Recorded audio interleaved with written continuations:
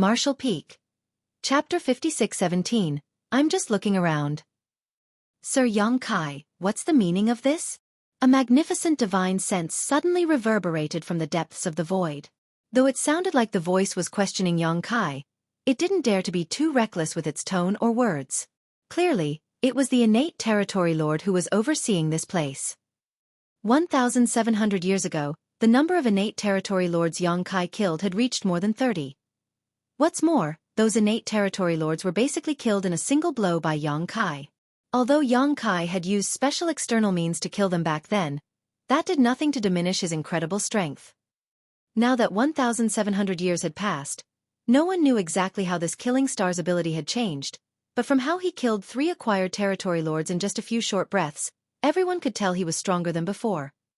The terror that had faded away after nearly 2,000 years of silence had now resurfaced and tightly gripped the innate territory lords. Is this monster going to start another killing spree?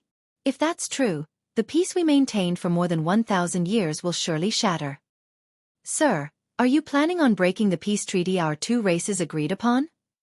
The innate territory lords asked again, his voice echoing from many different directions, as if he was deliberately trying to hide his whereabouts. Xueqi snorted disdainfully as he felt somewhat displeased. These innate territory lords reacted too quickly. It seemed he had killed those territory lords too quickly. He should have taken more time to tear them apart, so he could have killed a few more territory lords without drawing attention to himself. However, he hadn't taken action for nearly 2,000 years, so his fine control of his strength was somewhat lacking at the moment. Xueqi's gaze drifted for a moment, then seeming to have ignored the barriers of space, he fixed his eyes on a particular position in the void. Then, he yawned out of boredom and waved his hand. I'm just looking around. You can all go back to what you were doing. The innate territory lord who had spoken earlier while hiding in the dark had already broken out into a cold sweat as he felt a fierce aura locking onto him from far away and pinning him down. Fortunately, that aura disappeared in the next instant. Knowing that his position had been exposed and that his tricks to hide his whereabouts meant nothing before Xueqi, the innate territory lord realized that if the latter wanted to kill him, Xueqi could have arrived in front of him within a couple of breaths. He didn't have the slightest confidence in resisting Xueqi's assault. On the other hand, Xueqi's answer made several territory lords feel their chests tighten. Looking around. He's just looking around, yet he killed 3 acquired territory lords. However, they also knew that couldn't be helped because it was those 3 territory lords who attacked first. In other words, they were the ones who courted death themselves. The peace treaty did state that Xueqi couldn't participate in the war or attack any of the territory lords, but it never said Xueqi couldn't fight back if he was the one attacked. Moreover, since those 3 were killed by this killing star, the other Black Ink clansmen didn't dare to harp on this matter for fear they would be next. I hope what you said is true. That innate territory lord barely managed to keep his remaining dignity by broadcasting such words in all directions. A short while later, a frenzy of activity occurred in Azure Sun territory as all the feudal lords and territory lords around their main base hurried back inside while those too far away simply found places to hide. Panicked energy fluctuations could be felt coming from all directions. How could the 7th and 8th Order Masters let such an opportunity go? Immediately, they began intercepting those feudal lords and territory lords while going all out to kill them. In an instant, the originally quiet Azure Sun territory became extremely lively. Meanwhile, Xueqi slowly moved across the void while sweeping his divine sense around. He soon came across several 7th Order Open Heaven Realm Masters surrounding a group of feudal lords. The humans already had a slight upper hand, but when Xueqi passed by, the feudal lords became terrified. Even though Xueqi didn't even glance at them, those feudal lords felt like death itself was stalking them, causing their strength to plummet by some 30 or 40%. Before Xueqi even left, the feudal lords, who had barely maintained a balance before, were now at a total disadvantage. It was only a matter of time before they were killed by those 7th Order Masters. A while later, Xueqi came across another battlefield, but this time he stopped to take a look. There were 3 8th Order human masters currently battling a single innate territory lord. Though it was 3 against 1, the humans didn't hold much of an advantage. Besides the fact that an innate territory lord was already a very powerful foe, these 3 8th Order Masters had clearly broken through to their current realm not long ago, so they didn't have much heritage. However, The three Eighth Order's masters were able to work together seamlessly and were proficient in many kinds of divine abilities and secret techniques. Despite not having an overwhelming advantage in this battle, they were still able to surround and pin down this innate territory lord. The space around this battlefield was warped, especially at its center, and rays of bright light and murderous intent flared wildly. Yang Kai's arrival had naturally attracted the attention of these four, and the terrified innate territory lord couldn't help bellowing, "Sir Yang Kai, are you going to attack?" Yang Kai chuckled. "No. I'm just having a look. You guys can continue your fight." Then, his expression turned grim as he reprimanded those Eighth Order masters. "You three little brats, what have you been cultivating for all these years? It's 3 against 1, and this is the best you can do? If word of this spread out, my reputation would be completely ruined." A young man with an innocent expression immediately wore a bitter look on his face as he complained, "Honored Master, we only broke through to the Eighth Order 300 years ago, and this guy is an innate territory lord." If their opponent had been an ordinary territory lord, their fight wouldn't have been nearly this difficult. But innate territory lords were far more powerful than the current generation of acquired territory lords. Yang Kai's face darkened. "You dare talk back to me? Has this honored master's teachings been in vain for all those years?" He then raised his head slightly and spoke in a sorrowful tone. "Didn't your honored master ever tell you that he killed a royal lord just after breaking through to the Eighth Order open heaven realm?" Among those three Eighth Order masters, the young man with a bowl cut pursed his lips. "Honored master, all you know is how to boast about your achievements." They would have believed Yang Kai if he had said he killed an innate territory lord, as they had heard about how powerful he was for many years. However, killing a royal lord? Even they, Yang Kai's legacy disciples, wouldn't believe him, let alone others. All three of them were silently complaining about how they never knew their honored master was so shameless. "How could you all get distracted during a battle? Do you want to die?" Yang Kai scolded them. The only female Eighth Order master amongst them gripped her spear and swept it out fiercely with an angry roar. "Kill!" Yang Kai applauded. "Yi Bai, you should learn more from your junior sister. How can a man not have any murderous intent?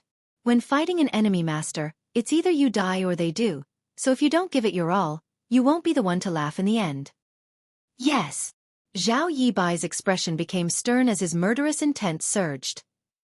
The innate territory lord was already afraid that Yang Kai would suddenly make a move and kill him, but now he felt completely hopeless after listening to this conversation. "Honored master? Yang Kai is these three Eighth Order masters' honored master? What the hell am I supposed to do now?" If these three had been any other Eighth Order masters, it wouldn't have mattered if he killed them, but these were Yang Kai's disciples. Once he made a killing attack, would Yang Kai really just stand there and do nothing? Even if Yang Kai killed him today, the Black Ink clan would not bring up the peace agreement for discussion and would just let the matter slide.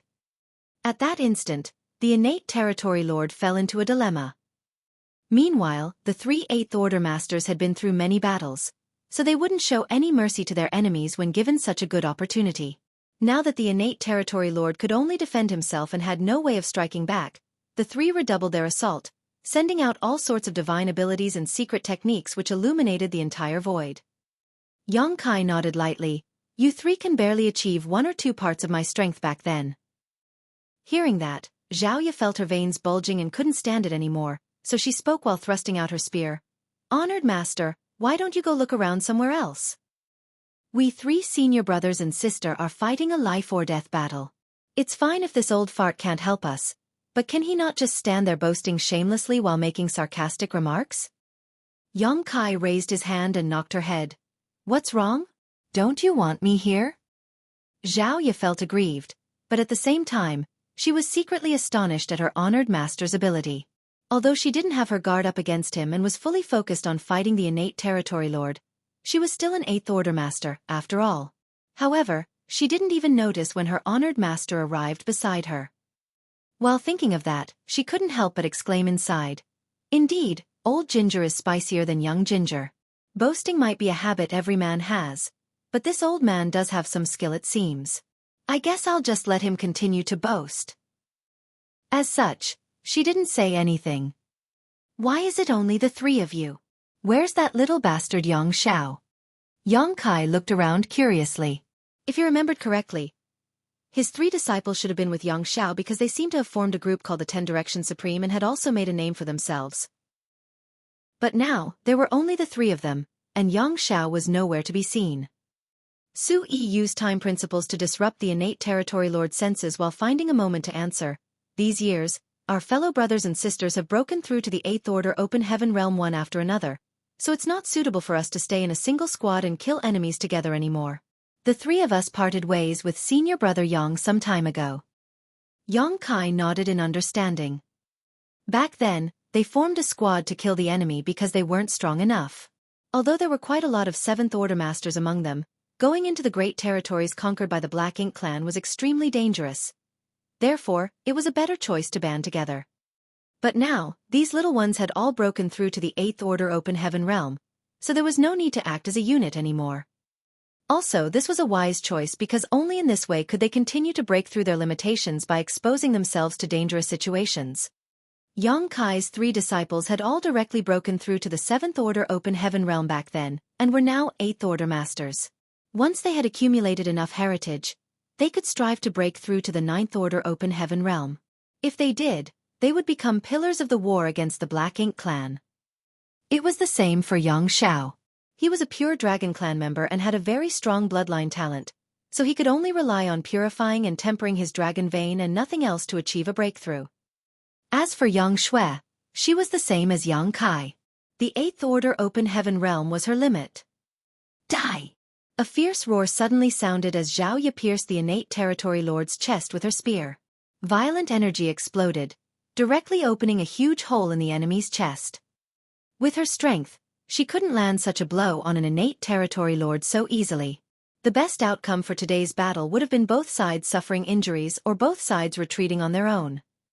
However, Yang Kai standing there talking non-stop forced the innate territory lord to divide some attention to guard against him.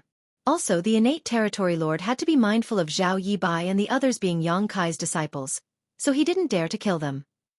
Since the innate territory lord couldn't escape or pay full attention to fighting his opponents, he naturally wouldn't have a good end. Senior brother, Xueqi bellowed. The 3 brothers and sister had been together for many years and had gone through countless battles together, so they knew each other incredibly well by now. When Zhao Yi succeeded in attacking the enemy, Xueqi immediately seized the chance. Zhao Yibai roared, "Coming!" The 2 of them immediately pushed their time principles and space principles, intertwining their strength to create a mysterious energy. Martial Peak. Chapter 56-18. One final lesson. At that moment, the local space became a mess, and the entire battlefield was rendered into a patchwork of light. The innate territory lord had a surprised and frightened expression on his face as he watched a spear coming at him, swiftly moving about as it slashed him 18 times. During this critical life and death moment, the territory lord no longer cared about Yang Kai. The black ink strength surrounding his body surged as it spread out in all directions like a tsunami. The chaotic space was disrupted and 3 figures were sent flying, all of them coughing up fresh blood. At the same time, the territory lord had 18 new injuries and was covered in fresh black blood, making him look incredibly haggard. Not intending to remain a moment longer, he turned around and transformed into a black ink cloud before making his escape.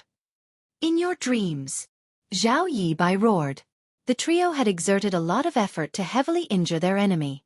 If they let their opponent escape, they would have spent their years of cultivation in vain. Moreover, their honored master was watching them from the side. Zhao Yibai had no expectations that his honored master would lend a helping hand, and Yang Kai had no such intentions either. Instead, he just watched them with interest. While Zhao Yibai roared, his figure flickered. Then, with a slight step, a vague shadow remained in place while his true body appeared in front of the escaping innate territory lord. At some point, a mysterious object appeared in Zhao Yibai's hand. It seemed like a sword, but it also looked like a snake. The thing was squirming in his hand like an untamed animal that could bite back at him at any moment. Yang Kai narrowed his eyes as he offered some silent praise. Though he did not pay much attention to his disciples, he didn't expect the dopiest little one to have grown so much. The thing in Zhao Yibai's hand wasn't a sword or a snake, it was a void crack. He was using a void crack as a weapon. Scram! The Territory Lord yelled madly as a palm appeared from within the rolling black ink cloud and slammed towards Zhao Yibai. The space sword didn't slash downwards but nimbly formed a curve that cut into the black ink cloud. At the same time, Zhao Yibai ducked and avoided the Territory Lord's palm while also revealing Xueqi standing behind him. While using space principles to intercept his enemy, he also brought along his third junior brother with him. The innate Territory Lord had been completely focused on running away, and the two brothers had combined their auras, so he didn't notice that there were two humans before him rather than one. Xueqi had a stern expression as he placed his palms together. Then, a dense layer of time principles surrounded his body, and with a gentle slap, time itself was sent flying. As this palm struck, the surrounding void seemed to pass through countless years in an instant. When the innate Territory Lord's attack reached Xueqi's palm, only half of its power remained. With a shake of Xueqi's body, the innate Territory Lord was sent flying, and Zhao Yibai's space sword slashed downwards. The huge black ink cloud roiled and split, revealing the Territory Lord's figure with a large wound at his waist that was gushing out blood. The wound didn't look like it was from a sharp object piercing him. Instead, it was as if some beast had ripped a chunk of his flesh out. Before the Territory Lord could steady himself, an intense murderous intent struck him from behind. Zhao Ye had harnessed the essence of the supreme limitless spear art and transformed her weapon into a giant phantom image that swiftly enveloped the innate Territory Lord. At that moment, the innate Territory Lord could no longer escape. "Kill!" Xueqi called out and charged forward with his eldest senior brother. However, the trio didn't dare to be reckless, and the fight with the innate Territory Lord lasted another half an hour before they finally took him down with great difficulty. After Zhao Ye used her spear to blast the innate Territory Lord's head off, she withdrew it while all three of them looked pale and panted heavily. However, they were feeling indescribably happy inside. This was the first innate Territory Lord they had killed. Even though they had fought innate Territory Lords before, it would always end with them suffering a loss and the three of them escaping under their eldest senior brother's lead. There were also some rare times when both sides suffered heavy losses and mutually withdrew, but never had they imagined killing an innate Territory Lord so soon. Yang Kai overseeing the situation might have contributed to their win, but during the latter half of the battle, the innate Territory Lord had gone all out and no longer restrained his attacks. This life-or-death battle was certainly beneficial to them. Once they had absorbed the experience from this fight, they were confident that they wouldn't be in such a wretched state when encountering another innate Territory Lord in the future. "Honored Master, please give us some guidance." After steadying his breath, Zhao Yibai looked at Yang Kai and cupped his fist. Yang Kai smiled. "Your master simply shows you the path. How you walk it is up to you. Your honored master has no more advice for you. I only have one comment. Well done." Although he felt that the three little ones still had a few rough edges while battling their opponent, and many opportunities weren't grasped perfectly, nothing was truly perfect in this world. Even he had times when he made mistakes and misjudgments. Moreover, the situation on the battlefield was constantly changing, and only by continuously overcoming their limitations could they grow strong. Also, Yang Kai noticed that they had adopted an original approach when using their martial daos, especially when Zhao Yibai and Xueqi combined both time and space principles, allowing them to display a kind of space-time strength. Yang Kai could summon the Sun and Moon Divine Wheel and use space-time strength because he was proficient in both the Tao of Space and the Tao of Time. It was like a person's left and right hands working together seamlessly and not too difficult to achieve. However, Zhao Yibai and Xueqi were two different individuals. When one person's left hand had to work with another person's right hand, it didn't only require perfect timing but also absolute trust in each other. As Yang Kai thought of that, he couldn't help but sigh. It seemed like the young eagles had grown their feathers and were able to soar in the sky. He suddenly understood how Yang Lai and the others felt back then. Each age offered new talents, and those new talents would surpass the older ones. The veteran 8th Order Open Heaven Realm Masters might have had high hopes and felt like they had passed their prime when looking at the young and active him back then. "After so many years, Honored Master has never taught you anything in detail, but since we've encountered each other today, I will give you one final lesson." Yang Kai wore a kind smile on his face. The three disciples looked serious as they felt inexplicably sad.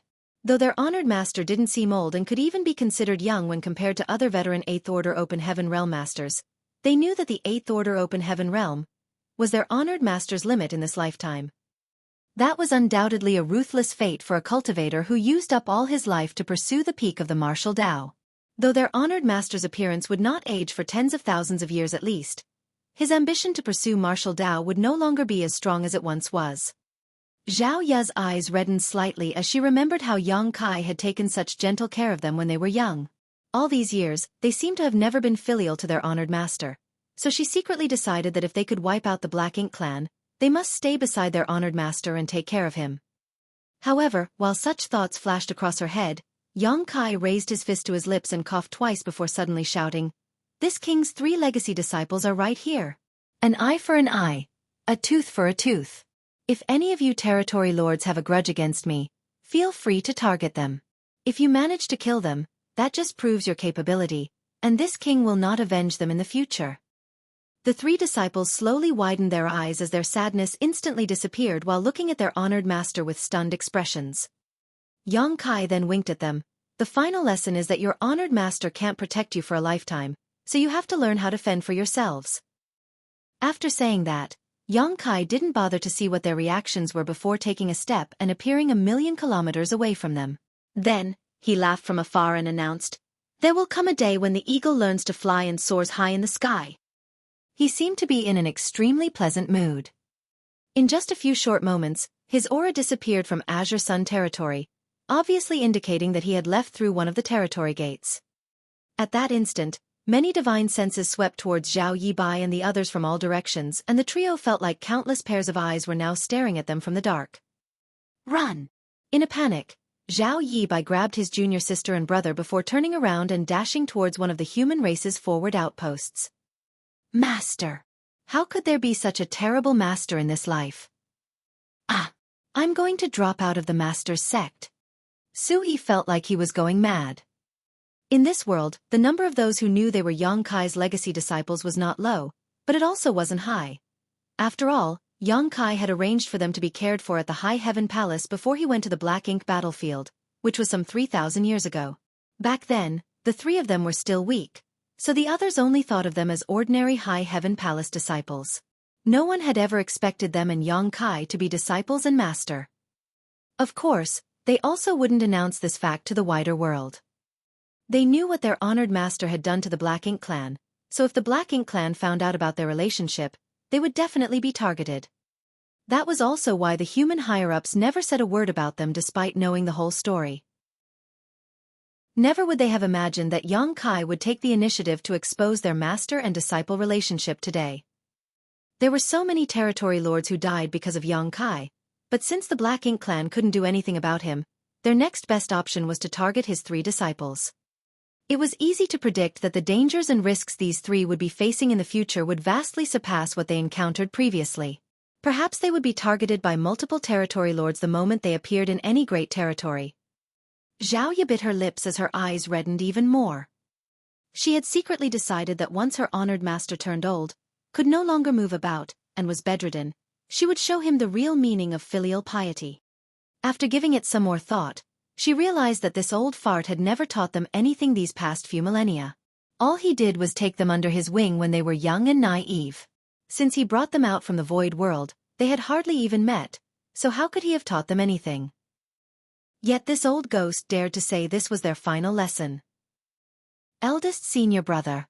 Run faster. They're chasing us." Xueqi screamed in panic. It had only been a short moment, but several powerful auras which obviously belonged to innate territory lords were rapidly closing in on them. On top of that, there were dozens of weaker auras following closely behind them in the dark. Clearly, everyone now saw the 3 of them as prime targets. "Don't resist!"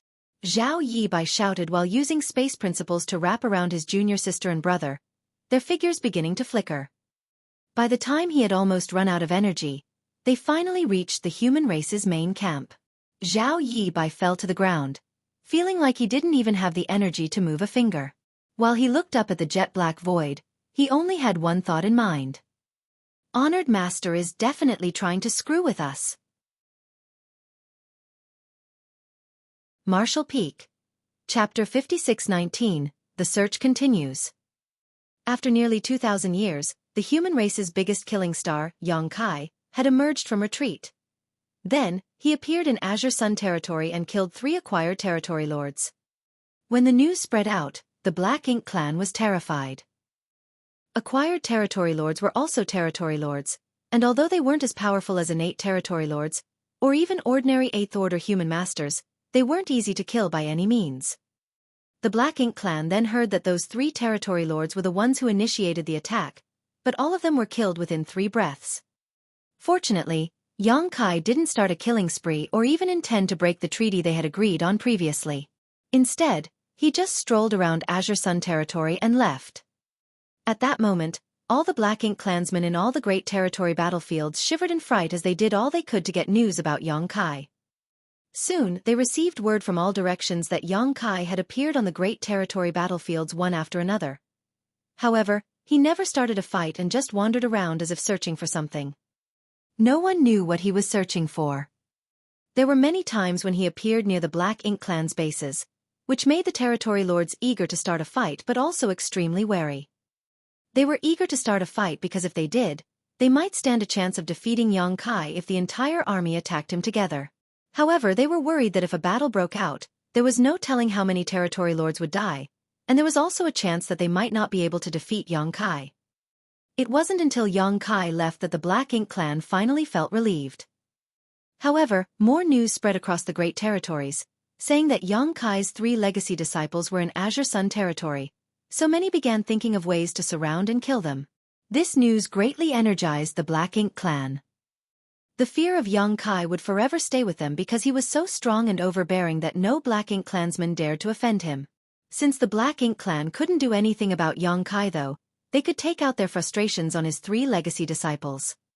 Moreover, it was Xueqi who exposed their relationship before leaving Azure Sun territory. Also, he said that if the Black Ink clan managed to kill his disciples, he would not take revenge. Just as countless Black Ink clansmen were focusing their attention on Azure Sun territory, they heard even more news from other great territories. Yang Xiao and Yang Yu, who made a name for themselves recently, were revealed to be Xueqi's adopted son and younger sister. Also, a few women who had recently broken through to the 8th Order Open Heaven realm were said to be his wives.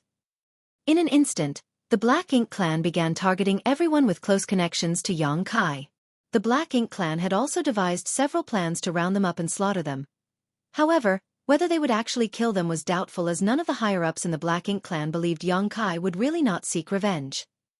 If they could capture these important people and corrupt them with Black Ink strength though, turning them into Black Ink disciples, it would certainly allow them to restrain Xueqi's actions greatly. Undercurrents surged throughout the various battlefields surrounding those cultivators with close relationships with Xueqi. The human race and the Black Ink clan continuously fought each other in battle after battle, turning the situation into a chaotic mess. Meanwhile, Xueqi had long left the 13 battlefields. With a universe chart in hand, he began touring around all the great territories. If the human race wanted to get rid of the Black Ink clan once and for all, they had to find the primordial light. Although Xueqi had ventured into the chaotic dead territory to ask Big Brother Huang and Big Sister Lan about it, the information he received wasn't of much use. Therefore, Xueqi still didn't have a clue about what the primordial light was or where to find it. Now he could only use the dumbest method of performing an exhaustive search, hoping he would get lucky. Song had previously said that when the primordial light was born, primordial darkness appeared alongside it. Light and darkness were opposite sides of the same coin and were inextricably linked. But now, that darkness had become MO and was set on devouring the universe while the light was nowhere to be seen. The primordial light might not take the form of light, just like how darkness had taken the form of MO. The light could be a blade of grass, a simple tree, or even a monster or a human. There was even the possibility of it being everything in this world. Xueqi wasn't sure if he could find it, but he believed that where there was a will, there would be a way. Moreover, his cultivation was approaching his personal limit. Though it hadn't reached the peak of the 8th Order Open Heaven realm yet, the heritage in his small universe was constantly increasing without the need to go through bitter secluded cultivation. After chasing his limits for all his life, Xueqi had reached the end of his martial Tao, but he didn't feel the slightest joy. That was because he knew that this wasn't the peak of the martial Tao. This knowledge was undoubtedly the greatest despair to a cultivator. Since he didn't need to cultivate and couldn't head to the battlefield to fight the enemy, Xueqi couldn't stay idle. If he were an ordinary man, he could stay with his family and be filial to his parents, or spend the rest of his life in peace. But he wasn't an ordinary man. It would be best if he could find the primordial light, but if he couldn't, he would take this journey as a trip to reorganize his mind and calm his spirit. His divine sense was constantly surging like the tide, leaving no stone unturned. In every great territory he visited, he would bring out his universe chart and use his divine sense to draw a cross on its corresponding position. Now, most of the great territories in the 3,000 worlds were conquered by the Black Ink clan, and the universe worlds that used to be flourishing and filled with vitality were now dead because they were depleted of world force and had their grandaus destroyed. Numerous Black Ink clansmen could be seen moving about the void, and there were many Black Ink nests above the dead universe world. Back when the Black Ink clan had just started invading the 3,000 worlds, Xueqi had also visited many great territories, but back then, he was rushing about refining the universe worlds in an attempt to save as many living beings as possible. That journey was frantic and brief. This time, his journey was more deliberate as he performed a thorough search of every corner of each great territory, including all the dead universe worlds and universe fragments. In comparison to back then, the great territories were now undoubtedly duller. Even the void was permeated with the extremely wicked and loathsome aura of Black Ink strength. The dead universe worlds were like decaying corpses. Black Ink strength had swept through the universe.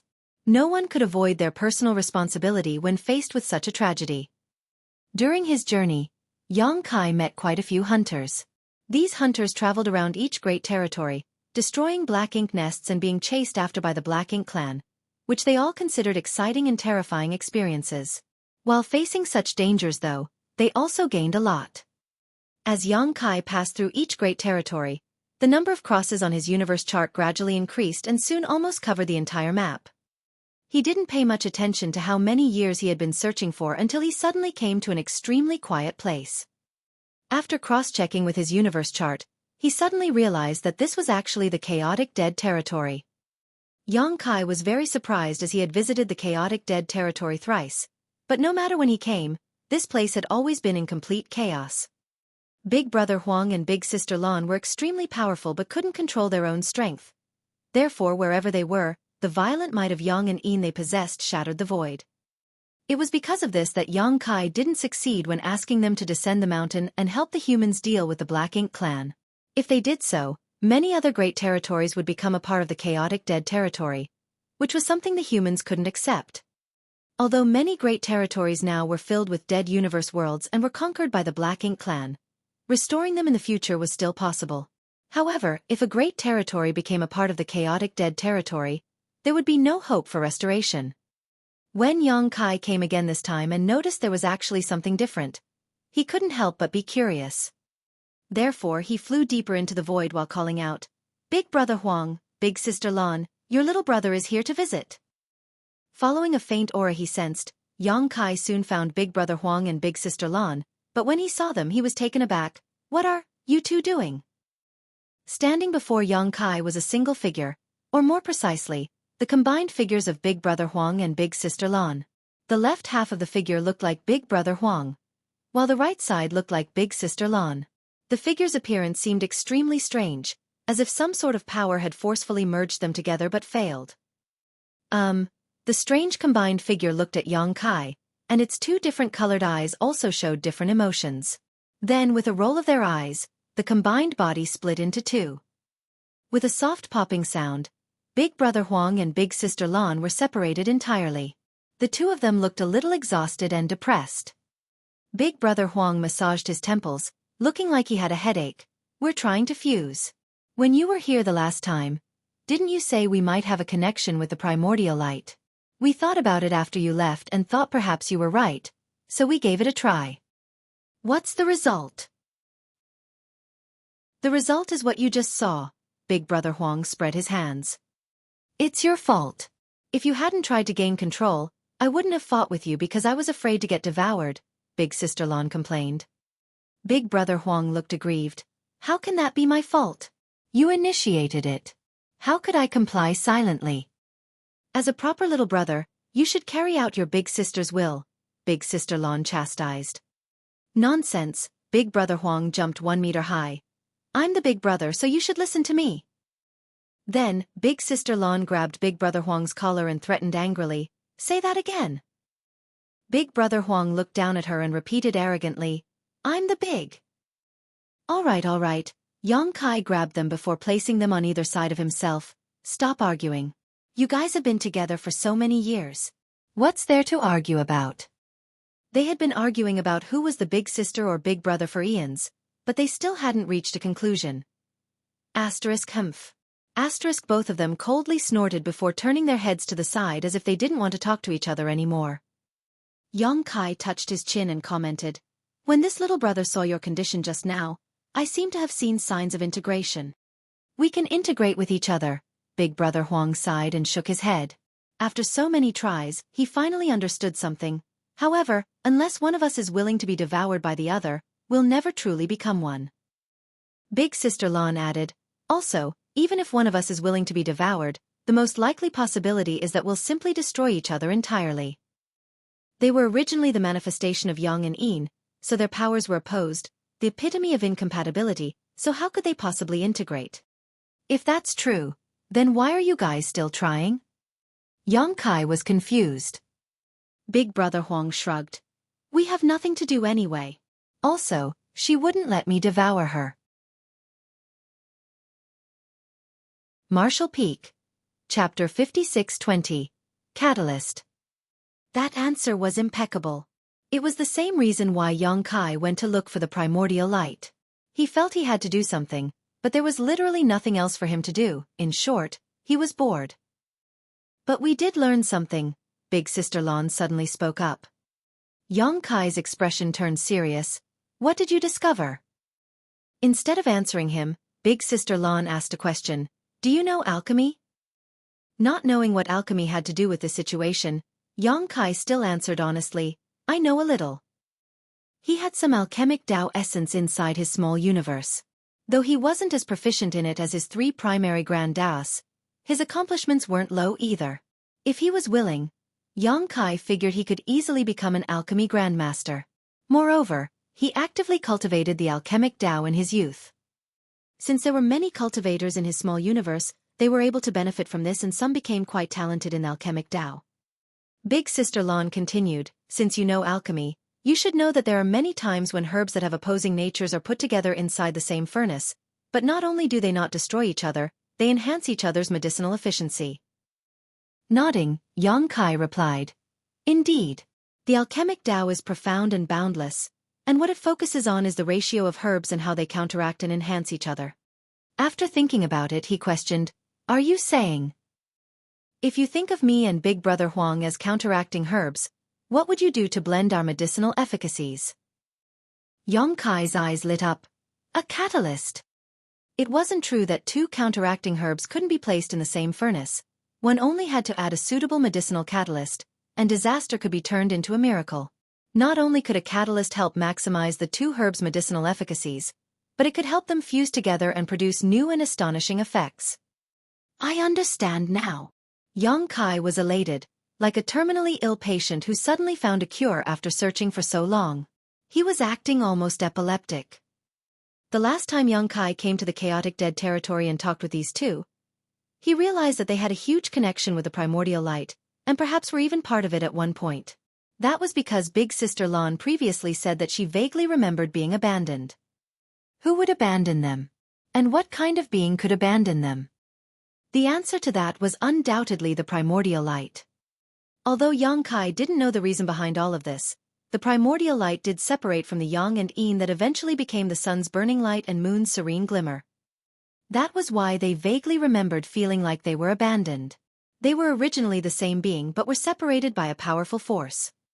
If they wanted to fuse, they would have to reverse what happened. So there must be a special existence in this world, and that existence was the medicinal catalyst to help Big Brother Huang and Big Sister Lan reintegrate with each other.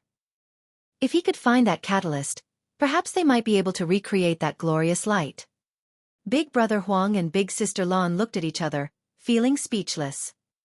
But soon, Yang Kai's expression turned stiff, and he frowned deeply. It only took a moment for his happy expression to disappear. He managed to figure something out, but it all seemed meaningless. Would he be able to find the catalyst when he couldn't even find the primordial light? He had been searching around so many great territories, but so far hadn't found anything at all. Even if he searched every great territory, there was still a chance that he wouldn't find what he was looking for. Logically speaking, Mo was born at the same time as the primordial light, so if the latter hadn't separated from Big Brother Huang and Big Sister Lan, it might also have become a sentient existence in the 3,000 worlds that was equally strong by now. However, the primordial light separated Yang and Yin eons ago, and now no one knew what it looked like. Even the world tree had no idea.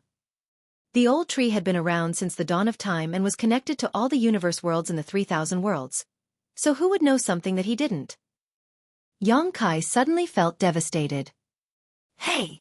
A leg suddenly landed on Yang Kai's face. The force was so great that he was sent flying out and even saw stars. When he finally found his footing, he felt something wet on his face. When he touched it, his hands were stained by blood. He shook his head as he walked back and looked aggrieved at Big Brother Huang as he asked, "Why did you kick me?" Big Brother Huang snorted coldly. "You looked so depressed, like your family died or something. It was annoying to look at it." Smiling bitterly, Yang Kai asked, "Is it that obvious?" Big Brother Huang and Big Sister Lan nodded in sync. Then, Big Brother Huang jumped up and slapped his small hand on Yang Kai's shoulder while speaking like an elder. "Little brother, there is no difficulty that can't be solved. If you admit defeat before even starting, you'd be better off dead. At least you could have some peace and quiet that way." Feeling aggrieved, Yang Kai argued, "I'm not admitting defeat. I just thought." "Don't think," Big Brother Huang interrupted Yang Kai. "All beings have their own fate. Don't put everything on your shoulders because you can't bear that weight. This tragedy that is happening, it's the whole world's tragedy, not just yours. If the world would be destroyed without you, so be it." Yang Kai lowered his head, suddenly reminded of all he had done all those years ago. Back then, he was invincible on the battlefield. With the soul-rending thorn and his various divine abilities and secret techniques, he killed so many territory lords in profound nether territory that the enemy became traumatized by his mere mention. However, even with such a huge advantage, Yang Kai still chose to make peace with them. Didn't he do that because of this exact reason? This war wasn't solely his struggle. No matter how strong a person was, there was a limit to their strength. This was the human race's war, and only by the constant strengthening of their successive generations could they have hope of defeating the Black Ink clan. How could he have forgotten his original intention after so many years? Yang Kai suddenly turned serious and nodded, "Big Brother Huang, you're right." Also, he saw a new side to Big Brother Huang as he didn't expect this little guy to have such insight after having stayed in the chaotic dead territory for such a long time. When Big Brother Huang heard Yang Kai compliment him, he eagerly added, "Don't worry. If there ever comes a day when you humans are defeated, your big sister Lan and I will charge out from the chaotic dead territory and make this vast world into a dead zone so that the Black Ink clan will be buried along with you." Yang Kai felt his brow twitch when he heard that as he thought, this might be Big Brother Huang's real intentions. No matter how isolated he and Big Sister Lan were, or how reasonably they seemed to behave, they were still avatars of chaos and destruction. When the humans were in charge of the universe, they could still stay here peacefully, but if the humans disappeared from existence, nothing would be restraining them anymore. At that point, charging out of the chaotic dead territory wasn't just talk. "Can the two of you stand against Mo?" Yang Kai felt doubtful. According to what he knew, these two might have abilities that were on par with a giant spirit god or stronger. However, was that enough to rival the strength of Mo? When he thought about it, Mo created black ink giant spirit gods while the primordial light created the burning light and serene glimmer. Therefore, the primordial light might have been in the creation realm as well. After pondering for a moment, Big Brother Huang replied, "We aren't his opponent, but nothing will happen if you don't act. Besides, we can't just sit here and wait for death." Yang Kai exhaled lightly before sighing, "That's right. We can't just give in and wait for death to come." No one knew whether they could find the proper catalyst, but they had to try before knowing the answer. Slapping his cheeks, Yang Kai thought, "Cheer up, the future is full of difficulties, but you can't let that stop you from forging ahead." Suddenly, he thought of something. Since these two represented chaos and destruction, how could they have peacefully stayed in the chaotic dead territory for so many years? Shouldn't they be freely roaming around the 3,000 worlds and releasing their strength? When Yang Kai unconsciously asked that question, Big Brother Huang and Big Sister Lan looked at each other and saw the confusion in each other's eyes. You're right. Big Brother Huang was puzzled. This is a good question. Why do we have to stay in the chaotic dead territory? Frowning, Big Sister Lan said, but we don't have the urge to wipe out the humans and destroy this world. What's more, I think staying here is quite good. Could this be the thoughts left by the primordial light? Yang Kai asked. The two couldn't answer him. At that moment, Big Brother Huang suddenly felt frustrated. Hey! Why do you have so many questions? There aren't that many whys in the world. For so many years, they had been living their lives this way and didn't find it unusual, but this annoying little brother kept coming over and asking them so many questions that left them confused. Is there anything else? If not, please leave. Big Brother Huang had no trace of politeness when he said that. Ugh! Yang Kai was speechless and thought about it before saying, please bestow me some yellow and blue crystals. Also, after so many years, the small stone race. Although Yang Kai had brought away a huge batch of yellow and blue crystals and a massive small stone race army from the chaotic dead territory, so many years of war with the Black Ink clan had consumed many of the yellow and blue crystals, while few small stone race were remaining. The small stone race soldiers still remaining were mostly the ones who had strength on par with the 7th Order and 8th Order Open Heaven Realm Masters, but thanks to their low sentience, they couldn't exert nearly as much power as the humans. You're so annoying. Big Brother Huang felt a headache. You've already taken away everything the last time you were here, yet you're doing it again. Even though it had been nearly 2,000 years since Yang Kai's last visit, that wasn't actually a long time from the burning light and serene glimmer's perspective. But despite Big Brother Huang's complaints, he and Big Sister Lan had already prepared a huge pile of supplies for Yang Kai. It didn't matter if Yang Kai didn't mention it, but now that he did, they wouldn't be stingy with him. Therefore, Big Sister Lan waved her hand, and a giant mountain-sized pile of yellow and blue crystals floated over from deep inside the void. Then she shouted out an order, and several small stone race armies charged out from all directions in the chaotic dead territory.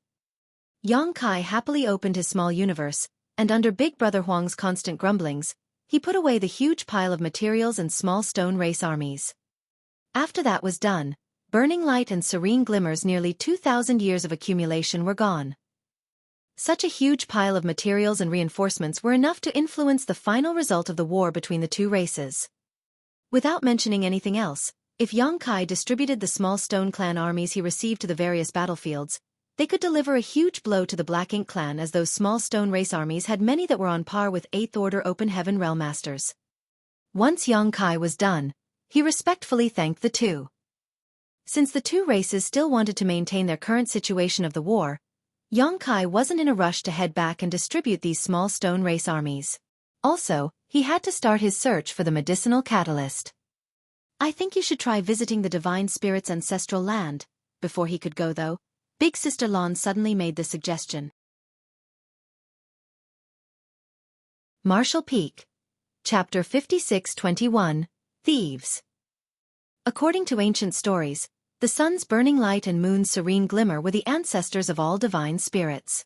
The various divine spirits only appeared after these two, followed by the primordial era and the glorious days when divine spirits ruled the universe. During that era, all sorts of different divine spirits were found throughout the 3,000 worlds. It was a pity that a brutal war that went on for millennia caused the extinction of many divine spirit clans. Today, only a handful of divine spirits remained, and many of those divine spirits that managed to survive were on the verge of disappearing. The undeniable fact was that divine spirits were incredibly powerful, and every mature divine spirit was equivalent to a 7th Order Open Heaven Realm Master at least. What's more, all they needed to do was constantly refine their bloodline, and their strength would increase until one day they stood on par with 9th Order old ancestors, if not higher. However, according to the information Yang Kai received from Big Brother Huang and Big Sister Lan, the rumor about them being the first ancestors was made up. Since they first gained sentience, the only matter that had concerned them was deciding who was the elder sibling. Moreover, Yang and Yin were counteracting forces, so how could they produce so many divine spirits?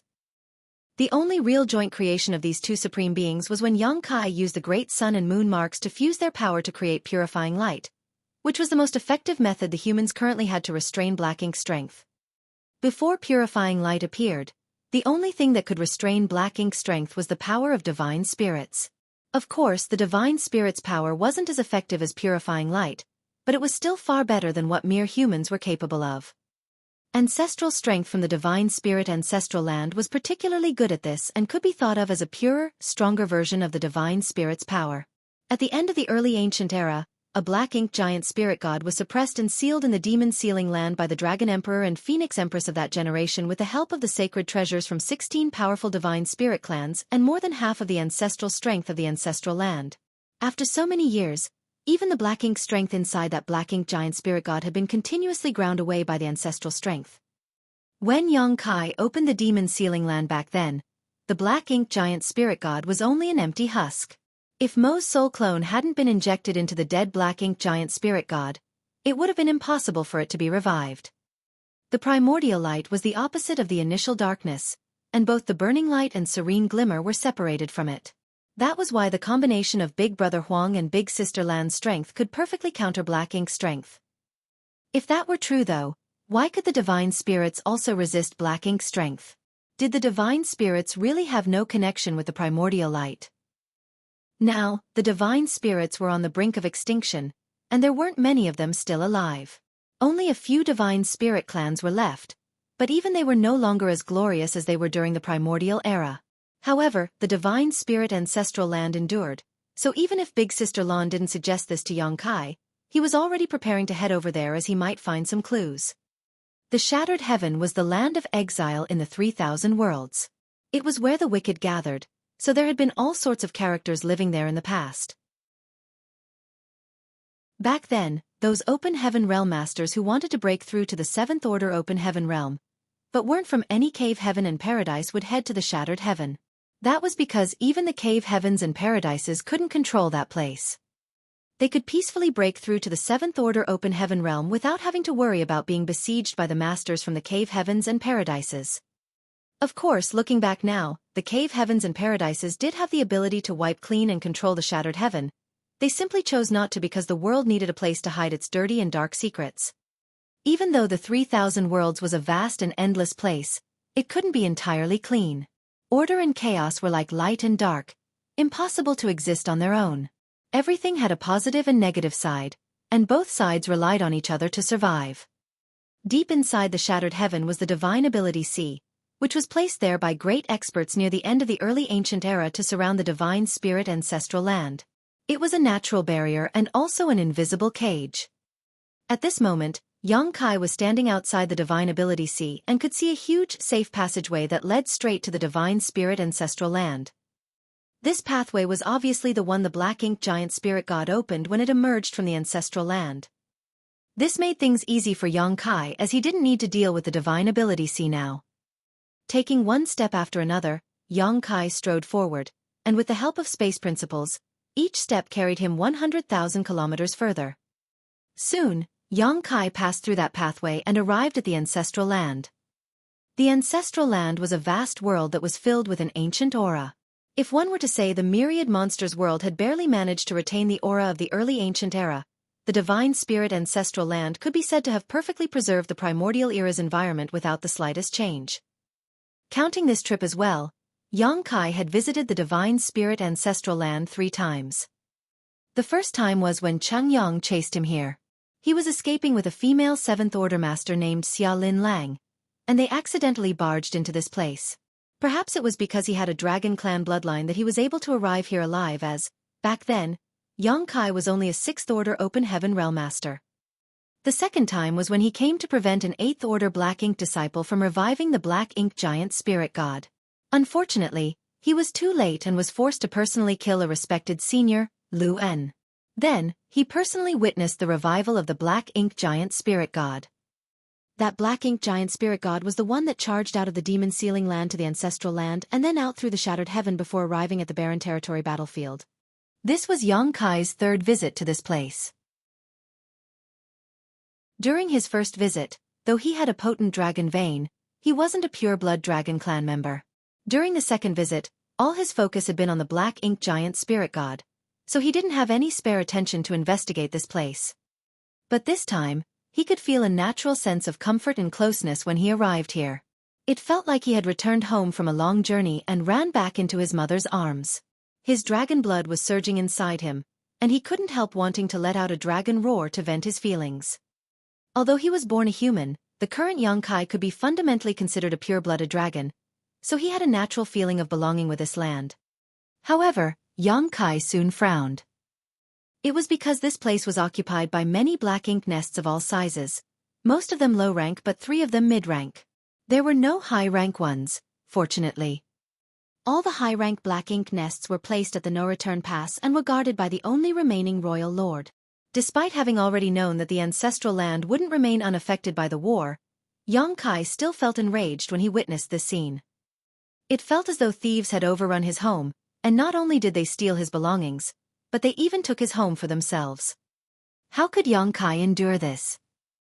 These thieves wanted to take over the ancestral land, but it seemed like they weren't very successful because, in any universe world outside, one low-rank black ink nest would be enough to cover it in black ink strength, turning it into the Black Ink clan's territory. But here, even though all the black ink nests were pumping out black ink strength, the area they managed to cover was quite limited. One low-rank black ink nest could only cover about a 100-kilometer radius with black ink strength, and the further away from the black ink nest, the thinner the black ink strength became. The mid-rank black ink nests were stronger but, even they could only cover about a 10,000-kilometer radius. While such distances were not small, compared to the billions upon billions of kilometers diameter of the ancestral land, it was actually quite insignificant. It seemed like there was an invisible force restraining the black ink strength from spreading. Obviously, it was the ancestral strength which could restrain and even dissolve black ink strength. Though it wasn't as effective as purifying light, with a vast ancestral land supporting the ancestral strength, it could uninterruptedly resist the corruption and spread of black ink strength without much difficulty even after a couple of millennia. Judging from the scene before him, Xueqi became even more certain that the divine spirits had some link to the primordial light. It was because of the ancestral land's resistance that so many black ink nests had appeared here. Otherwise, why would the Black Ink clan arrange their black ink nest in such a way? A human! A shocked and puzzled voice sounded. Xueqi lowered his head to look in the direction of the voice and saw a feudal lord looking up at him from one of the low-rank black ink nests. Since Xueqi didn't hide himself, the feudal lord immediately discovered him when he entered the range of the ancestral land. When their 4 eyes suddenly met, the feudal lord was certain that the other party was a human. He immediately grinned and revealed a vicious smile before bellowing, "Kill him!" Where did this human come from? How insolent of him to appear here! The Black Ink clan had been occupying this vast land for many years, but had never seen any humans come over. After all, this place was too far from the Great Territory battlefields while also very close to the Black Ink battlefield, so even hunters wouldn't easily venture this deep into their territory. In this place, the Black Ink clan didn't live a comfortable life because some kind of mysterious energy was suppressing their black ink strength and preventing it from spreading. If they had a choice, the Black Ink clan here would rather fight on the battlefield than remain here. Previously, there were territory lords that had tried to destroy this vast land, but even when an innate territory lord used all his strength to bombard its surface, much of their strength would dissipate before it even struck the ground, which made it impossible to do any real damage. Unfortunately for them, their progress was still very slow despite their long years of effort. Now that a human had appeared here, it naturally stimulated the feudal lord's predatory instincts. He thought of capturing this human and turning him into a Black Ink disciple to be commanded at will. Once the feudal lord gave the order, numerous Black Ink clansmen from the surrounding 100-kilometer radius charged over, including some feudal lords. Those feudal lords didn't have their own Black Ink nest and could only obey the feudal lord who gave out the order. Instantly, Black Ink strength surged, and a dense stream of figures flew at Xueqi, swiftly surrounding him. That first feudal lord stood above his Black Ink nest and watched the scene with interest, but suddenly, he had a bad feeling and frowned as he noticed that the other party was behaving a little too calmly. Moreover, he couldn't sense this human's cultivation. Once that thought flashed across the feudal lord's mind, a burst of light suddenly appeared in the middle of the encirclement. Following that, every Black Ink clansman that went over froze in place like they were struck by lightning.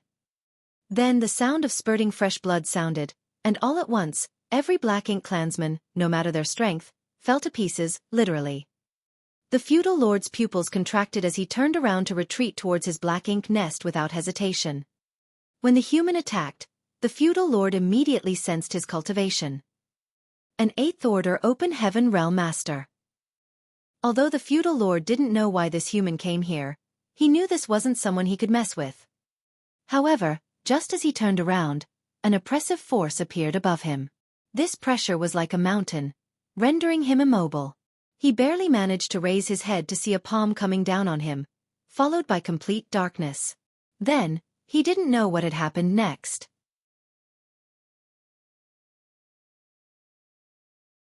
Martial Peak. Chapter 5622. Resist 3 moves and you're free. In the sky, Xueqi slowly withdrew his palm. A large palm print had appeared on the ground, and not only did it crush the feudal lord, but also the black ink nest below him was smashed to pieces. That movement wasn't big, but it wasn't small either. Soon, even more black ink clansmen were attracted by the noise. Inside the area covered by the black ink nests, numerous black ink clansmen were alerted by the movement and came over to investigate. When they discovered Xueqi's aura, they immediately became excited. Their lives in this vast land were too bitter and boring as there was nothing to do but resist the suppression of the strange force. It was unheard of for a human to barge in here, so how could the black ink clansmen's violent desires not be stimulated? Soon, numerous black ink clansmen arrived from all directions. Xueqi laughed out loud. Very good. If these black ink clansmen didn't take the initiative to attack, Xueqi couldn't start a killing spree because of the agreement between the two races. Back in Azure Sun territory, it was also those 3 territory lords who struck first, justifying him to kill them. Facing the incoming black ink clansmen, Xueqi charged forward. Instantly, Xueqi was like a tiger in a herd of sheep, utterly unstoppable. Though he was surrounded by countless black ink clansmen with black ink strength surging everywhere, none of them was his match. In a blink of an eye, Xueqi had moved thousands of kilometers away from his original spot, and unleashed a reign of terror in his wake, destroying low-rank black ink nests and leaving fresh corpses. Although Xueqi didn't exert too much of his strength, he could still kill these black ink clansmen with a single punch or palm. He was almost at the peak of the 8th Order Open Heaven Realm, and the strongest among these black ink clansmen were feudal lords, so how could they hope to stop him? To put it bluntly, Xueqi could ruthlessly kill all these black ink clansmen with a single sweep of his dragon breath. The huge difference between their strength was not something these black ink clansmen could make up for with numbers alone. A loud roar suddenly came from the distance. Xueqi, stop! Xueqi was instantly frustrated. Did my identity get exposed so quickly? It wasn't because Xueqi didn't take care to hide his strength, but that the black ink clan had been tracking him. Before this, he had been visiting one great territory after another in search of the primordial light. He didn't even leave out the universe worlds taken over by the Black Ink clan, and personally went over to investigate each and every one of them. It could be said that the Black Ink clan knew his whereabouts at all times because everywhere he went, the Black Ink clan in that territory would use their black ink nests to report it as soon as possible. This meant that it was only after Xueqi entered the chaotic dead territory that the Black Ink clan lost track of him. The Black Ink clan seemed to know that he had been searching for something recently, but they had no idea what it was. Also, orders had been passed down from the no-return pass saying that the Black Ink clan was not to interfere no matter what Xueqi did. History had proven that if not provoked, Xueqi would maintain the agreement, so the best option was to just let him be. All the Black Ink clansmen in all of the great territories had received these orders, so many who were overseeing each great territory were on edge, afraid that Xueqi would suddenly appear in their territory and lash out. Of course, the ancestral land had received the order from the royal lord as well. Everything happened so suddenly that the feudal lords didn't have much time to think about it. But how could the territory lord overseeing this place not know what was going on? When he sensed the eruption of battle, he immediately used his divine sense to scan the place and realized Xueqi had come. There were 3 mid-rank black ink nests in the divine spirit ancestral land, so 3 innate territory lords had been dispatched here to act as supervisors. The territory lord who just spoke up was a black-faced individual that seemed to resemble a human at first glance, but he was taller and much bulkier than a human. However, some masters were skilled in body tempering amongst the humans and had figures that weren't much worse than this territory lord's. Since those Black Ink clansmen and Black Ink nests killed and destroyed by Xueqi were all under his jurisdiction, he was naturally furious and called out. But Xueqi didn't seem like he was going to stand down, So the territory lord became even more furious and threw out a punch from afar while roaring, "I said stop." Yang Kai's palm slammed down again and destroyed another low-rank black ink nest before he faced the punch coming from afar without any intention of dodging and accepted it. Instantly, his body trembled, and a shimmer of light appeared across his body. He wasn't the slightest bit injured by the attack. He then turned his head to look at the black-faced territory lord charging at him and asked, "Did you just attack me?" Both of Yang Kai's eyes lit up as a trace of cunning flashed in their depths, making him seem overjoyed. The black-faced territory lord was beyond furious at first, but when he met those eyes, he couldn't help but be reminded of what happened in Azure Sun territory. He silently cursed himself for letting his anger take over and cause this situation. Hurriedly stopping, the territory lord stammered, "It wasn't me. I didn't." Since the Black Ink clan invaded the 3,000 worlds, this territory lord had been ordered to oversee the divine spirit ancestral land and used Black Ink strength to corrupt this piece of land, so he had not battled a human race master in several millennia. However, with the use of his Black Ink nest, he could still gather information from battlefields without having to leave this place. There were quite a lot of masters amongst the humans, and there were even a few that were stronger than innate territory lords, but no matter how strong, all humans had their limits, except for one who defied all reason. During these recent years, a single 8th Order master named Yang Kai undoubtedly shone the brightest. From what this territory lord heard from the No Return Pass, Yang Kai had gone to the No Return Pass alone, killed several territory lords, and destroyed many high-rank Black Ink nests before escaping from the pursuit of the royal lord. Later, news came from profound Nether territory, saying that the number of territory lords killed directly or indirectly by Yang Kai had reached over 30.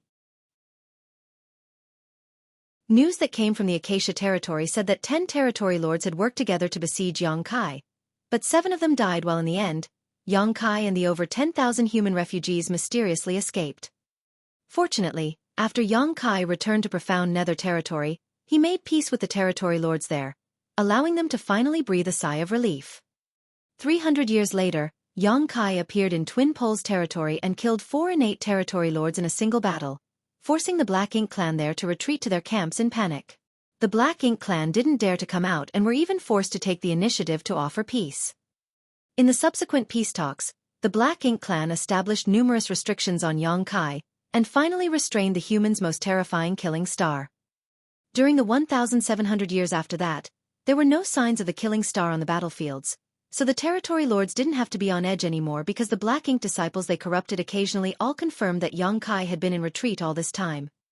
Once those 1,700 years were up though, Yang Kai exited his retreat and instantly killed 3 acquired territory lords in Azure Sun territory.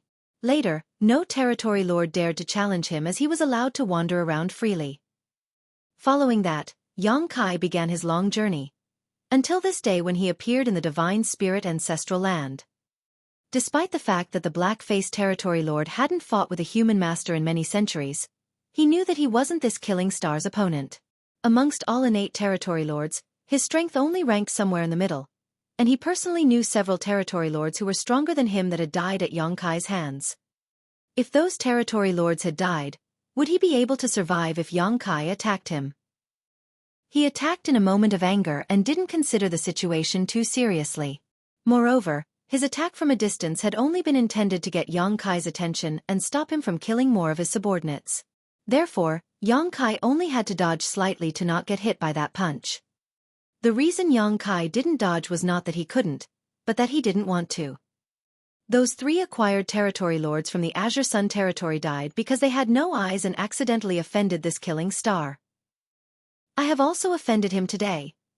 The black-faced territory lord instantly felt chills enveloping his whole figure. You dare to attack me? Good, very good. Then I'll attack you too. Yang Kai had a wicked grin as he raised his large fist and acted like an angry child who stubbornly wanted revenge. This time, I can finally have a good battle. I've been in retreat for so many years, and regrettably, I have no way of testing out my current strength. Those 3 acquired territory lords in the Azure Sun territory were only the appetizers. If I want to test out my full strength, I have to find an innate territory lord, but none of them have dared to challenge me so far.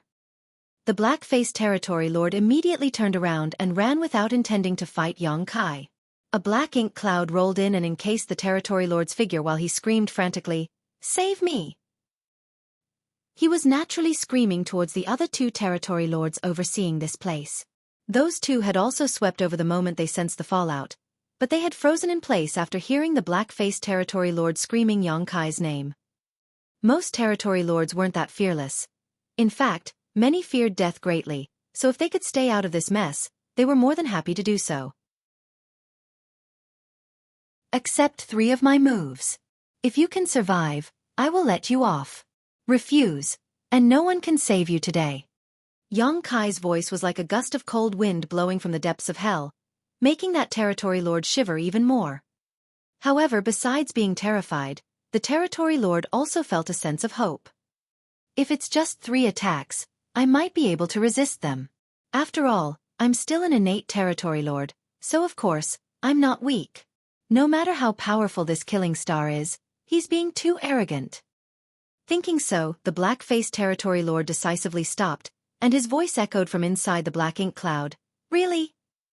The Territory Lord knew he couldn't escape because, according to rumors, Yongkai had astonishing attainments in the Tao of space and was unmatched when it came to fleeing and chasing. Therefore, trying to outrun this human was impossible.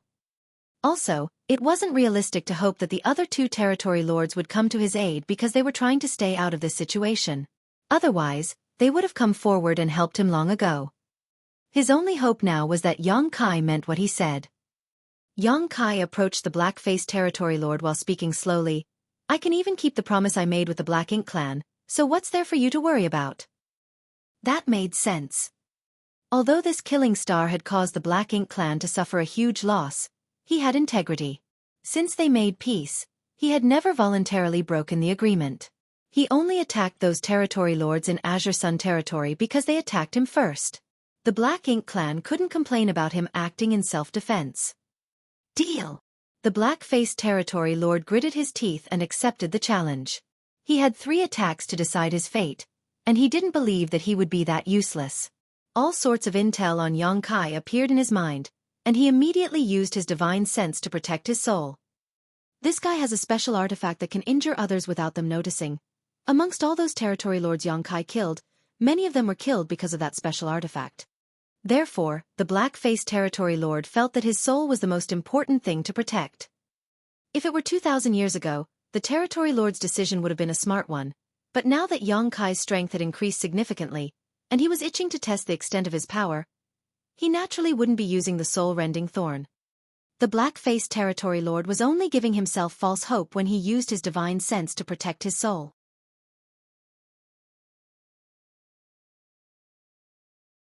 Marshall Peak. Chapter 56-23. Hey, ha! In the Divine Spirit Ancestral Land, there were several helpless and furious Black Ink clansmen looking upwards, watching as one of their Territory Lords was about to resist 3 moves from Yongkai to decide his fate. The Black Ink Clan felt helpless because they weren't strong enough and couldn't interfere in this matter. When Yongkai killed those Black Ink clansmen just now, he showcased such great strength that the feudal lords here knew they couldn't compete with him. As for why they were furious, that was because even though Yongkai's reputation resounded throughout the 3,000 worlds, it was far too arrogant of him to say that he would let an innate Territory Lord live if he resisted 3 attacks from him. No matter how strong Yongkai was, wanting to kill an innate Territory Lord in 3 moves was too presumptuous. The other 2 Territory Lords were also watching nervously while their divine senses flickered as they silently conversed with each other. According to their understanding of the black-faced Territory Lord, they estimated the probability of him still being alive after 3 attacks was quite high. Like the black-faced Territory Lord, they thought that since they were innate Territory Lords, they could withstand 3 attacks no matter how strong Yongkai was. They confidently believed that they could return to their black ink nests to recuperate as long as they didn't die on the spot. However, despite their silent conversation, they didn't intend to interfere with this matter as they didn't want to draw fire to themselves. Even if they banded together now to face Yongkai, the chances that they would all then die were extremely high. Immediately after the black-faced Territory Lord protected his soul, the black ink cloud around him expanded to a 1,000-kilometer radius. While the black ink cloud hid the Territory Lord's aura, it also moved towards Yongkai. The Territory Lord wanted to seize the initiative to attack. As an innate Territory Lord, He had his own principles and pride. Therefore, he couldn't sit back and wait for his doom when facing such an aggressive enemy. He understood that in battle, the one who attacked first had the advantage. The dense black ink cloud spanning 1,000 kilometers in all directions was enough to confuse any enemy's senses. Moreover, this was a black ink cloud condensed by an innate territory lord, so if Xueqi wanted to kill him, he would have to dive into the black ink cloud first. With a bold strike from the territory lord, the distance between them quickly decreased. Inside the black ink cloud, the black-faced territory lord was still guarding against Xueqi's mysterious soul attack, but all he saw was Xueqi stomping one foot forward hard before squatting slightly. Both his hands were clenched into fists that were placed on either side of his waist, with his left fist forward and right fist curled back. It was just an ordinary stance one took before making the most standard of punches. However, no matter how ordinary this stance was, it still had great power when it was executed by an 8th Order Open Heaven Realm Master. More importantly, the 8th Order Master before him right now was the publicly acknowledged strongest of them all. Instantly, the entire atmosphere in the ancestral land changed. It was like the world itself had transformed into an ancient ominous beast, making every inch of the space dangerous and filled with murderous intent. The Black Ink clansmen below instantly felt chills as though there was a sword hanging above their heads, ready to drop at any moment. On the other hand, the two innate territory lords watching from afar stiffened as their expression turned stern. At that moment, they suddenly had a terrifying feeling as though a vicious beast was eyeing them, and any sudden movements would lead it to strike. And all of this was just from the residual power Xueqi was giving off. They found it hard to imagine how much pressure the black-faced territory lord was currently facing, as he was the actual target of Xueqi's wrath. They previously felt there was a high chance their black-faced companion would make it out of this duel alive, but they were quickly losing confidence in that prediction. As for the black-faced territory lord himself, he was currently feeling a sense of unparalleled crisis. Even though he was hiding inside a huge black ink cloud while constantly changing his position, that feeling didn't fade in the slightest. Refusing to just stand there waiting for death, he exerted more power and used a secret technique to instantly triple his speed. It was at that moment that Xueqi finally moved. His right fist slowly moved forward, seemingly pushing through unbearable resistance as he thrust it forward. As his fists continued to slowly extend out, space itself seemed to compress layer upon layer. When Xueqi's fist finally fully extended, the entire world rumbled in response. The 1,000 kilometers wide black ink cloud that was charging at him abruptly stopped just 100,000 kilometers away from him. The originally fiercely roiling black ink cloud instantly froze and became perfectly still, as if a rushing river had suddenly turned to ice. Even the tiniest of waves were frozen in place. "Hey!" At that moment, Xueqi let out a low growl. That growl was like a trigger as the ice exploded, and the 1,000-kilometer black ink cloud was instantly shattered into wisps of black mist that revealed the black-faced territory lord hidden inside. In fact, it wasn't the black ink cloud dissipating, but rather the space which encompassed it fragmenting. That was because the strength coming out of Xueqi's fist was filled with incredibly dense space principles. Like the broken fragments of a smashed mirror, many pieces of the void brushed past the black-faced territory lord's body, leaving all sorts of deep cuts on him. He was just fortunate that he possessed incredible strength and durability, or else he would have been cut into pieces by the void cracks then and there. Even if he did keep his life though, he was as haggard as could be. Looking into Xueqi's eyes across the gap between them, the black-faced territory lord was filled with terror and reluctance. Unleashing a fierce roar, he tried to break free of the space principle's entanglement, but like a mortal caught in a swamp, the more he struggled, the deeper he sank. Forget charging out to meet Xueqi. Just moving forward at all proved almost impossible. Xueqi drew back his right fist with a calm expression. At the same time, he thrust his left fist out. But this time, his left fist moved extremely fast, so fast that even the other two territory lords who were watching closely couldn't tell just how this punch was delivered.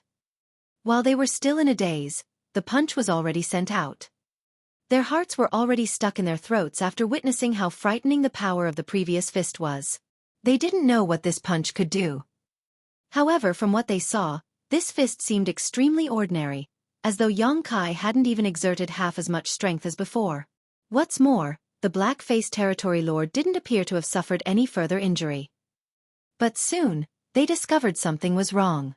When Xueqi delivered his first blow, the black-faced territory lord was still pushing his strength wildly despite the awkward situation because he was desperately trying to defend himself. With his innate territory lord strength, it wouldn't be hard for him to break free of his current situation. With just 1 or 2 breaths of time, he could escape from the shattered space. However, Xueqi clearly wasn't going to give him that chance. During a battle between masters, life and death could be decided in the blink of an eye, let alone 1 or 2 breaths. After the second fist attack was delivered, the black-faced territory lord stiffened in place and stopped moving altogether. A multicolored river of light seemed to have appeared in a flash as time constantly warped in the local space. Ha! Xueqi released a guttural shout. Success! Xueqi stood up straight and unclenched his fists, placing one on his dantian as he exhaled lightly. The Tao of Time and the Tao of Space were the most powerful grand Taos he mastered and were also the most mysterious and unpredictable. With his almost peak 8th order open heaven realm strength, using these 2 grand Taos had become even easier for him. Back at the Great Sea Celestial Phenomenon, Xueqi had reaped many benefits but was unable to completely digest them. If the 3-attack challenge hadn't restricted that black-faced territory lord, he wouldn't have been in such a haggard state. Xueqi was sure that in a battle with no constraints, he could kill this territory lord in 10 moves, but by goading his opponent into a duel of sorts, Xueqi managed to release all his strength at his target without having to worry about other distractions. Though it seemed like a good plan, it was actually quite foolish. Moreover, this was the divine spirit ancestral land. Xueqi was now a pure-blood dragon clan member and an extremely powerful ancient dragon. In this place, every divine spirit was protected and favored by the world itself. The previous 2 punches he delivered not only housed his own strength but also received a boost from this land. Just like how Xueqi could borrow the Star Boundary's power to defend against enemies stronger than himself, he could also borrow the ancestral strength in the ancestral land. Therefore, that black-faced territory lord could not withstand 2 attacks. Taking advantage of the terrain and the opponent's mental state was perfectly normal in battle. The black-faced territory lord only had himself to blame for being unlucky. As the space had been frozen and the time had been distorted, anyone who barged inside here would feel their minds become stagnant and their bodies become stiff. However, Xueqi was an exception. Using space and time principles to capture an innate territory lord was still a difficult task, as all innate territory lords could easily escape the interference caused by these 2 strengths and restore their freedom in short order. However, the space-time strength Xueqi used to warp both space and time all at once was far more difficult to resist and break free from. Therefore, despite being an innate territory lord, getting out of this trap would require much effort and time on his part. Xueqi raised his finger and slowly pointed it at the territory lord's forehead. Embark. Before the black-faced territory lord finished his first word, Xueqi's finger had already touched his forehead. The territory lord felt his head tremble violently, and when Xueqi withdrew his finger, there was a blood-red hole in the territory lord's forehead. His eyes quickly dimmed and black ink strength leaked out of the hole but was quickly trapped by the surrounding space-time strength and was unable to disperse. Meanwhile, Xueqi's expression looked calm, even somewhat bored, as he felt that this territory lord had lost before he could really experiment with his new strength. The 2 territory lords watching from afar were now feeling like someone had pulled their souls from their bodies. Their knowledge of Xueqi came from the intel they received from elsewhere, so they only knew he had killed quite a lot of territory lords by relying on a special soul-type artifact. As such, there would always be slight spiritual energy fluctuation every time he attacked. But this time, they didn't sense Xueqi using any kind of soul-type attack. He only used 2 seemingly ordinary punches to easily incapacitate an innate territory lord, who was just about as powerful as they were on the spot, before casually walking over and executing him with a poke to the forehead. This human was far stronger than those reports described. Such a strong human master was the Black Ink clan's greatest misfortune. Once the 2 races started their final conflict in the future, there was no telling how many Black Ink clansmen would die at this human's hands. I'll give you a cup of tea's time to scram. Otherwise, this king doesn't mind none of you ever leaving here. Xueqi glanced over and ordered. Once he said those words, the Black Ink clansmen, who were still in a state of shock, became frantic and immediately sped off. Even the 2 territory lords shivered and quickly flew towards their Black Ink nests. Ordinary Black Ink clansmen could easily leave this place, but they couldn't because their black ink nests were still here. If they lost their black ink nests, they wouldn't have a place to recuperate after being wounded.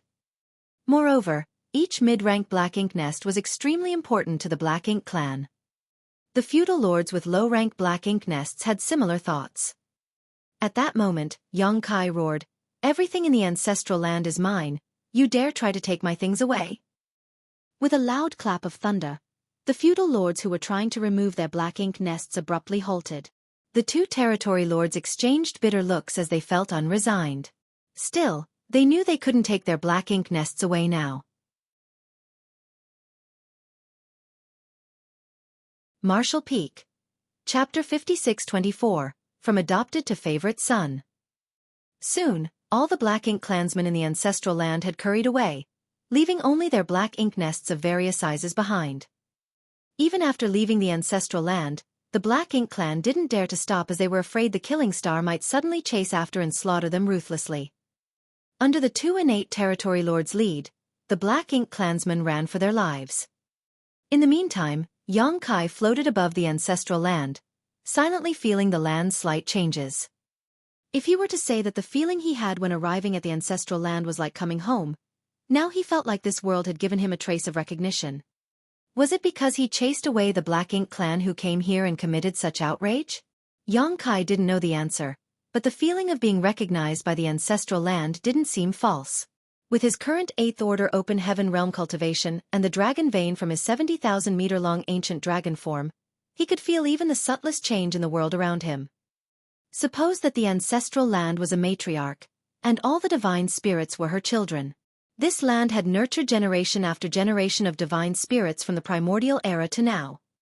Therefore, the ancestral land had many, many children. When the Black Ink clan invaded the 3,000 worlds, even the ancestral land couldn't escape their grasp, so the divine spirits were forced out, leaving the ancestral land, their matriarch, alone and without anyone to rely on.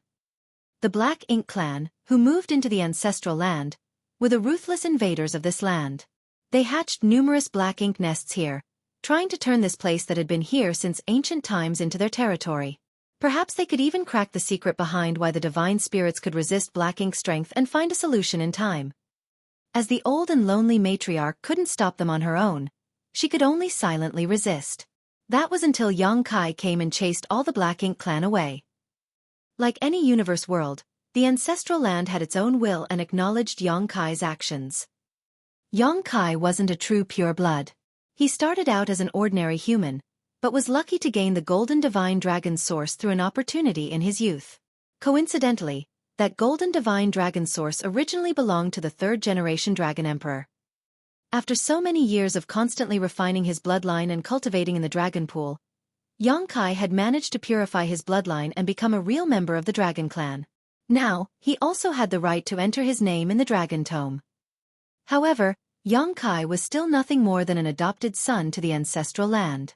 In comparison to her biological children, Xueqi naturally wouldn't be given as much attention and favor. It was the same with humans. Even if their children were good for nothing, they were still their blood-related children. What Xueqi did today successfully helped to move closer towards the biological sun level from the adopted sun level. This period was when the ancestral land was at its loneliest and most helpless. Even the divine spirits found it hard to do anything, but Xueqi, the adopted son, came and chased away all the invaders. That was why Xueqi immediately felt the slight change between this land and himself after he drove out the Black Ink clan. He felt as though this land was more affectionate to him, and there was even the feeling of the omnipresent ancestral strength entering his body. Such a feeling made Xueqi raise an eyebrow. The one who nurtured numerous divine spirits. I guess matriarch would be a fitting way to address it. I wonder if she really exists. If chasing away the Black Ink clan could cause such a change, what about removing all the black ink nests and dispelling all the black ink strength? Xueqi couldn't help but feel some anticipation. So he didn't hesitate as playing tricks with the world's will was unnecessary. It was better to simply be straightforward. Moreover, even without the favor of the ancestral land, Xueqi would still remove the black ink nests and black ink strength here. With a wave of his hand, all the black ink nests were uprooted from their positions and thrown inside Xueqi's small universe to be suppressed and sealed. Then, Yang Kai used purifying light to dispel all the black ink strength still lingering in the land. Yang Kai's hard work, or rather his filial piety, wasn't in vain because, following the removal of black ink nests and black ink strength, the connection he felt with this land became even closer. When all the black ink nests and black ink strength were cleaned out, Yang Kai could feel that he had surpassed the level of a biological son and jumped straight into being the matriarch's favorite son. It was as if what was left was for the ancestral land to reveal its kind smile and compliment Yang Kai for being a good boy.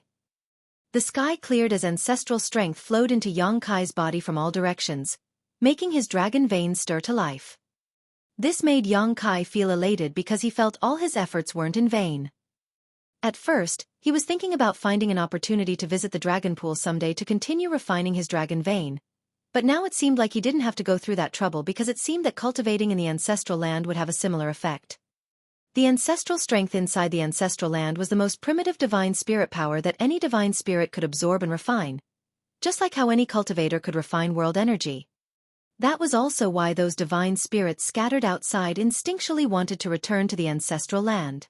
While being here, they could greatly improve their strength and bloodline. It was especially so for young divine spirits because living in the ancestral land could greatly shorten their growth period. Yang Kai wasn't in a hurry to cultivate though, because the aim of his journey here wasn't to refine his dragon vein but to find clues about the primordial light. Now that he was here, he still didn't have any idea about how to find those clues. Worse, looking around probably wouldn't be of much use because the clues about the primordial light couldn't be seen. After 1 month, Yang Kai had almost circled the entire ancestral land, but still couldn't find anything. But that was reasonable because, if there were any unique clues, it was impossible for those divine spirits living here not to know about them. Yang Kai couldn't help but feel defeated, and wondered if his approach was all wrong. While strolling around, Yang Kai suddenly came to a huge empty area. This was where the ancestral strength was the strongest, seeming to be the center of the entire ancestral land. It wasn't the geological center, but rather the core of its power. Also, this was the exact place where the third-generation Dragon Emperor and Phoenix Empress sealed that black-inked giant spirit god.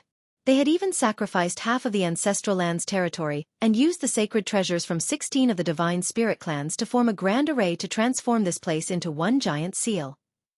This place continuously extracted ancestral strength to grind away the black-inked giant spirit god's black-ink strength. Therefore, this place was considered the center of the ancestral land, making it the optimal location to suppress the black-inked giant spirit god. Yang Kai sat down cross-legged, thinking of whether it was plausible to put his hopes on the primordial light to defeat the Black Ink clan. According to what he knew, the burning light and serene glimmer certainly had a high possibility of being forces separated from the primordial light. The divine spirits might also have a connection to the primordial light, but Yang Kai had no clue about what that connection was. The primordial light no longer had the same appearance as before, and no one knew what was left of it after separating the burning light and serene glimmer. Yang Kai estimated that he had to find something like a medicinal catalyst to help Big Brother Huang and Big Sister Lan fuse together and rebuild the primordial light. Without even mentioning whether he could find a catalyst he had no clue about, even if he did somehow accomplish that, would he really be able to use that to fuse Big Brother Huang and Big Sister Lan back together? And if he was, would Big Brother Huang and Big Sister Lan still exist in this world? That thought had been on his mind since he left the chaotic dead territory. Big Brother Huang and Big Sister Lan had been nothing but good to him. Purifying light was something essential for the humans to defend against the Black Ink clan, and the small stone ray soldiers nurtured by the two of them had provided the humans enormous help during many instances. In the humans' eyes, even though those two had been living in the chaotic dead territory all this time, and never descended the mountain to directly help them, they had still made massive, irreplaceable contributions to the war effort. If wiping out MO required sacrificing Big Brother Huang and Big Sister Lan's lives, Yang Kai would never agree to it, no matter the reason. He never had a chance to think carefully about this matter before, or perhaps he had unconsciously been avoiding doing so, but now that he calmed down and began to ponder the issue, he suddenly felt as though had betrayed Big Brother Huang and Big Sister Lan. Could those two not have thought of what would become of them if Yang Kai ever found the fusion catalyst? Of course they had. When Yang Kai went over and saw them trying to fuse together, though it seemed like they were playing around, would they have even attempted such a monumental thing without considering the consequences? They had provided so much assistance to the human race, but never asked for anything in return, So how could Yongkai just discard them after all they had done? If the only way for the human race to survive was to betray their greatest benefactors, repaying kindness with enmity, would they even be worthy of continuing to exist? Once Yongkai changed the way he thought about this matter, the issues that had been plaguing him for so long melted away. Relying on external forces and the benevolence of others to end this tragedy was not but an act of desperation born from weakness. Even without the primordial light, was there really no other way to completely eradicate Mo? Song and the others could use the primordial heaven's source grand restriction to seal Mo, which meant that Mo wasn't omnipotent. The human race couldn't do anything about Mo now purely because they weren't strong enough. If the human race could transcend their current limits, they wouldn't even have to bother about all this complicated primordial light or darkness. In the end, the fundamental problem was strength. It wasn't enough to be in the 8th order or 9th order open heaven realm. Humans had to at least reach the creation realm like Mo, to be able to defeat it. Song and the others couldn't reach that peak, but that didn't mean that he couldn't. New talents appeared in each generation, and though the great achievements of their forefathers were admirable and worthy of praise, that did not mean the descendants should stop striving to outdo them. Perhaps the ancestral land felt her favorite son's strong desire for power, or maybe realizing it could not escape unscathed from a disaster that threatened her whole family, the matriarch who had always been fair to every divine spirit, finally revealed her doting side to Yongkai. The entire ancestral land suddenly began shaking, and an unimaginable amount of ancestral strength from all directions flowed towards Yongkai like a torrent and poured into his body. Yongkai's figure trembled, but he was only surprised for a moment before calming down. He then opened his heart and mind to accept the world's gift. He was currently almost at the peak of the 8th order, but ancestral strength wasn't of any help to his open heaven realm cultivation. Instead, it was extremely beneficial to his strength as a divine spirit. Yongkai could feel his dragon veins surging.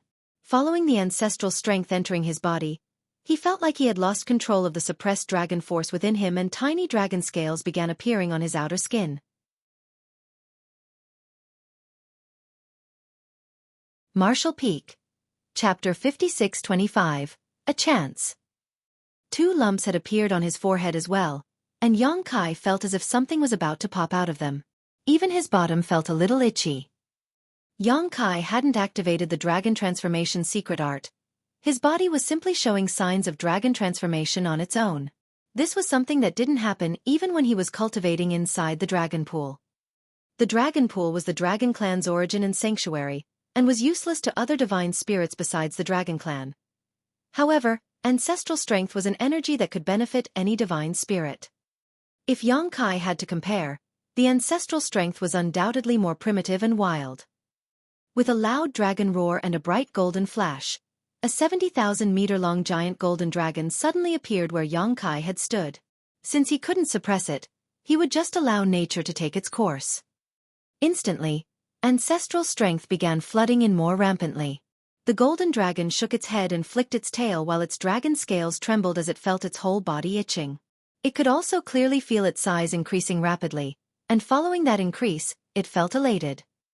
Since Yongkai entered the dragon pool to cultivate and reached his 70,000-meter ancient dragon form, his dragon clan bloodline had been developing very slowly.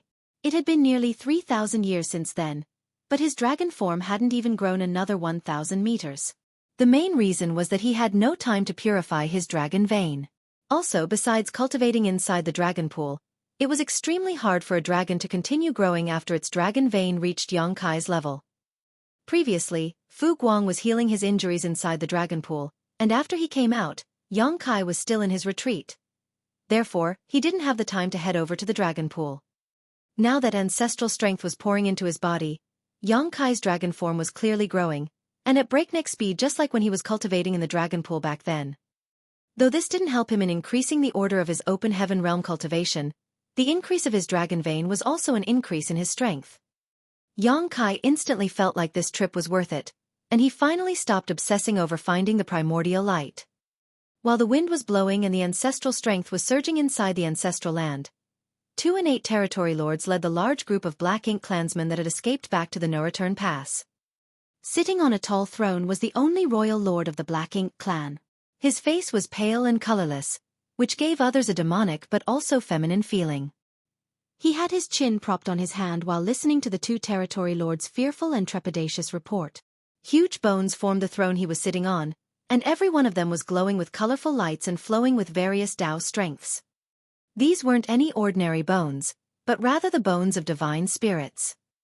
After so many years of battles, the divine spirits also suffered casualties.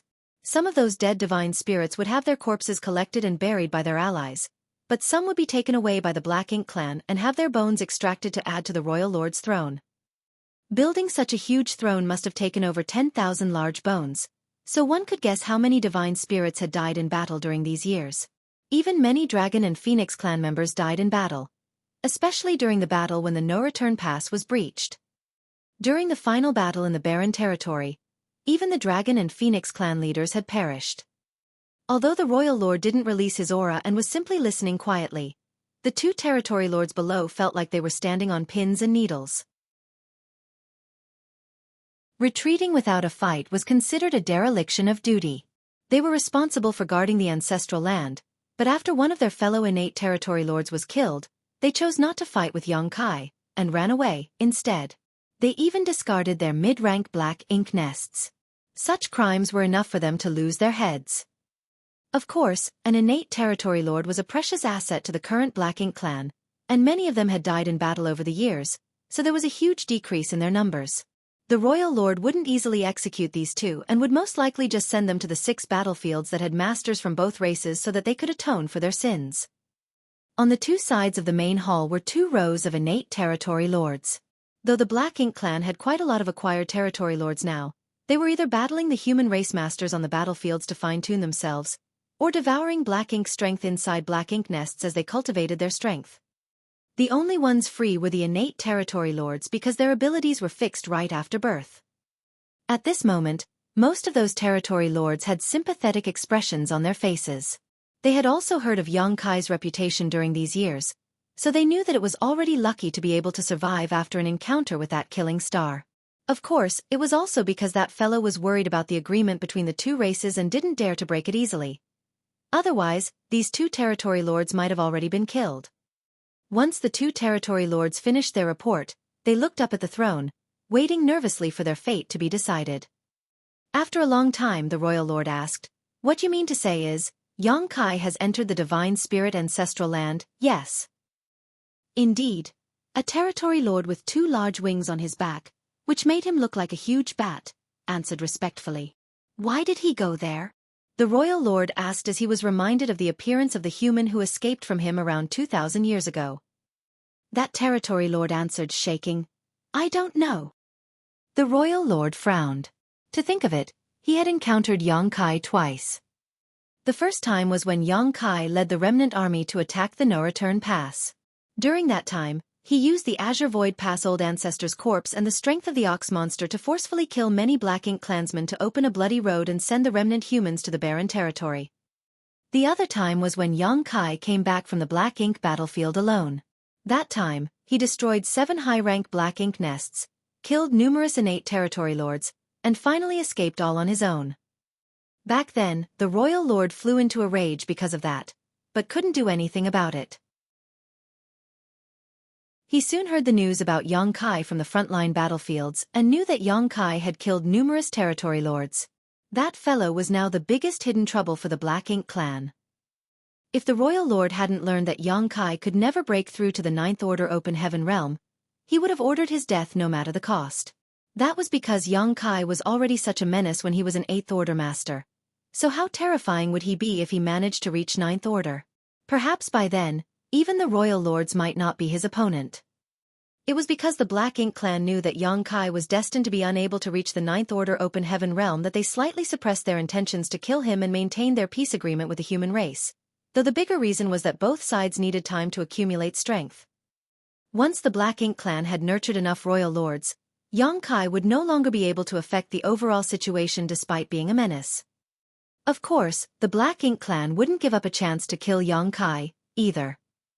Therefore, when the royal lord heard that Xueqi had entered the ancestral land, which the Black Ink clan previously controlled, he thought that this might be an opportunity.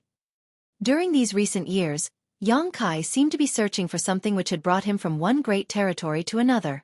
However, Neither the Black Ink clan nor the humans knew what he was searching for. But no matter what it was, it would surely be bad news for the Black Ink clan. If they could besiege and kill Xueqi in the Divine Spirit ancestral land, his plans would all be in vain, and he would no longer restrict the Black Ink clan. At that moment, they could boldly break the treaty between the two races and restart the wars in every great territory. They had to reduce the human race's territory so that they wouldn't have the ability to accumulate more strength. That way, the Black Ink clan could wipe them out someday. No matter how strong that 8th Order Open Heaven Realm Master was, he couldn't defeat a royal lord. Unfortunately, Xueqi was proficient in the Tao of Space and was unmatched when it came to escaping. He would run away when he knew he couldn't win, which made others unable to do anything to him. That was how he escaped from the royal lord. When dealing with such a person, the royal lord understood the need for a heaven-sealing earth-locking technique to block all escape routes before going for the kill. Suddenly, the royal lord thought of something and looked down at the two territory lords before ordering, "Return there and see what he's up to." The two innate territory lords felt bitter hearing this order, but although they were frightened, they didn't dare to disobey the royal lord's command, so they could only master up their courage and head back the way they came. 1 month later, the two territory lords appeared outside the ancestral land. They had bitter expressions as they hesitated, secretly hoping that Xueqi had left. Otherwise, they didn't know how to explain their appearance if they bumped into him. They couldn't say that they were here to visit him, right? Even though they were nervous, they weren't too afraid because if Xueqi wanted to maintain the agreement between the two races, he wouldn't openly attack them. Therefore, this trip might be dangerous, but it wasn't life-threatening. Carefully approaching the ancestral land, the two territory lords soon sensed something strange. The Divine Spirit ancestral land seemed to have changed drastically from how it was when they were last here.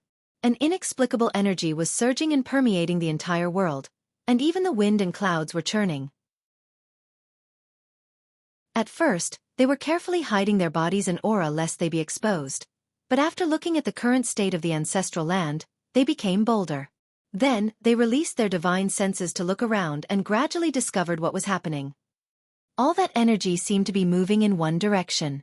There was a vague golden light shining in that direction and a huge being hibernating amidst the clouds. When they looked through the clouds, they could vaguely make out a figure of a curled-up Dragon Clan member. It was Xueqi. With all the intel the Black Ink clan had gathered, the fact that Xueqi could transform into a true dragon was no longer a secret. After all, there were many Black Ink disciples who were loyal to the Black Ink clan hiding in the dark now. Those two territory lords looked at each other and revealed ecstatic expressions. They suddenly realized why the royal lord wanted them to return here. Silently retreating, they hurried back to the no-return pass. This time, it didn't take them a whole month to reach the no-return pass. When they got back, they once again bowed down before the royal lord's throne of bones and reported everything they saw and heard to him. The royal lord sneered, "As I had expected." When he first heard that Xueqi went to the Divine Spirit ancestral land, he made several guesses. Now, it seemed like he had gone there to cultivate. According to what he heard, it was said that the power inside the Divine Spirit ancestral land was very beneficial to divine spirits. "Did you two expose yourselves?" the royal lord asked. The Bat-winged territory lord shook his head. No. Xueqi was entirely immersed in his cultivation and didn't sense anything. Very good. The royal lord nodded in satisfaction while tapping his fingers on the back of his throne while looking down at the two. Qing Fu Mu Yu, don't complain that this king didn't give you a chance to make up for your crimes. The two of you are to immediately enter the Black Ink nest together for source fusion. Once those words were said, all the territory lords became pale. The two territory lords, Qing Fu and Mu Yu, shivered as they looked up at the royal lord with terrified eyes. Mu Yu even screamed frightenedly, "Sir, please have mercy." It was as though the so-called source fusion was a death sentence. Even though Qing Fu didn't say anything, he had a depressed and desperate look on his face. However, the royal lord didn't show any change in expression. Instead, he looked at them calmly before declaring, "If you live, that is your good fortune. If you die, that is your fate. Go."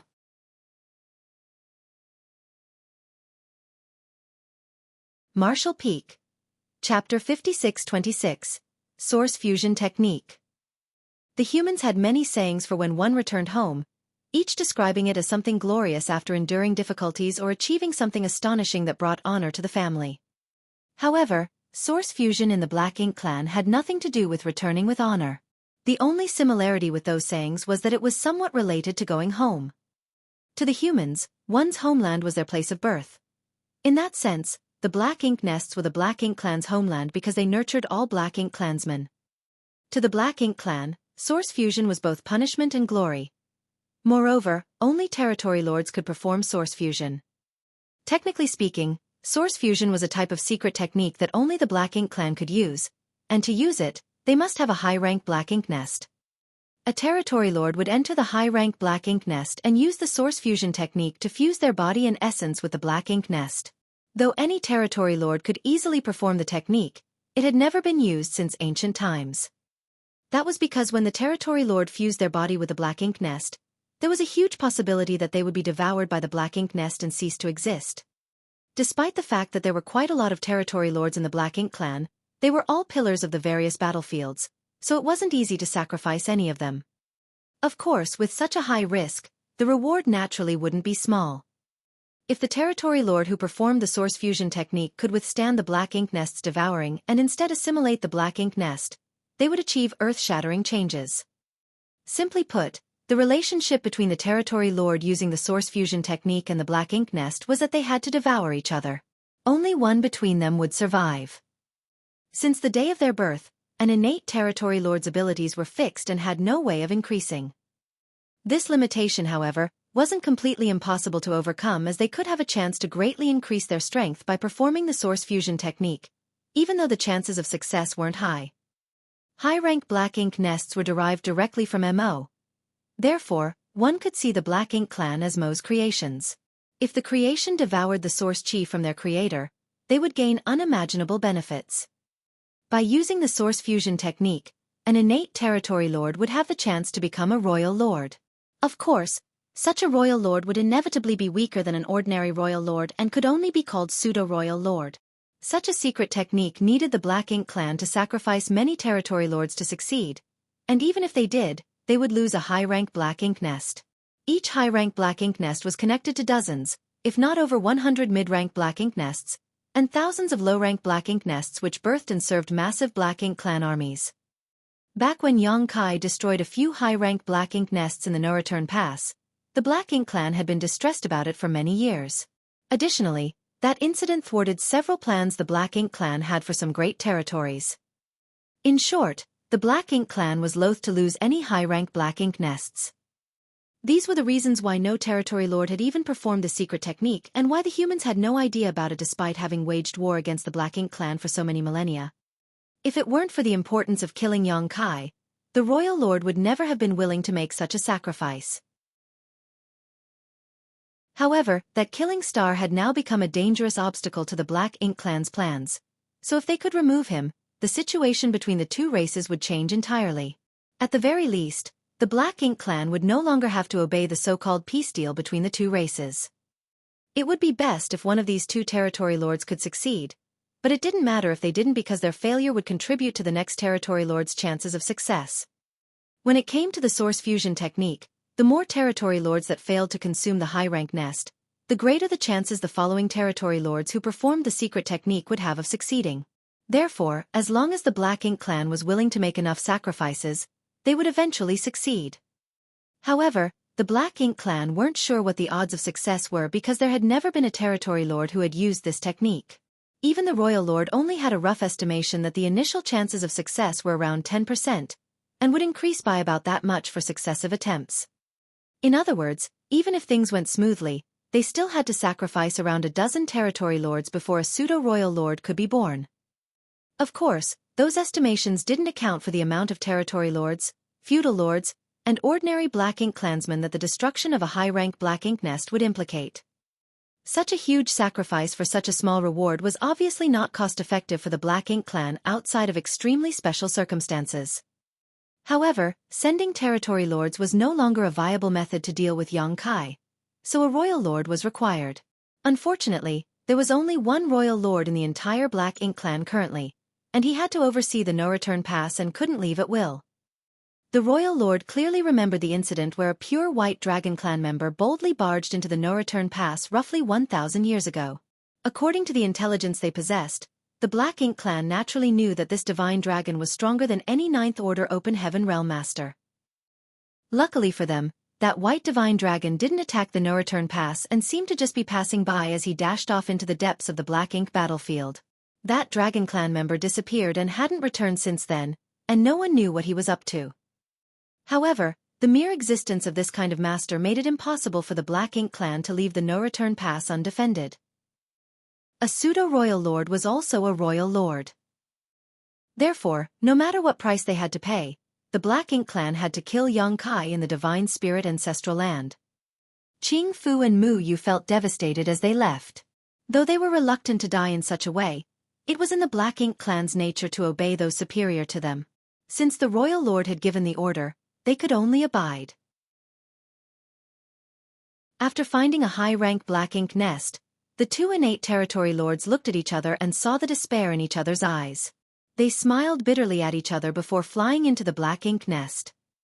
When they arrived at the innermost part of the Black Ink nest, the two territory lords sat cross-legged and began performing the source fusion technique. At that instant, the fleshy walls of the Black Ink nest squirmed as the two territory lords' bodies gradually sank downwards as if they were in a swamp. Their figures disappeared in a few short breaths as the Black Ink nest completely devoured them. Only their auras remained, trying to resist the Black Ink nest from within. As time passed, the two territory lords' auras weakened before finally disappearing. Back inside the main hall, the royal lord and many territory lords were monitoring the situation. When they were certain that the two territory lords' auras had completely disappeared, many of the innate territory lords sighed. It seemed like the source fusion technique really wasn't something that could be easily used. But the sacrifice these two made was destined to not be wasted, as they soon heard the royal lord asking, "Is there any of you who is willing to perform source fusion with this Black Ink nest?" It was almost like asking if any of them would be willing to die. Having witnessed Qing Fu and Mu Yu's end, none of the innate territory lords below dared to volunteer to perform source fusion with the Black Ink nest. Therefore, it was complete silence after the royal lord asked his question. Finally, after a long time, a territory lord came forward and declared, "Sir, I am willing to try." Coming forward while everyone was silent made this territory lord stand out greatly, and many gazes of all sorts landed on him. The royal lord sitting above them revealed a gratified expression. Although many Black Ink clansmen were afraid of death because of the personality they were born with, there were still some who were willing to sacrifice themselves for the greater good of their race. Nodding, the royal lord said, "If that's what you wish, Di Wu, I'll give you a chance." "Yes." The territory lord called Di Wu cupped his fist and waited to receive further orders. "Is there anyone else?" The royal lord turned to look around, but didn't get any response, so he was a little frustrated and began calling out a few territory lords' names with no trace of politeness. The faces of those few territory lords instantly became ashen as they came forward with difficulty. Meanwhile, the other territory lords watched the scene and secretly analyzed the situation. Then they realized that those territory lords had either lost to human race masters or made blunders on the battlefield that harmed the Black Ink clan. It seemed like the names the royal lord called out weren't at random, which made a few territory lords feel relieved. Di Wu stays behind while the rest of you go ahead. Black Ink Eternal. Though the few territory lords couldn't put their feelings into words, their expressions still became stern as they yelled, "Black Ink Eternal!" After that, they turned around and set off. Moments later, the auras of the chosen innate territory lords disappeared one after another inside the high-rank Black Ink nest, obviously indicating that they had failed. Although it all failed, those auras were hung on for longer and longer, which meant that the source fusion technique was getting closer to success. At that moment, the desire in those innate territory lords still on the scene were ignited. An innate territory lord was indeed strong, and ordinary Eighth Order masters weren't their opponents, but it had always been a point of frustration that their abilities were fixed with no way of increasing in the future. Right now, the innate territory lords could still occupy a pivotal place in the war against the human race, but once the final battle between the two races began, there would surely be quite a lot of royal lords and Ninth Order masters. By that time, what was the use of being an innate territory lord when they couldn't even save themselves from danger? They also wanted to have greater power and become royal lords, even if they were only pseudo-royal lords. In the meantime, 6 territory lords had gone through source fusion with the black ink nest, which meant the chances for succeeding was growing increasingly higher. Perhaps one of them might be able to devour the black ink nest, break through their innate shackles and transcend to the next level. While they feared death, they also craved power. If the innate territory lords in the hall could be said to be avoiding the source fusion technique before, they were now feeling a little excited.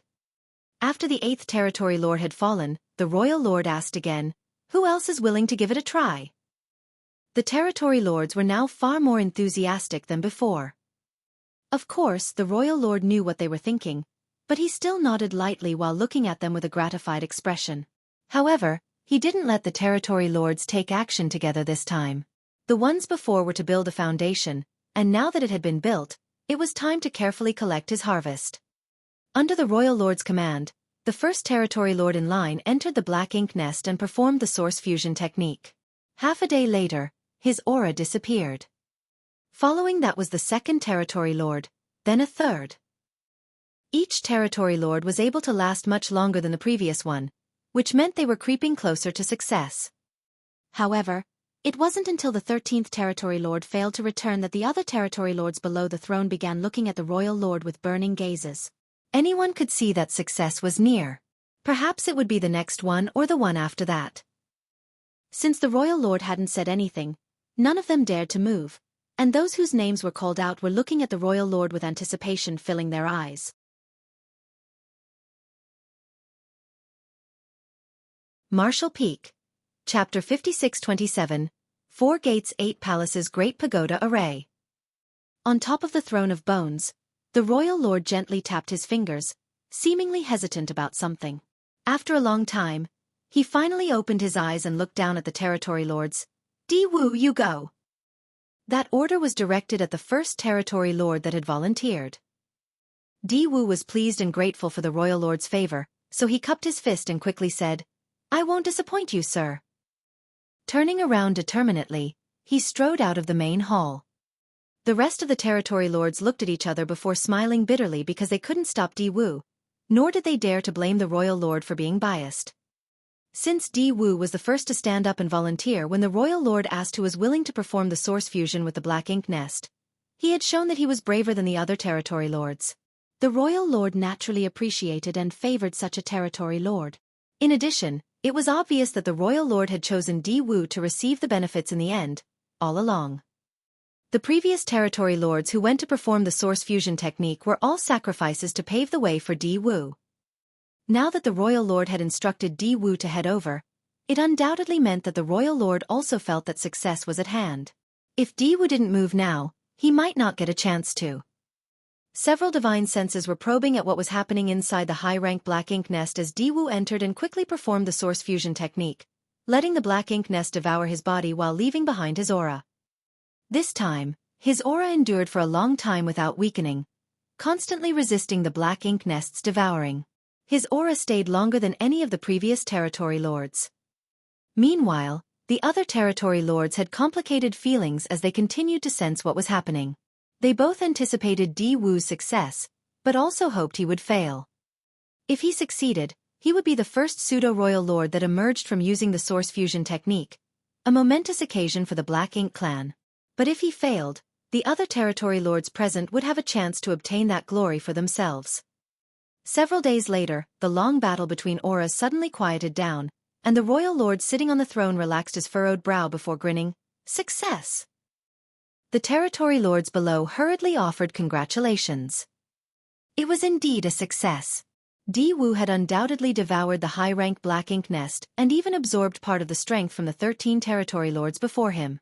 In short order, he would break through the innate territory lords' restrictions and become a pseudo-royal lord. That time wouldn't be too long either. No one in the Black Ink clan was sure whether their decision to sacrifice a high-rank black ink nest and 13 innate territory lords in exchange for a single pseudo-royal lord was worth it. Still, if they could use this newly acquired strength to kill Xueqi, it would be a huge strategic win for them. Now that everything was prepared, it was time to start planning their attack. The royal lord released a burst with his divine sense, and several 7th-order Black Ink disciples soon came to the main hall before bowing down. While leaning forward to look at an old man among the Black Ink disciples, the royal lord asked, "How is your research progressing? Is your 4 gates 8 palaces great pagoda array usable yet?" That old man replied, "Reporting to Sir Royal Lord, we have already perfected it long ago and have refined many array boards and banners." Then the old man's expression became serious. "My lord, are you planning on using this array?" In recent years, quite a lot of humans were corrupted by black ink strength and turned into black ink disciples, but very few were proficient in the Tao of Spirit arrays. The few standing before the royal lord were the array masters among the black ink disciples that had high attainments in the Tao of Spirit arrays.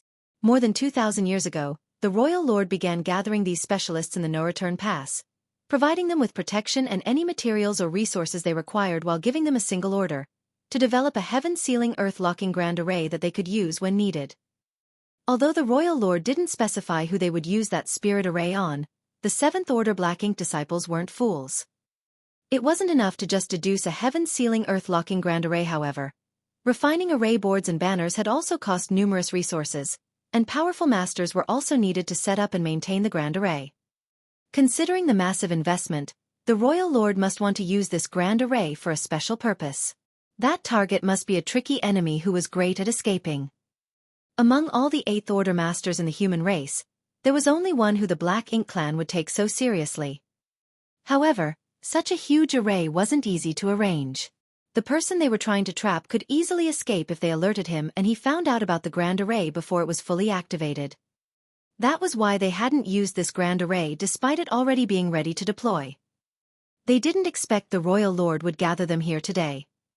After listening to the old man's answer, the royal lord nodded calmly. "Very good. Yang Kai has trapped himself inside the divine spirit ancestral land, and seems to be immersed in cultivating. This is a perfect chance to deal with him." The divine spirit ancestral land. That old man seemed surprised.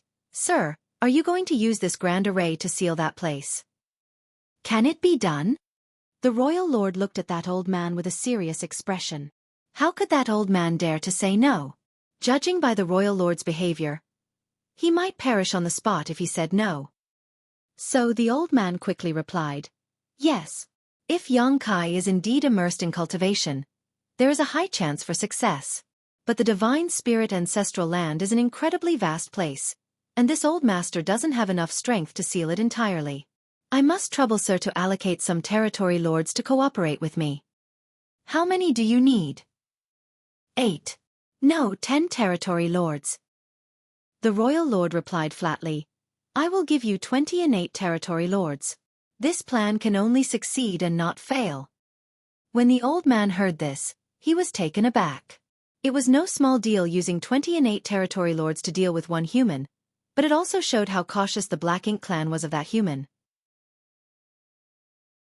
He had also heard of Yang Kai's reputation, but no matter how strong Yang Kai was, he would not be able to escape after being trapped inside this grand array. Therefore, the old man accepted the order. "Yes, sir." Afterwards, the royal lord called out 20 territory lords and gave them an order. "You will accompany them and offer whatever assistance they require to set up the grand array. However, don't act recklessly before Di Wu arrives. Once Di Wu arrives, he will take charge." All the territory lords accepted their orders.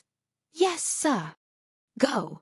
With a wave of the royal lord's hand, the 20 territory lords and several 7th Order array masters immediately left the main hall and flew away. Looking outside the main hall, the royal lord appeared gloomy. Although he couldn't personally kill Yang Kai to vent his rage, this small displeasure was nothing before the Black Ink clan's plans for total conquest. In fact, if they hadn't lost more than a dozen territory lords to the source fusion technique already, he wouldn't have only sent 20 territory lords but 30. When dealing with someone like Yang Kai, there were only 2 options before them: leaving him alone, or attacking him with overwhelming force to ensure he died. Once this battle was over, the Black Ink clan would no longer have any worries, and that agreement between the 2 races would become meaningless. The Black Ink clan masters immediately left the no-return pass, but soon after, a Black Ink clan army consisting of 1,000,000 troops followed behind under the leadership of many feudal lords. They were also heading for the divine spirit ancestral land, but weren't in a rush to get there, so the territory lords departed before them. After all, no one knew how long Yang Kai would remain in the divine spirit ancestral land. It would be a total waste of effort if they arrived too late and Yang Kai had already left. As they were moving quickly, it only took the group of masters 20 days to pass through the Divine Ability Sea and arrive at the outskirts of the Divine Spirit Ancestral Land. Even though they had the advantage in numbers, they didn't dare to expose their whereabouts and auras lest Yang Kai notice them. Next, they let a territory lord who was skilled in concealment go forward to scout the place. Soon, that territory lord returned and told the others what he discovered. Strange things were happening inside the Divine Spirit Ancestral Land. The wind and clouds constantly churned, causing a huge commotion, but Yang Kai was obviously still immersed in his cultivation and unaware of his surroundings. That news made the other territory lords feel relieved. In the meantime, that seventh-order old man laughed mockingly. That fool is courting death by creating such a huge commotion while cultivating, but the commotion gives us cover while we prepare. Enough nonsense. Hurry up and tell us what we have to do, one of the territory lords asked impatiently. Black Ink disciples never had much of a status among the Black Ink clan. Therefore, the group consisting of only innate territory lords naturally would look down on them. However, the territory lords didn't act outrageously because they still needed these Black Ink disciples to arrange the grand array. That was because the Black Ink clan had little to no aptitude in the Tao of Spirit arrays. Yes, sir. That seventh-order old man nodded and bowed before instructing them politely. Please come with me. While saying so, he took the lead and flew away. He had already told the territory lords the basics of the grand array, and even gave them a jade slip each to let them better understand it. These territory lords might be powerful, but it was difficult for them to understand anything about spirit arrays. That was why these territory lords still didn't know much about the Four Gates 8 Palace's Great Pagoda Array, despite having 20 days to study it already. If possible, that old man would rather work with the other 6 7th-order Black Ink disciples to set up the grand array, not these innate territory lords. However, he needed these powerful territory lords to enhance the spirit array's power, so he was stumped. For now, his only choice was to teach them while hoping these territory lords wouldn't be too ill-tempered. Under the 7th-order old man's guidance and directions, the territory lords stood in prearranged positions while holding an array banner each. Then, the old man followed down the line and placed several array boards before arranging for the other 7th-order Black Ink disciples to stand in the critical nodes. This arrangement took them more than 10 days. The old man was tuckered out and secretly grateful to the royal lord for sending 20 territory lords over. At first, he thought they would only need a few territory lords for this spirit array, but after arriving here, he discovered that he had greatly underestimated how vast the Divine Spirit Ancestral Land was. In the end, they used 12 innate territory lords and every 7th-order Black Ink disciple to seal this place up. Luckily for them, Yang Kai, who was cultivating in the ancestral land, had no idea of the changes being made outside and was still immersed in his cultivation. Once everything was ready, the old man secretly breathed a sigh of relief. He went over and stood at one of the critical nodes of the grand array and with a serious expression, pulled out an array banner and channeled his strength into it. Instantly, world force surged. Around the void, the grand array's nodes and array boards hummed simultaneously while the anxious territory lords also inserted their strength into their array banners.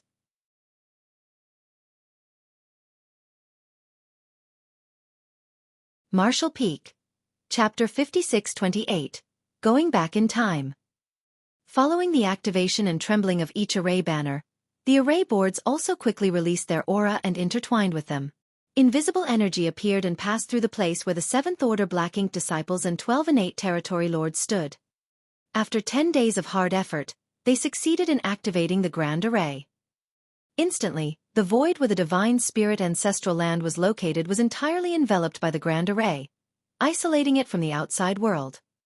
It was only then that the old man responsible for setting up the spirit array finally felt relieved. He was terrified of the possibility that Yang Kai might realize the grand array was being assembled before it was done. If that happened, they wouldn't be able to trap him. Now that the grand array had been activated though, no matter how proficient Yang Kai was in the Tao of space and escaping, he would have no way to flee. The only way out was to destroy the grand array, but now that it enveloped the entire ancestral land, that would be no easy task. The old man's expression became stern as he used the array banner in his hand to inform everyone. The grand array's successful formation has caused a substantial change in the surrounding void, so Yang Kai must have already noticed it. Sirs, Please be on guard. If others were trapped inside the 4 gates 8 places Great Pagoda Array, they might not sense any changes. Moreover, they went with a more stable plan and used 12 innate territory lords to activate this grand array and seal the entire ancestral land to guard against any unexpected events. However, Xueqi was different. He was proficient in the Tao of space, and this was a heaven-sealing earth-locking grand array that would isolate the inside from the outside. Such a huge commotion wouldn't be able to escape Xueqi's senses. The territory lords felt anxious after hearing the old man's warning and raised their guard up while using their divine sense to scout their surroundings, afraid that Xueqi might suddenly appear and attack them. After waiting for an entire day though, they didn't notice any suspicious movements. They waited another day, but it was still very quiet. The territory lords used their array banners to converse with each other secretly and were dumbfounded by what Xueqi might be planning. One of the territory lords couldn't help asking, "Are you sure that guy is still here?" It wasn't their fault for doubting because if Xueqi was here, how could he remain so idle? According to how domineering he usually treated the Black Ink clan, he would definitely have caused a huge scene if he noticed he was sealed inside this place. Even if he didn't cause a commotion, he would at least show his face and not be as quiet as he was now. There were several territory lords with the same doubts. Soon, another territory lord's voice came from the array banners. "He should be here. When I scouted this place earlier, I felt a strange change in the ancestral land, which is clearly his doing." "Did you actually see him?" "I didn't, since the territory lord didn't dare to expose his whereabouts. He was very careful when scouting ahead and didn't dare to investigate too deeply. What if he accidentally alerted Xueqi while scouting, causing him to get suspicious and leave? He wouldn't be able to handle the consequences. Let's just wait. Maybe he's lurking around in the dark." The group of territory lords calmed down and continued to wait. But several more days passed and there were still no signs of Xueqi. By now, all the territory lords had grown anxious. All the signs pointed to the possibility that Xueqi might no longer be inside the divine spirit ancestral land. If that was really the case, all their efforts would be for naught. Another silent conversation was exchanged, and they decided to send someone out to investigate. They had been afraid of Xueqi sensing their presence before, but now that the Grand Array was active, they had already revealed themselves. Therefore, it didn't matter if they went over to investigate the situation. However, they couldn't reach a conclusion on who would be going. All of them were aware of Xueqi's reputation, and any territory lord who encountered him back then had a high chance of dying once he struck out. Now they even used a heaven-sealing earth-locking Grand Array, which was clearly meant for him, so how could Xueqi show mercy when they encountered each other? Therefore, all the territory lords passed the responsibility among them as no one was willing to enter the ancestral land. Luckily for them, the Black Ink clan army from the No-Return Pass, that had departed after them, had now arrived. So the territory lords picked out a feudal lord and ordered him to lead 3,000 soldiers into the ancestral land. That unlucky feudal lord felt bitter but couldn't do anything but follow his orders. Moving forward carefully, the troops soon arrived in the sky above the ancestral land, but before landing, the feudal lord sensed a suppressive force coming at him from all directions. He had never felt this kind of sensation, and under this suppression, he found that he couldn't circulate his Black Ink strength as smoothly as before. Even his feudal lord aura had slightly decreased. Such a change surprised him, and he quickly stopped moving before looking around. He noticed the 3,000 Black Ink clan soldiers he brought with him also wore uncomfortable expressions. Is this the suppression of the ancestral strength? The feudal lord's expression turned gloomy as he wondered. Of course, he knew that the divine spirit ancestral land had ancestral strength. After all, the Black Ink clan had occupied this place for thousands of years and had sent back comprehensive reports describing the ancestral strength in the ancestral land that had a certain amount of resistance to Black Ink strength. Therefore, the Black Ink clansmen with lower strength would feel more uncomfortable being in this place. However, the feudal lord didn't expect the suppression to be this intense. He was barely at the outskirts now and hadn't even entered the ancestral land. What would happen if he dove deeper inside? Though he was worried, he didn't dare to disobey the orders given to him by the territory lords, so he could only muster up his courage and lead the Black Ink clan soldiers to continue forward. As the feudal lord expected, the closer they got to the ancestral land, the more obvious the suppression of their strength was. His feudal lord aura was constantly weakening as if there was a mysterious force suppressing the strength inside him. When he finally arrived at the ancestral land, his expression had already turned extremely stern. He summoned his strength but realized that his current output was only on par with that of a high-rank Black Ink clansman. That omnipresent, extremely dense ancestral strength had actually suppressed his strength by an entire realm. If this was his condition, the other 3,000 Black Ink clansmen would naturally be in an even worse state. The lower the strength, the more obvious the suppression. There were already some Black Ink clansmen who couldn't stand the pain and released suppressed roars. Meanwhile, the feudal lord was terrified and immediately knew that there was something off about this piece of land. He suppressed the discomfort he was feeling and began looking around. Then, he led his army away after not finding anything. It wasn't until they left the divine spirit ancestral land that the feeling of suppression gradually faded. The feudal lord reported what happened to the territory lords, making all of them frown. Is the divine spirit ancestral land suppression really so powerful? How did Qing Fu and Mu Yu stand living in this place back then? Unfortunately, those two had undergone source fusion with a Black Ink nest. Otherwise, the other territory lords would have asked them to come over because they would certainly learn more about this situation. They're dead, but there are a few feudal lords that escaped alive at that time. So we'll know the answer after asking them, one of the territory lords said. It was a plan. Among the millions of soldiers that followed them here, there were a few feudal lords who had previously guarded the ancestral land. Those feudal lords were called over and asked about the previous situation here. After finding out that things were completely different now, the territory lords were certain that, while there was previously ancestral strength here as well, it wasn't nearly as dense as it was currently. It was clear that the ancestral land had gone through a dramatic change they knew nothing about, which was likely caused deliberately. In other words, Yang Kai was still inside the ancestral land, but no one knew where he was hiding or what he was doing.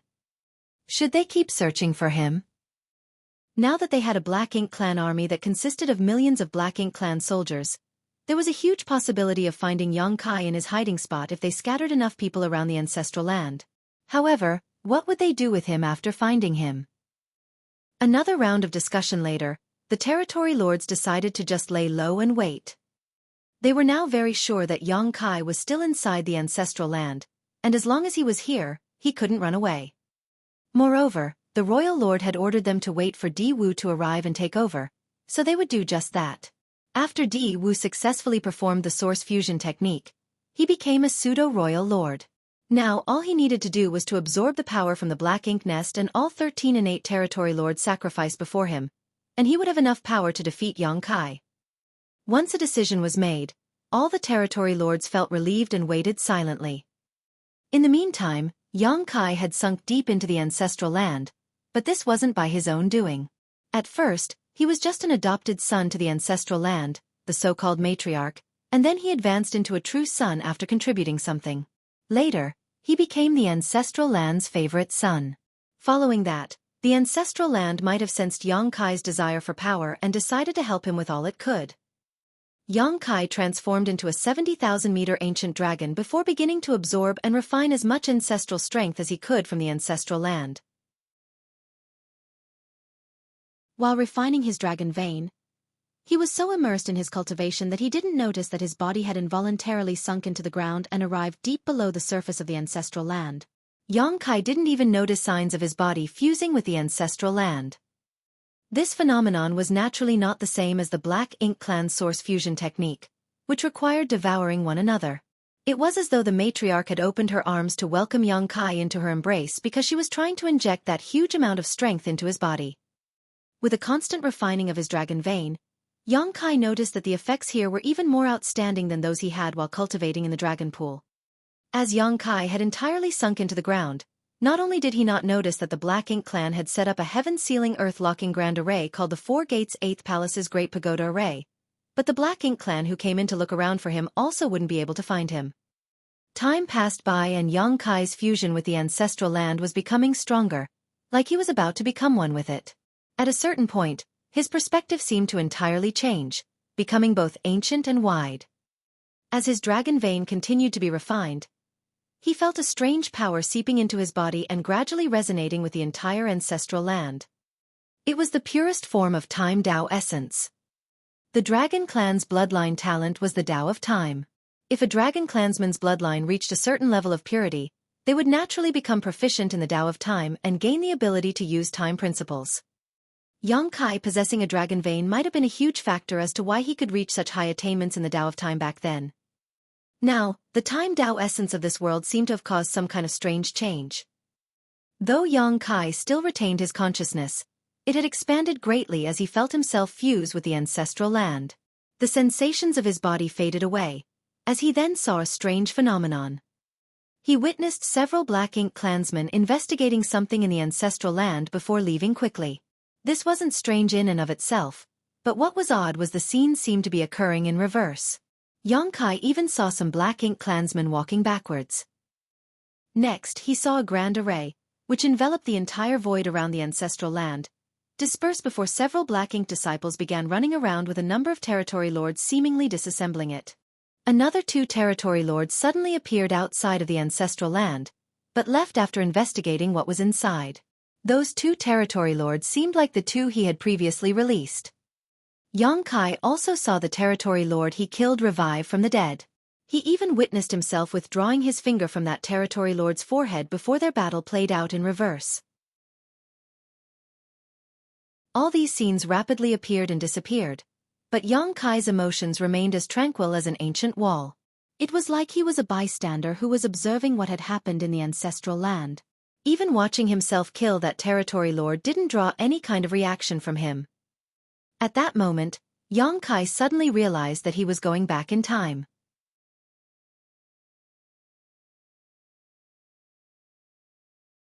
Martial Peak. Chapter 5629. No Way to Escape. The Tao of Time was profound and mysterious. Since ancient times, there were very few cultivators who cultivated this grand Tao. Cultivators of the Tao of Time were even fewer than cultivators of the Tao of Space. Only the Dragon Clan, who had their bloodline talent, would reliably become extremely gifted in the Tao of Time. Back when Yang Kai was outside the Great Sea Celestial Phenomenon, he used his Sun and Moon Divine Wheel to shatter space-time and glimpse the future. Later, everything that happened proved that what he saw was real. However, that opportunity was an accidental coincidence. Yang Kai had tried using the Sun and Moon Divine Wheel again, but never saw the future in that way again. That experience led him to understand that if he could master the Tao of Time to its extreme, he might be able to peer into the future. Moreover, the ability to foresee the future was definitely a great method to avoid danger. The truth was that, once a cultivator's cultivation reached a certain level, they would naturally have a bit of prophetic ability, allowing them to sense danger and crisis before they happened. But without the Tao of Time, they couldn't see the future and would only have vague intuitions. Since the Tao of Time could allow a cultivator to foresee the future, of course it could allow them to see the past. Time flowed from the beginning of the universe through ancient times to the present, and continued flowing towards the end of all things.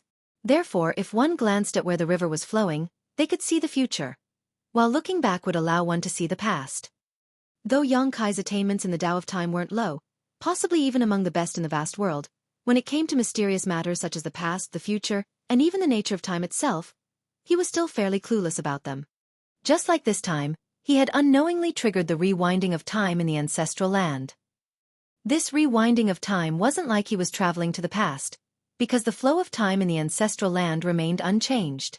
After Yang Kai fused with the ancestral land, he simply became a bystander who was observing the reverse flow of time in this land. Such a strange encounter must have some sort of connection with him being a Dragon Clan member, and the fact that the ancestral land was pampering him. All these factors combined led to this astonishing development. Yang Kai should have been extremely happy to encounter such an opportunity, but he didn't feel any changes in his emotions. It was as if he had completely turned into the ancestral land and had become restrained and emotionless. Also, this act of rewinding time was just this piece of land silently reminiscing about the past. But all of that didn't stop Yang Kai from receiving benefits. Following each passing breath, Yang Kai found his understanding of the Tao of Time increasing slightly. This kind of comprehension differed slightly from what he received by refining temporal rivers back in the Great Sea Celestial Phenomenon. Temporal rivers were filled with Time Tao essence and strength, so Yang Kai naturally could increase his attainments in the Tao of Time by refining and absorbing them into his small universe. However, That was only refining external energy. By fusing with the ancestral land, Xueqi was now experiencing this mysterious land, reminiscing about its past like he was thinking back to his own life's experience. Of course, those were illusions, as the one with these memories was the divine spirit ancestral land. Xueqi's current situation was more like using his body to replace that of the ancestral land, but this change didn't hinder Xueqi from obtaining benefits. Xueqi silently comprehended what was happening, and his emotions completely calmed, disregarding the changes in time and other things happening outside. Inside the ancestral land, that dense ancestral strength kept surging and flowed towards one spot. Meanwhile, the Black Ink clan army outside the ancestral land stood there with their guards up. The 20 innate territory lords and several 7th Order Black Ink disciples treated this situation seriously and kept the Grand Array activated, sealing everything inside. Time gradually passed, and about 2 years later, an extremely fierce aura sped over from the far-off void, causing the innate territory lords to look in that direction with shocked expressions. Diwu had finally arrived. He had absorbed the power of a high-rank Black Ink nest and 13 territory lords who had sacrificed themselves to it. Naturally, he needed quite some time to refine everything and consolidate his new strength. Fortunately for him, the others had sealed this place with a Grand Array so that Xueqi wouldn't be able to escape. Therefore, he wasn't in much of a hurry. Also, this counted as the first time the Black Ink clan produced a pseudo-royal lord with the source fusion technique, so the other territory lords were naturally curious about Diwu's condition. After they briefly probed Diwu, the territory lords all turned grim. That was because Diwu had a blaring aura. By comparing only their auras, Diwu seemed to have the strength of a real royal lord, but all of the territory lords knew that this was just an illusion. The reason Diwu's aura was so pronounced was that he could not control it. Royal lords didn't wantonly release their aura because they could perfectly control their strength. Therefore, the rampaging aura was a sign that Diwu couldn't actually handle his current power properly. It was obvious from this situation that no matter how strong an innate territory lord was, and what methods they used to bypass their innate shackles, there was still an absolute limit. Even though Diwu had received a power that was far above his original strength and had 2 years to adapt to it, it was still hard for him to fully control himself. Perhaps it would be impossible for him to gain full control over that power in his lifetime, or else he wouldn't be regarded as a pseudo-royal lord. Rather, he would be a true royal lord. Despite knowing all that, the innate territory lords were still envious of Diwu because their strength had been fixed since their birth. Who wouldn't want to become stronger? Especially when there was an unavoidable final battle between the Black Ink clan and humans brewing. More power meant better protection for oneself when facing the catastrophe that was about to sweep through the entire universe. It was a pity that the others could only admire Diwu because the birth of a pseudo-royal lord meant that a high-rank Black Ink nest and more than a dozen innate territory lords had to be sacrificed through the source fusion technique. The Black Ink clan could not create a large amount of pseudo-royal lords unless they were in a desperate situation, and even then, it was doubtful if such sacrifice would be worth the gains. A while later, a deep, dark cloud arrived before them. Even the innate territory lords couldn't see Diwu's appearance because he was enveloped in extremely dense Black Ink strength. The shocking momentum and murderous intent coming from the Black Ink cloud made the territory lords even warier. When Diwu was still a territory lord, he was more of a staid individual, but now, he was like a caged ominous beast that had broken free, wanting to devour every person he saw. "Where is he?" Diwu's raspy voice came from within the cloud. The territory lord nearest to him quickly pointed in a specific direction. He should still be inside the ancestral land. Once that was said, the Black Ink cloud immediately shot towards the ground. A short while later, a violent vibration seemed to have come from below, accompanied by Diwu's angry roar, "Come out!" The world shook, and the wild shockwave made the void itself tremble. Even the Grand Array was slightly affected, forcing the territory lords to channel more strength to stabilize it quickly. Inside the ancestral land, the Black Ink cloud seemed like a rampant child as it continuously released the huge power it suddenly acquired. Soon, Diwu, who was inside the Black Ink cloud, noticed something strange. He clearly felt a dense ill will coming from all directions, like the world itself was rejecting his presence. It wouldn't have bothered him if that was all, but this strange will also had the power to suppress his strength. Ancestral strength. Of course, Diwu wouldn't be unaware of the most primitive strength of the divine spirits. It was just that he had never visited the ancestral land before, and never anticipated that the ancestral strength here would be so dense. Being a pseudo-royal lord, even if he couldn't completely control his strength, dealing with an 8th Order open heaven master like Xueqi shouldn't have been a problem. However, the dense ancestral strength here suppressed almost half of Diwu's strength, leaving him only slightly stronger than he originally was as an innate territory lord. Knowing Xueqi's ferocious reputation and ridiculous strength, Diwu wasn't confident that he could win against him with such a limitation placed on him. He came here with full confidence, but now he was suddenly worried, which was quite embarrassing. In this situation, not only might he fail to kill Xueqi, but he was actually at risk of being the one killed. Looking around, he had a serious face as he prepared himself for Xueqi's sudden appearance. Luckily for him, there weren't any movements around him. Frowning, he began investigating his surroundings. He found that all the ancestral strength on this land was gathering in one direction. "Is that bastard still cultivating?" Diwu vaguely muttered to himself after reaching his own conclusion. Under normal circumstances, he would have interrupted Xueqi's cultivation no matter what because, as an enemy, he couldn't just sit and watch Xueqi become stronger. That killing star was already too strong, so what benefit would there be to let him grow stronger? However, Diwu currently had another plan. Since Xueqi was busy devouring the ancestral strength to cultivate, perhaps he should just let him be. After all, this land couldn't have an infinite amount of ancestral strength. Therefore, the longer Xueqi cultivated, the less ancestral strength there would be. Once all the ancestral strength here had been depleted, there would be nothing suppressing the Black Ink clan's strength, and by that time, he could exert his full power. Although Xueqi would also become stronger, as long as he didn't break through to the 9th Order open heaven realm, Diwu was confident that he could defeat Xueqi. Could Xueqi break through to the 9th Order open heaven realm? The answer was no. This man had reached his limit at the 8th Order open heaven realm. The Black Ink clan wouldn't mess up such a critical piece of intelligence, or else they wouldn't have agreed to negotiate with the humans. Once he decided, Diwu didn't remain any longer and flew up into the sky, heading back towards the Grand Array. When he returned, many pairs of eyes fell on him, which made him feel a little embarrassed. Luckily, he was hiding inside a thick black ink cloud, so the other territory lords couldn't see his face. "I haven't mastered my current strength, so I'll let him live a while longer and head over to kill him once I've become better familiarized with myself." It was clearly an excuse, and the territory lords all knew what Diwu was thinking. They secretly snickered, but didn't dare to show anything on the surface. "Sir Diwu, you're the one in charge. We will keep a close watch on Xueqi's movements." Diwu nodded lightly. "Inform me immediately if there are any changes." After saying that, he shot to the side and silently began familiarizing himself with his strength. Despite spending 2 years devouring the strength from the Black Ink Nest and 13 territory lords, this wasn't strength he had built up through his own efforts, so it was somewhat incompatible with him and rioted regularly.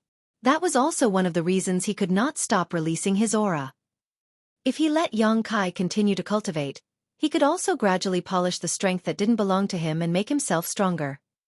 At the same time, in the depths of the ancestral land, Xueqi was still looking into the past while fusing with the ancestral land's aura.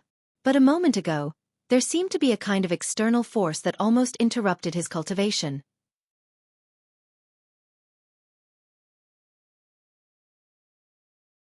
Marshall Peak. Chapter 5630, Bright Light. Fortunately, the interruption ended as swiftly as it arrived.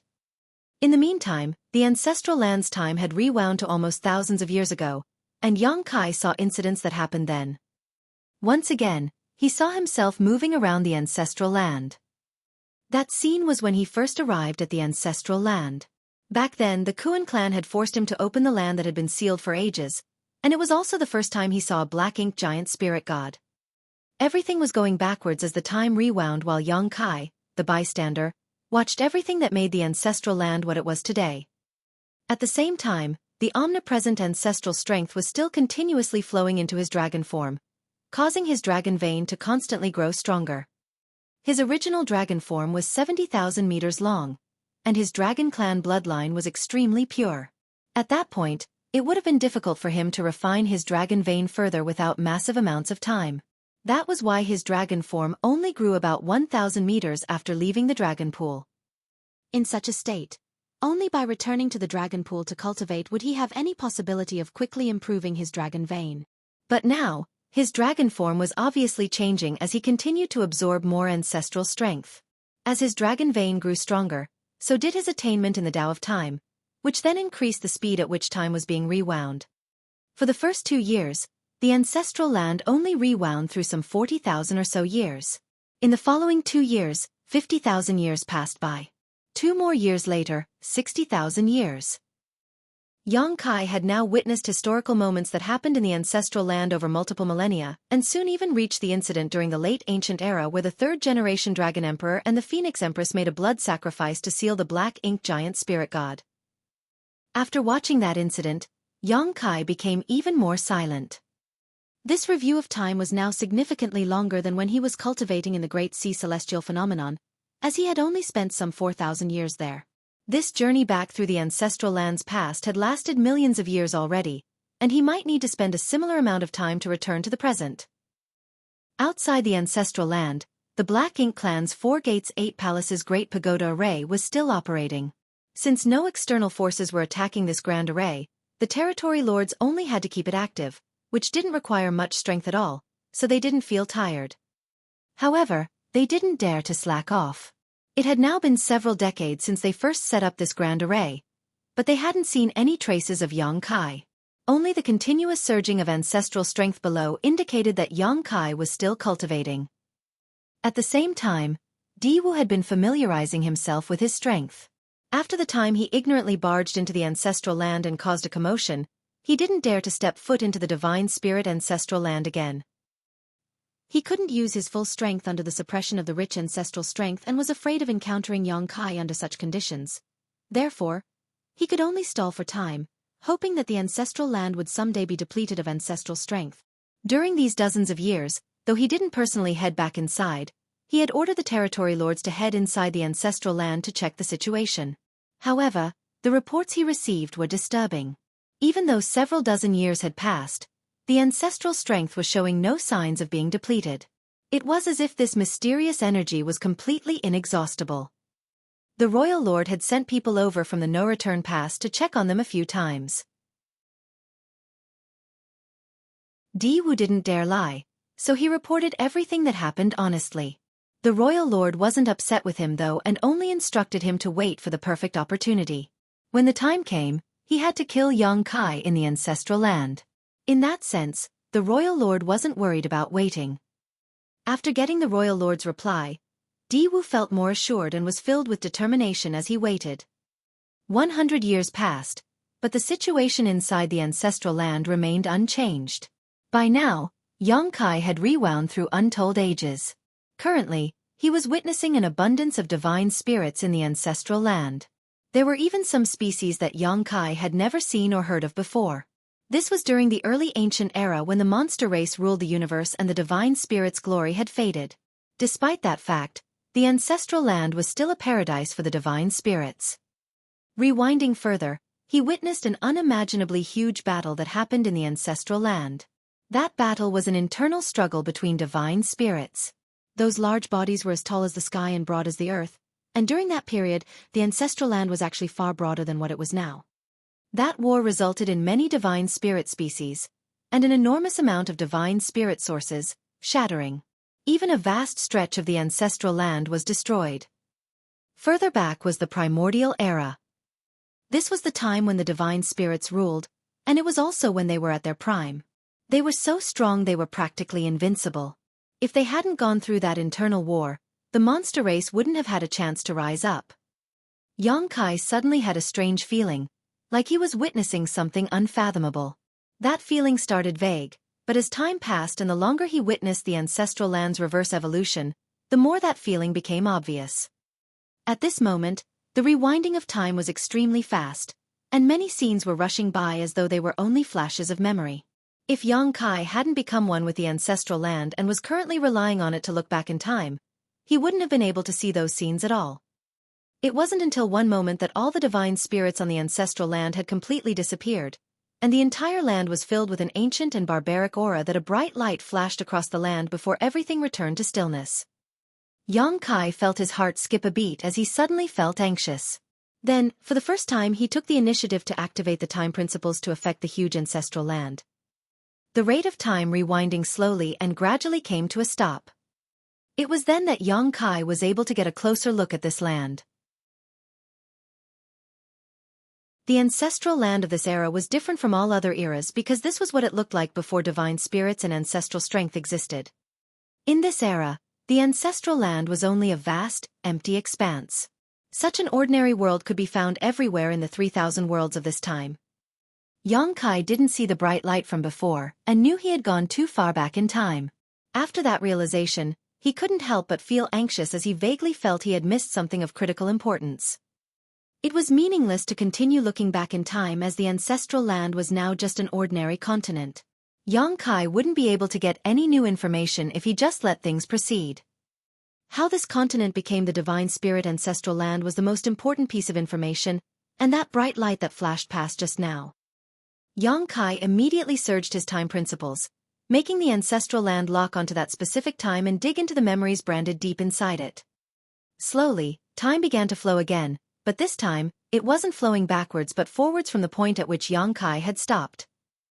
The vast and barren land was quiet and without any vitality except the lush green forests. Suddenly, a bright light appeared in the sky and illuminated everything. The light was so bright that it lit up every part of the continent that would be the ancestral land. When Xueqi was rewinding the time, he caught a glimpse of the primordial light, but it flashed by so fast that even he couldn't be sure he could capture its true appearance. That was why he decided to use time principles to take a closer look. Never had he seen such a bright and powerful light. It was as if all the colors in existence had combined into this ball of light but didn't fuse. Every color was radiating its own glow. This scene made Xueqi subconsciously think of the primordial light he had been searching for. Xueqi suddenly had the urge to laugh. He had spent hundreds of years visiting one great territory after another, trying to find any trace of the primordial light only to come up empty. Then, he came to the ancestral land and decided to abandon his search. However, he didn't expect that he would be able to see the primordial light while looking into the ancestral land's past. How could he have stumbled upon such fortune? After thinking about it, Xueqi thought this was a preordained result. Since the primordial light had a close connection to the burning light, serene glimmer, and all divine spirits, of course, Xueqi would see something related to it in the ancestral land's past. This was also why Xueqi came to the divine spirit ancestral land in the first place. But he didn't expect that the connection would be so direct and that he would manage to see the primordial light's actual form while rewinding time. This was certainly the most important moment for this world, so Xueqi focused all his attention and carefully observed what happened, not daring to miss the slightest detail. He had a feeling that he might be able to solve many mysteries surrounding the primordial light today. However, an external force suddenly attacked at that moment, surprising Xueqi and almost severing him from this strange situation. Xueqi was shocked and quickly calmed himself down before focusing his attention on controlling time principles to make time flow forward faster. He didn't know what was happening outside and only knew that he had seen the Black Ink clan set up some sort of grand array outside the ancestral land when he just began peering into the past. Therefore, he suspected that the external attacking force might have something to do with the Black Ink clan. If he didn't speed things up, there was a huge possibility that he would be completely interrupted and forced out of this mysterious state, which was naturally something he couldn't accept. It had been extremely difficult for him to come this far, so she couldn't stop at the cusp of success, only to return empty-handed. He quickly felt rage rising up inside him, but the destabilization of his mood seemed to disrupt his state of mind even further, so he quickly calmed himself and discarded all distracting thoughts. Soon, he saw the bright light sweeping down from the void. Thousands of colors flickered within the light, making for a beautiful sight. That light was flawless, just as one would expect from the first light in this world. However, Xueqi soon noticed that the primordial light was extremely unstable. The countless colors within the light were in conflict with each other, and even the light's true form showed signs of collapsing. After observing it for a while, Xueqi realized that this was the primordial light after it had separated out the powers of the yang and yin. It already had some deficiencies, so it was no longer in its perfect state. Before coming here, the primordial light had lost the power of the yang and yin. After countless years of confusion and silence, those two most fundamental energies would transform into the burning light and serene glimmer. Since those two had conflicting powers, they then unconsciously created the chaotic dead territory. How could the primordial light maintain stability when it had lost its two most fundamental energies? In a blink of an eye, the primordial light ruthlessly crashed down onto the most primitive continent from billions of kilometers away. At that instant, the light enveloped every inch of the ancestral land, and the thousands of different colors splashed out across the world.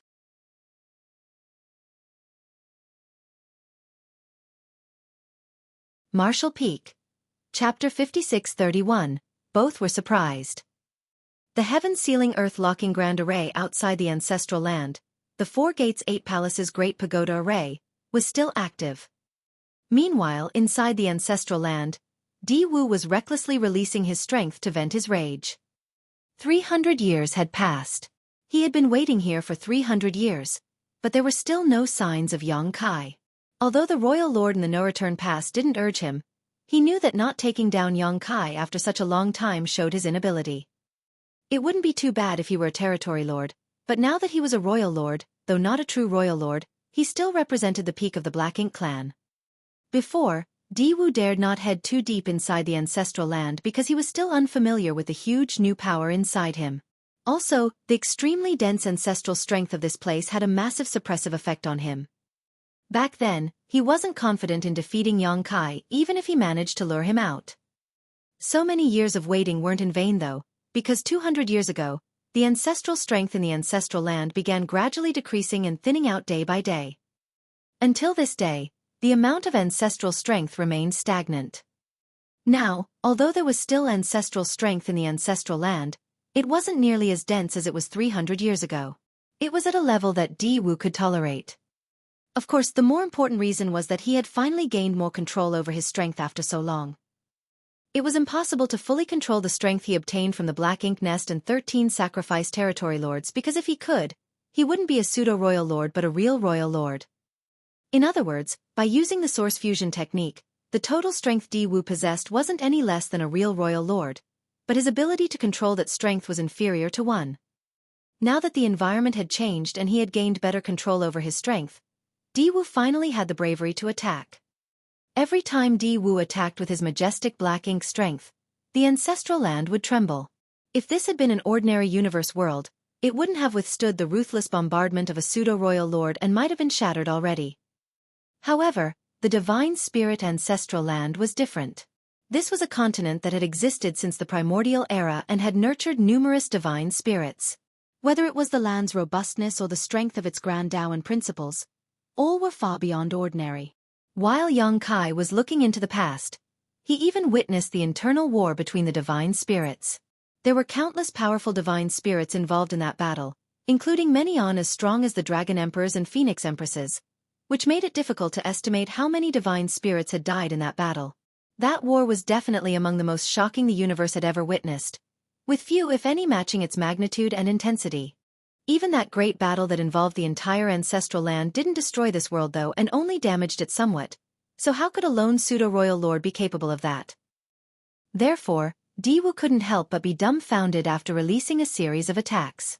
The divine spirit ancestral land was far more mysterious than he imagined, and most importantly, his actions seemed to have evoked hatred and resistance from this world. The humans had an old saying, "The world lives." Even a relatively young universe world like the star boundary had its own will, let alone one as ancient and vast as the ancestral land. When the primordial light fell onto the ancestral land and turned into numerous colorful rays of light, the ancestral land's consciousness appeared. As a result, this world's will was far stronger and purer than other universe worlds.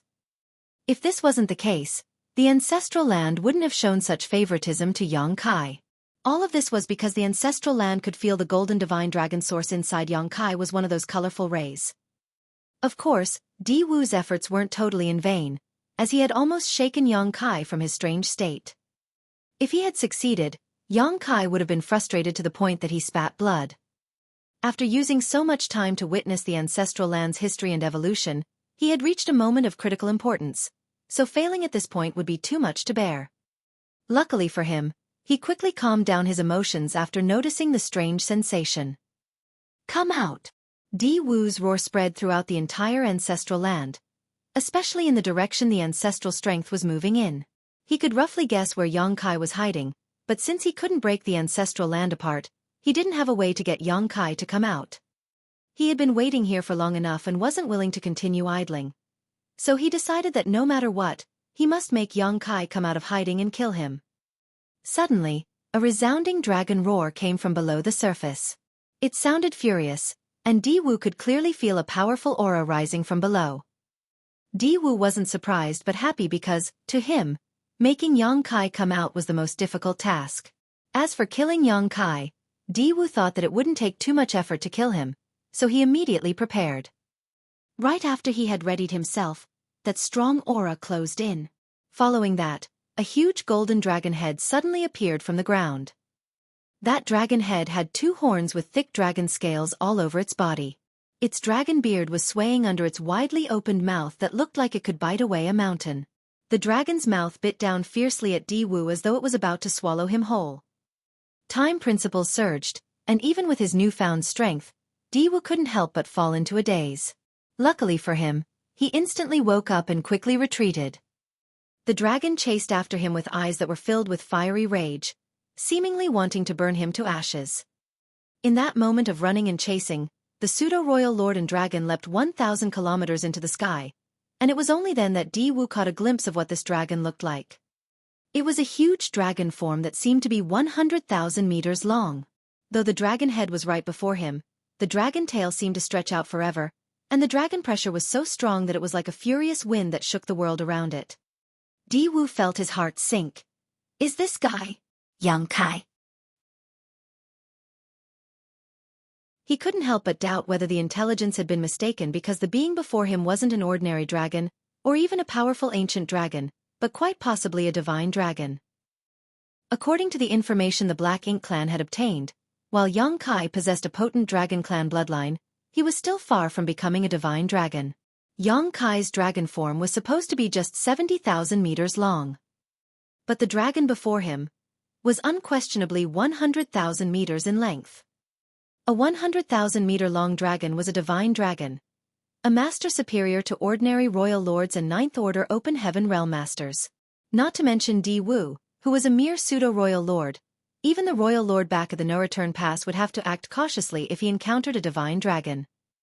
However, there was only one white divine dragon left among the dragon clan, and that divine dragon had flown into the depths of the Black Ink battlefield over 1,000 years ago, disappearing without a trace. How could there be a second divine dragon here now? Along with everything he saw these past 300 years, Di Wu immediately concluded that the divine dragon in front of him was indeed Yongkai, and these years of cultivation allowed him to gain significant growth. This is bad. My pseudo-royal lord strength is enough to crush an 8th Order master, but if Yongkai has become a divine dragon, I'm the one in danger of dying today. While Di Wu was panicking, Yongkai was also shocked and half of the rage in his eyes faded. A royal lord? How could there be a royal lord here? Previously, an external force almost interrupted his hard work of many years, so Yongkai was naturally furious. After witnessing the primordial light landing on the ancestral land and what happened shortly after, he furiously charged out from the depths of the ancestral land. It seemed like he had been too lenient and determined to adhere to the agreement between the two races. The Black Ink clan might have forgotten what it felt like to fear him, so Yongkai had decided to teach them a lesson about the consequences of enraging him. Under normal circumstances, Yongkai wouldn't be so reckless and would instead examine the situation before devising a plan, but his strange experience made his consciousness spend millions of years in the past, so his subconscious took over and did everything instinctively under the influence of his rage. When he felt the aura of the Black Ink clansman in front of him though, he finally regained his senses. The Black Ink clan wouldn't challenge him if they weren't confident that they could kill him. So the royal lord before him was undoubtedly the Black Ink clan's trump card. Has the one at the no-return pass come all the way here? Wait, this royal lord isn't the one from the no-return pass. Yongkai had encountered the royal lord from the no-return pass a few times, so he knew what he looked like. However, the Black Ink clansman before him was someone he had never seen before. The Black Ink clan actually has a second royal lord. Xueqi was shocked. If the Black Ink clan had a second royal lord, wouldn't that mean they could have a third or a fourth?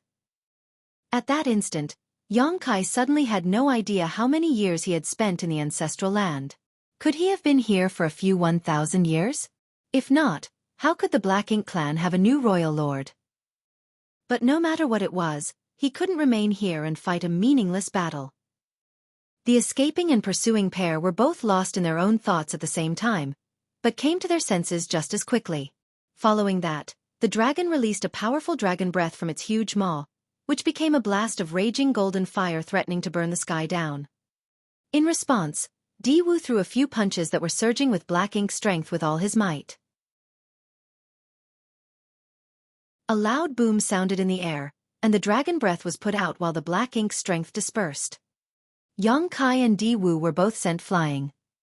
The huge golden dragon suddenly shrunk and returned to human form. Then, Xueqi immediately flew away without turning back. He didn't have any intention of fighting a royal lord.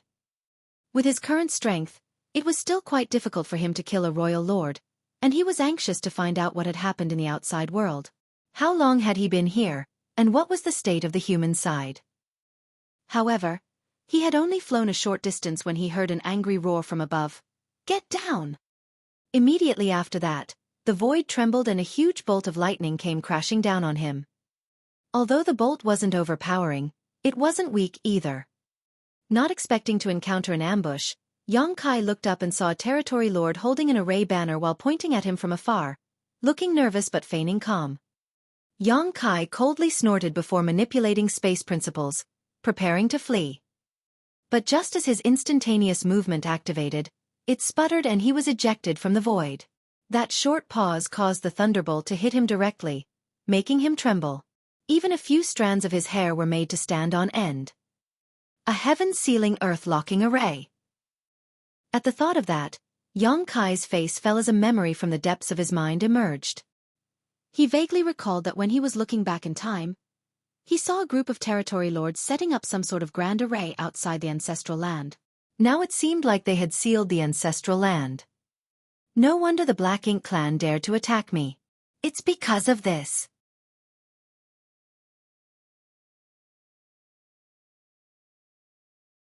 Marshall Peak. Chapter 5632, Mysterious Light. Instantaneous movement was indeed one of the most mysterious and unpredictable techniques among space techniques, and Xueqi relied on it to escape from many masters in the past. However, the Black Ink clan's arrangement prevented this secret technique from activating. With the heaven-sealing earth-locking in effect, everywhere inside this grand array was cut off from the outside, meaning if one wanted to leave, one had to destroy the grand array first.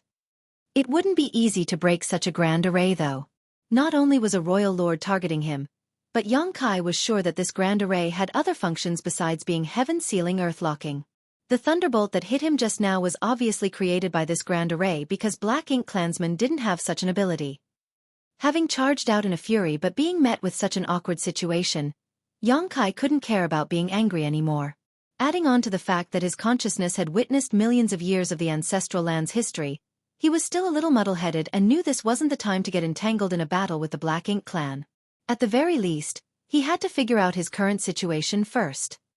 Thinking so, Xueqi didn't hesitate, and his figure flickered before instantly disappearing.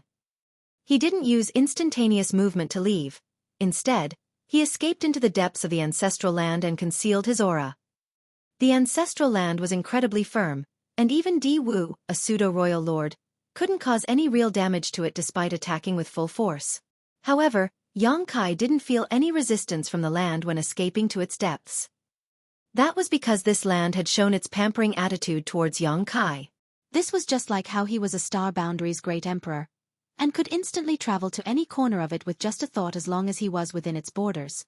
Although he wasn't the great emperor chosen by the ancestral land's world's will, he was not far from it. Next, Xueqi's divine sense flowed out like the tide and quickly examined the ancestral land and its surrounding void, which was indeed enveloped by an unknown grand array that had sealed this place and separated it from the outside world. Xueqi's face fell. It was bold of the Black Ink clan to come after him, but judging by the arrangements they had made, they did have the capital to do so. With a royal lord overseeing the heaven-sealing earth-locking grand array and who knows how many innate territory lords hiding in the dark, the Black Ink clan could take the risk to fight for victory. How many years has it been since I came to the ancestral land? Calming down, Yang Kai began estimating the days and soon felt relieved. Thankfully, it had only been 300 years. When he saw an unfamiliar royal lord, Yang Kai worried he had spent thousands or even tens of thousands of years in the ancestral land, but it seemed only 300 had passed.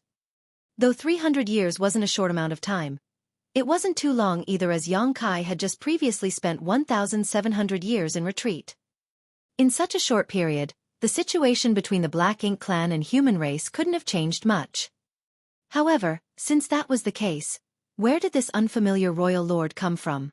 Logically speaking, a territory lord wouldn't have grown to become a royal lord in such a short time frame. Could it be that this royal lord had been hiding in the dark all this while? But that seemed impossible, because if the Black Ink clan had a second royal lord available, they wouldn't have hidden him away. With the situation on the battlefield, if the Black Ink clan deployed a royal lord, the humans would at least have to give up a few more great territory battlefields, and countless more of 8th Order masters would have died in battle. Yang Kai couldn't figure this point, and soon worried about something even more disturbing. If the Black Ink clan had a second royal lord, would there be a third, or perhaps even more? If that were the case, the humans would be in trouble. Temporarily discarding such worries, Yang Kai calmed down and tried to reach the World Tree, thinking of using Old Tree's power to help him get out of this situation. If he succeeded, he could instantly head to the Grand Ancient Ruins boundary. He had done something similar before in Acacia territory back then. The Black Ink clan still couldn't figure out how Yang Kai left Acacia territory with more than 10,000 human refugees when they had blockaded all the territory gates and never saw a trace of Yang Kai. As Yang Kai had refined thousands of universes' worlds back then, he and the World Tree's connection couldn't be broken.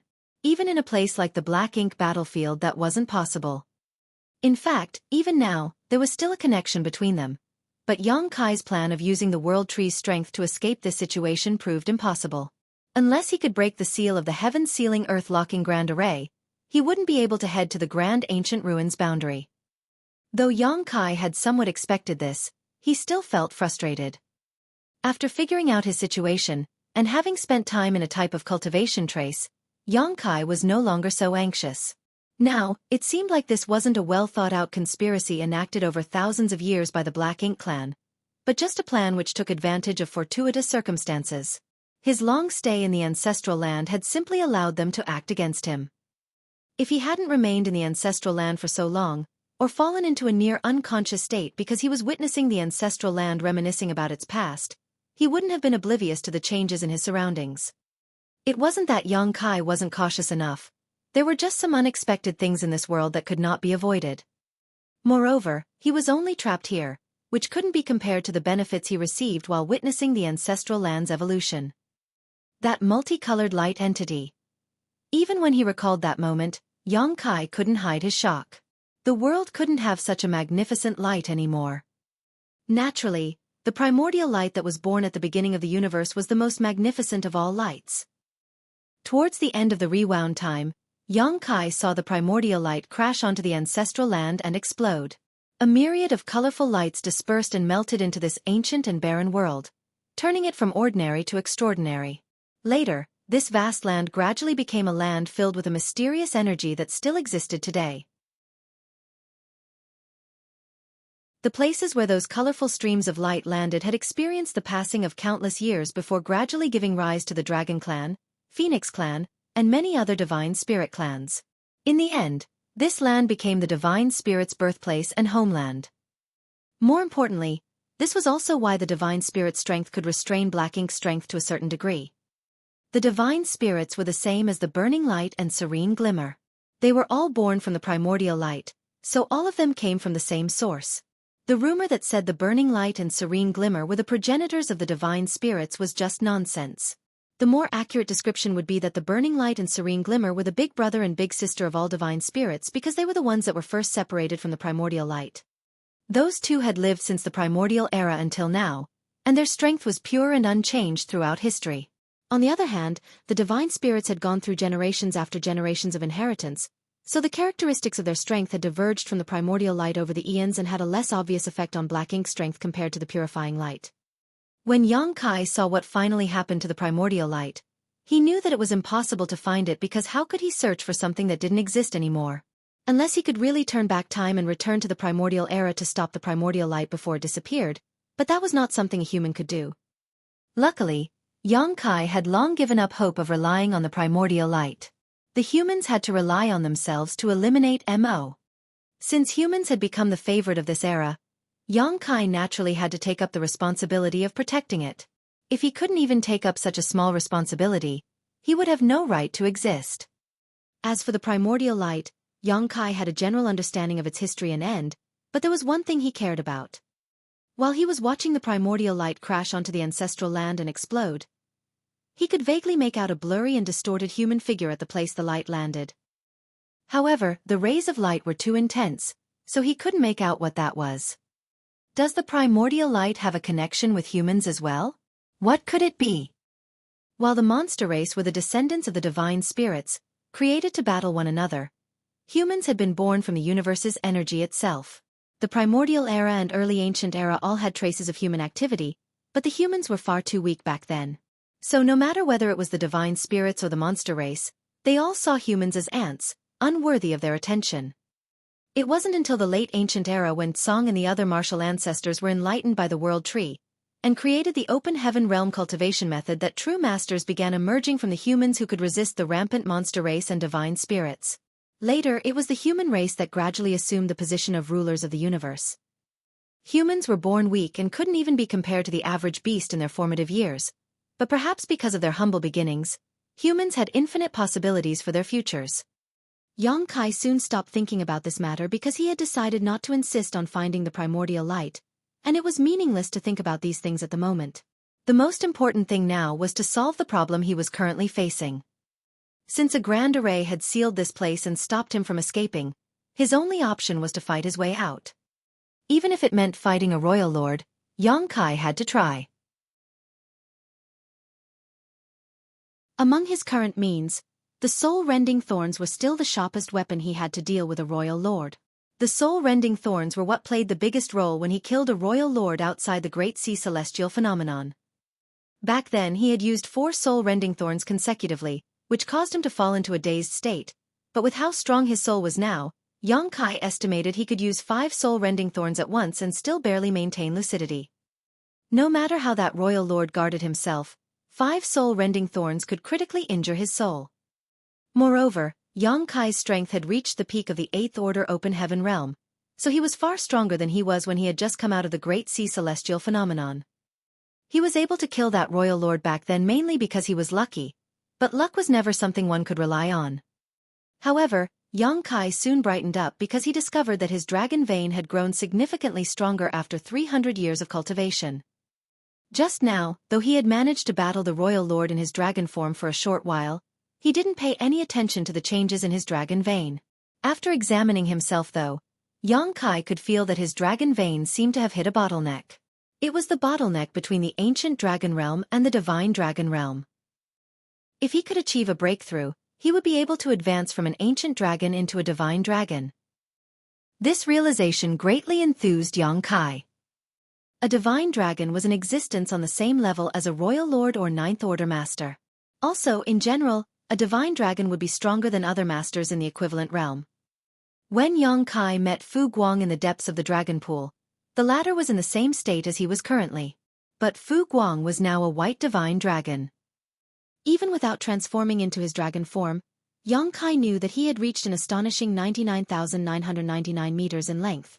Once he could take that last step forward, he could reach the 100,000 meter mark and regain the glory of the 3rd generation dragon emperor whose source he had inherited.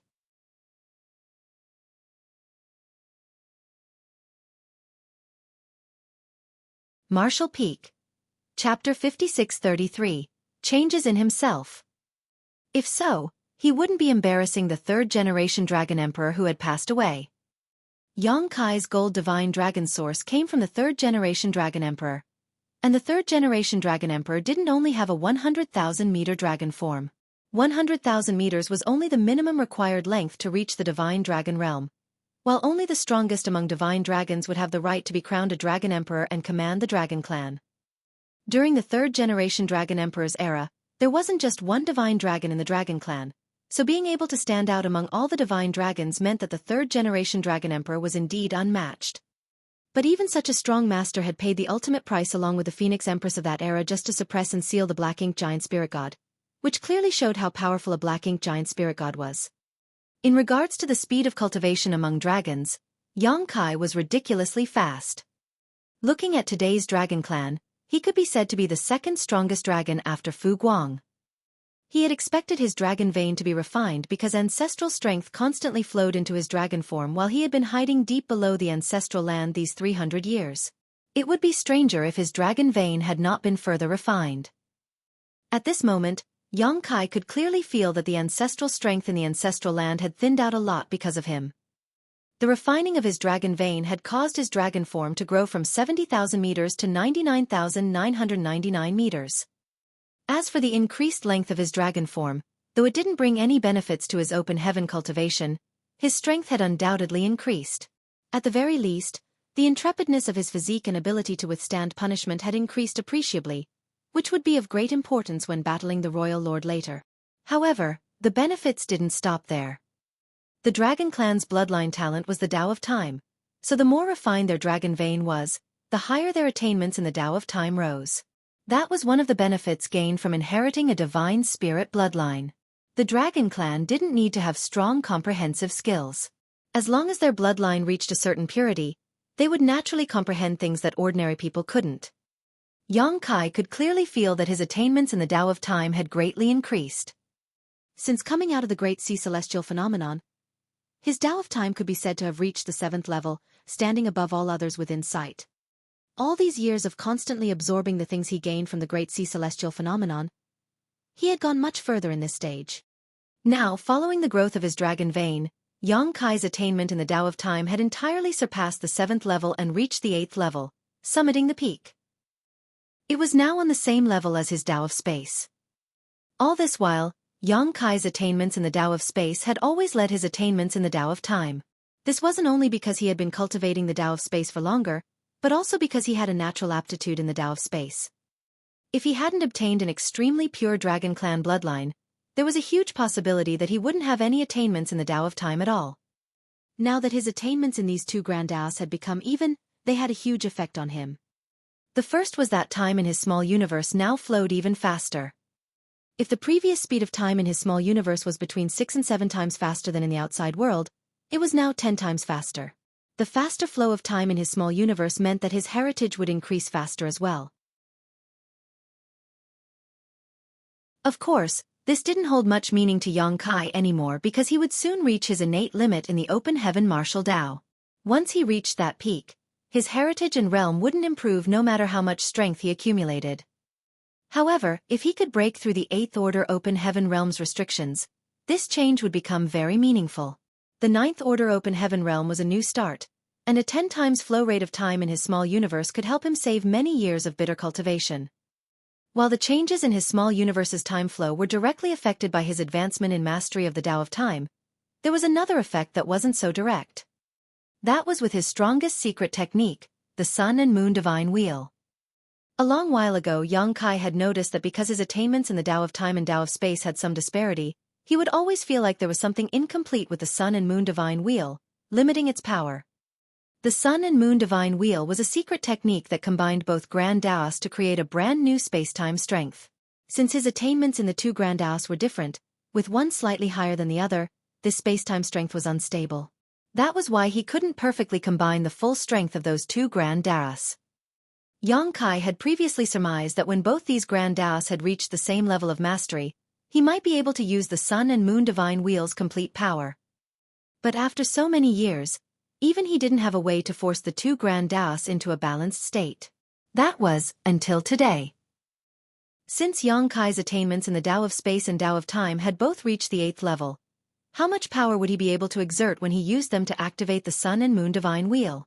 At the thought of that, Xueqi became excited and secretly decided to test this out as soon as possible.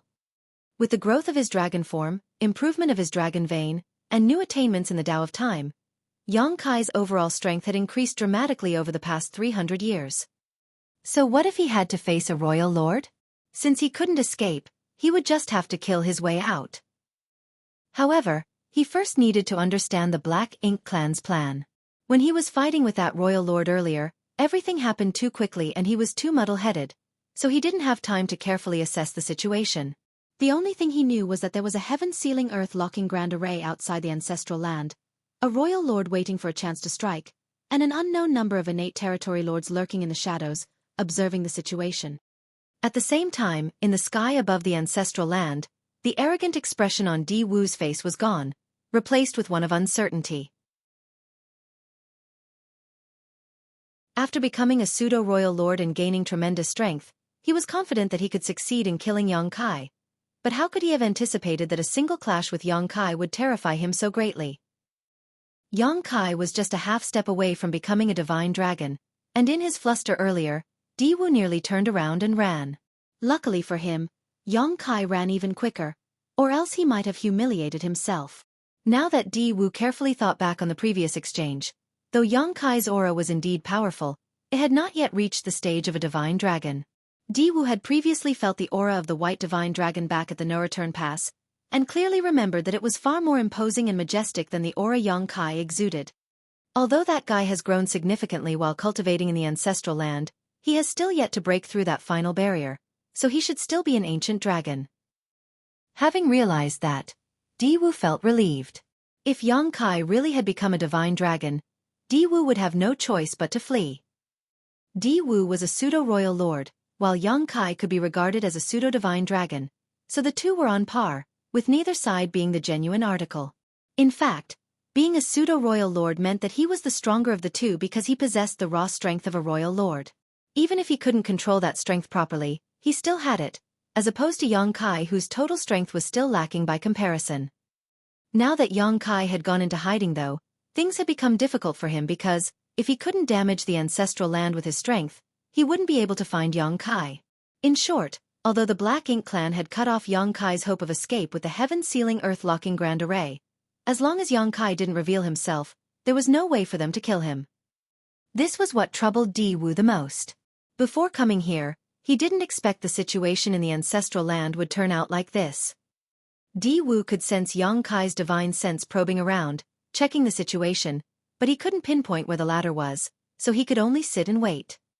Just as he was thinking about how to lure Kai out, he suddenly felt the ladder's aura appear somewhere inside the ancestral land. Over there! Di Wu turned his head and saw Kai's figure shooting up into the sky.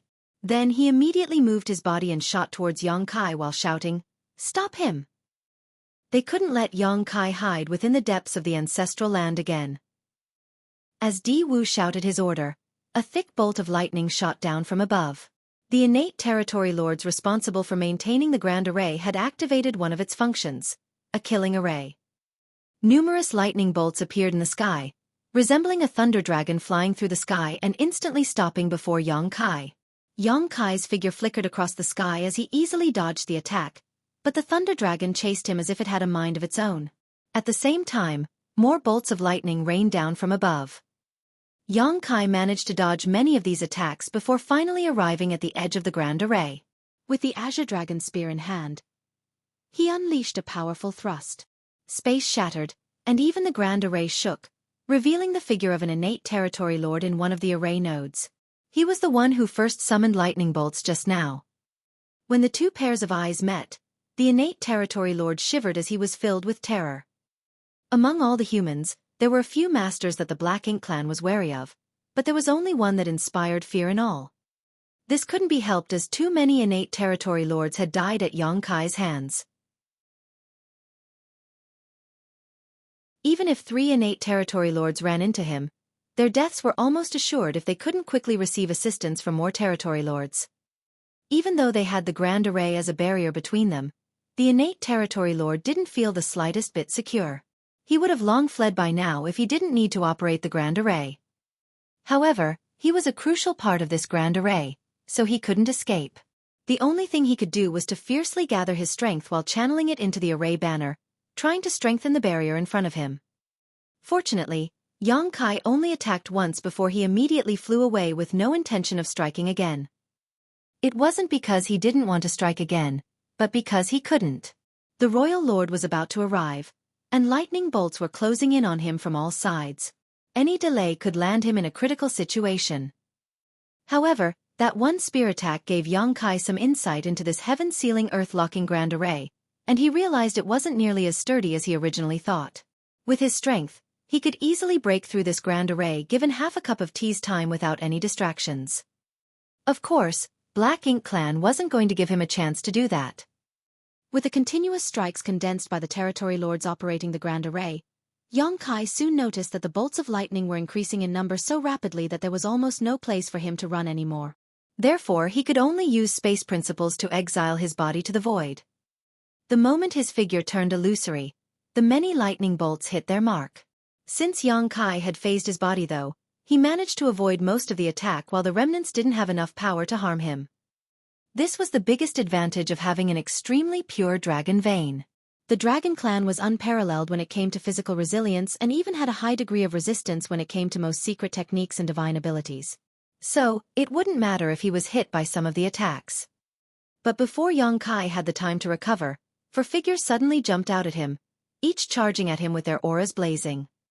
They were 4 innate territory lords that had been hiding nearby. These 4 innate territory lords had linked their auras in a battle formation which Yang Kai was very familiar with. Frowning, Yang Kai muttered, 4 symbols formation.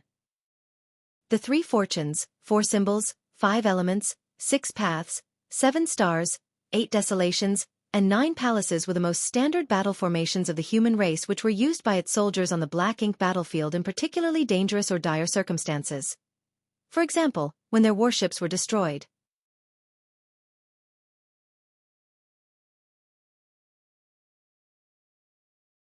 Martial Peak. Chapter 5634, Trapping Array.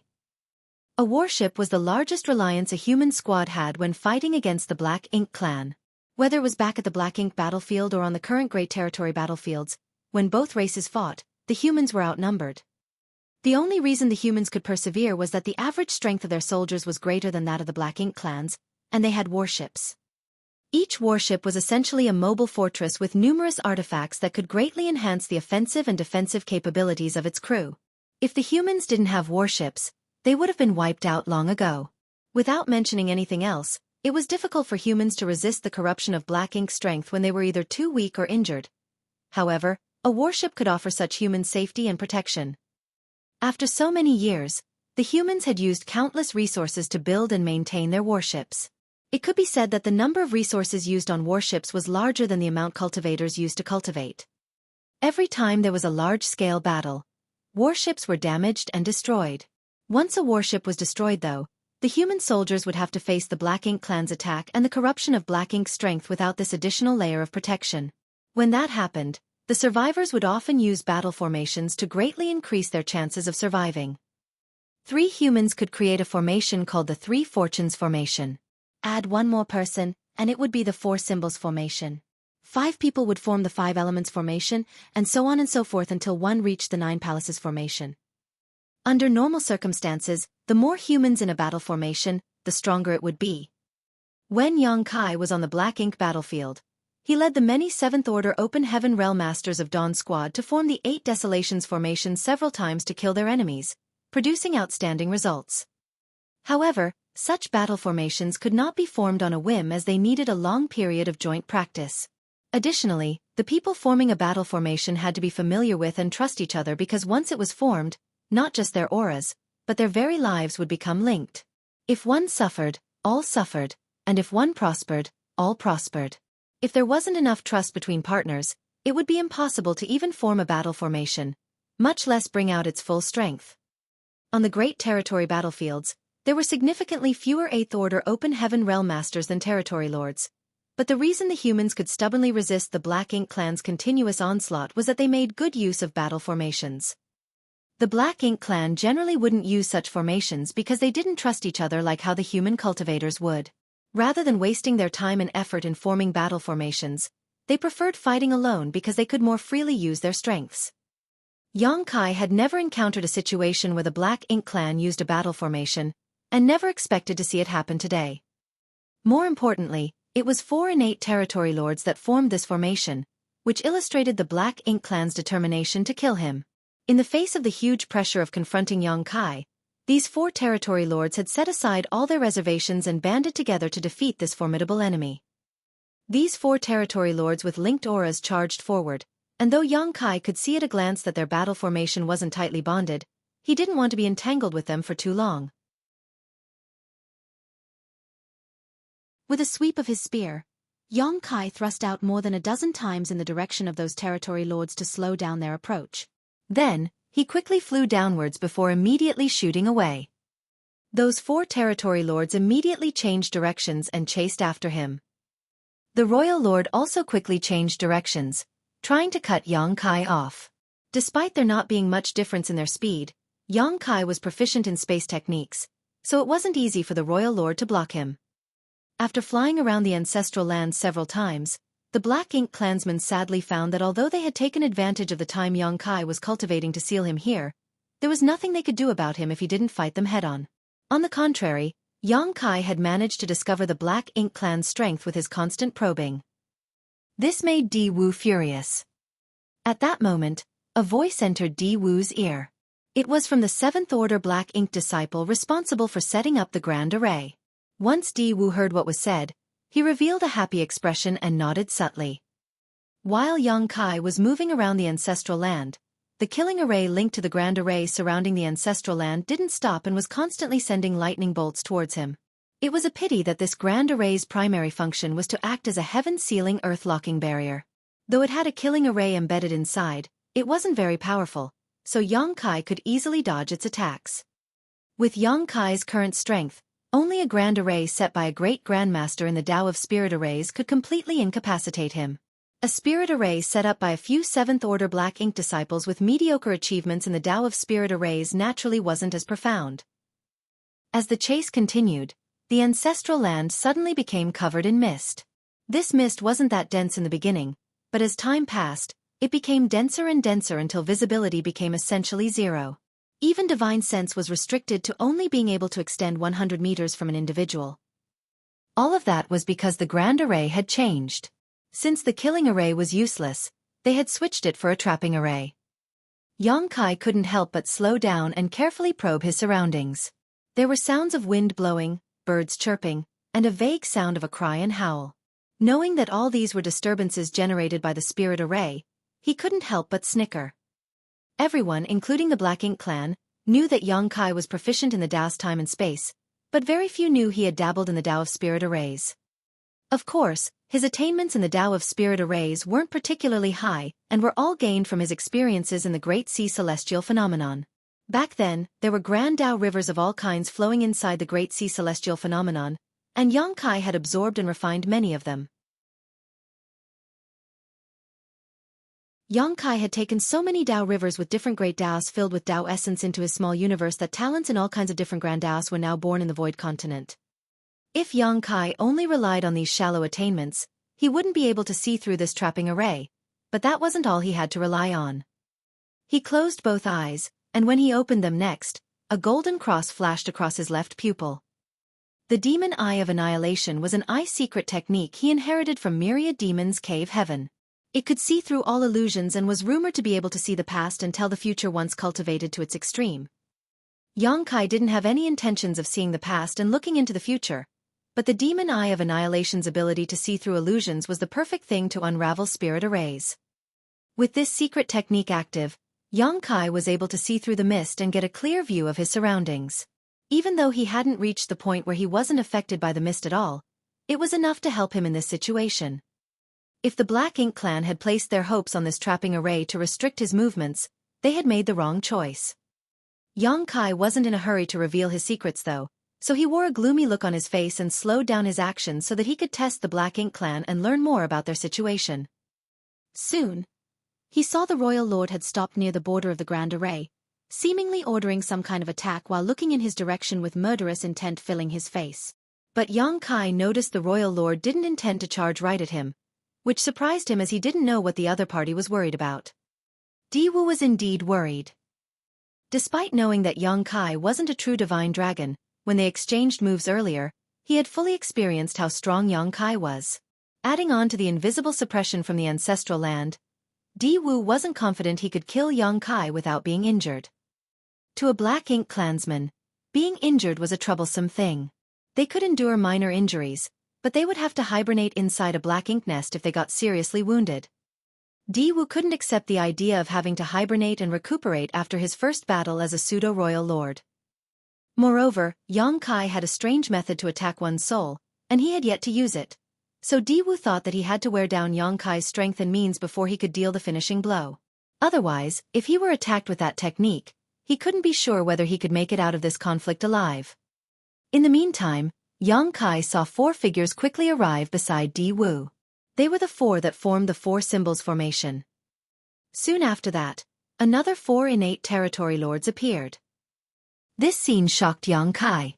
He didn't notice the other 4 territory lords before and couldn't help but secretly exclaim at how determined the Black Ink clan was.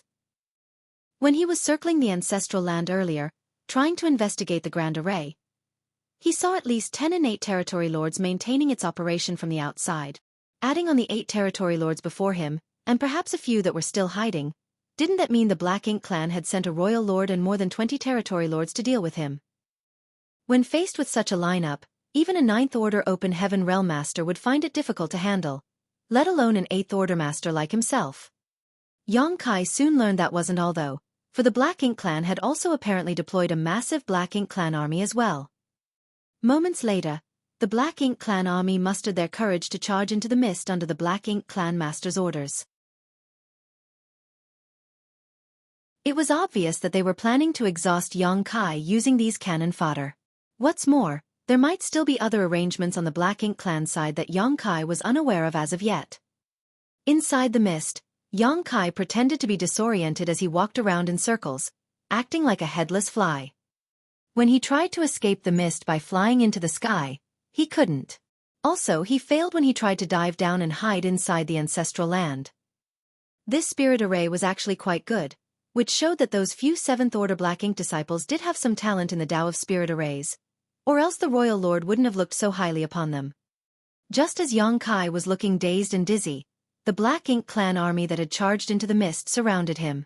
Immediately afterwards, the feudal lords followed the instructions of the 7th Order Black Ink disciple operating the spirit array and swarmed towards Yang Kai. A battle immediately broke out. A long spear swept back and forward, sending out spear strikes like a dense rain. Immediately after, black blood spurted everywhere as bodies exploded into pieces. With Yang Kai's current strength, how could that army of Black Ink clan cannon fodder defeat him when the strongest among them were just feudal lords? To put it bluntly, with sufficient time, Yang Kai alone could wipe out these 10 million Black Ink clan troops. Group after group of Black Ink clansmen were killed, and the speed at which lives were lost was unimaginably fast.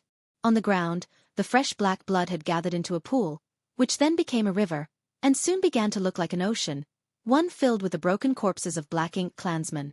Yang Kai killed methodically, without feeling any kind of joy or frustration. Since the royal lord was willing to sacrifice these Black Ink clansmen, Yang Kai was more than willing to oblige. The more Black Ink clansmen he killed here, the fewer the humans had to face on the battlefields. 10,000, 20,000, 50,000, 100, 000. Yang Kai's spear never stopped. In the beginning, Yang Kai moved around to more efficiently slaughter his enemies, but as time wore on, he could no longer be bothered exerting himself like that and simply stood in place while allowing the Black Ink clan army to come to him. The scene resembled water splashing onto a rock that was blocking a river, which was an astonishing sight to see. So many had died so quickly that the Black Ink clan army would have broken and routed if not for the territory lords and royal lord overseeing them, forcing them to continue.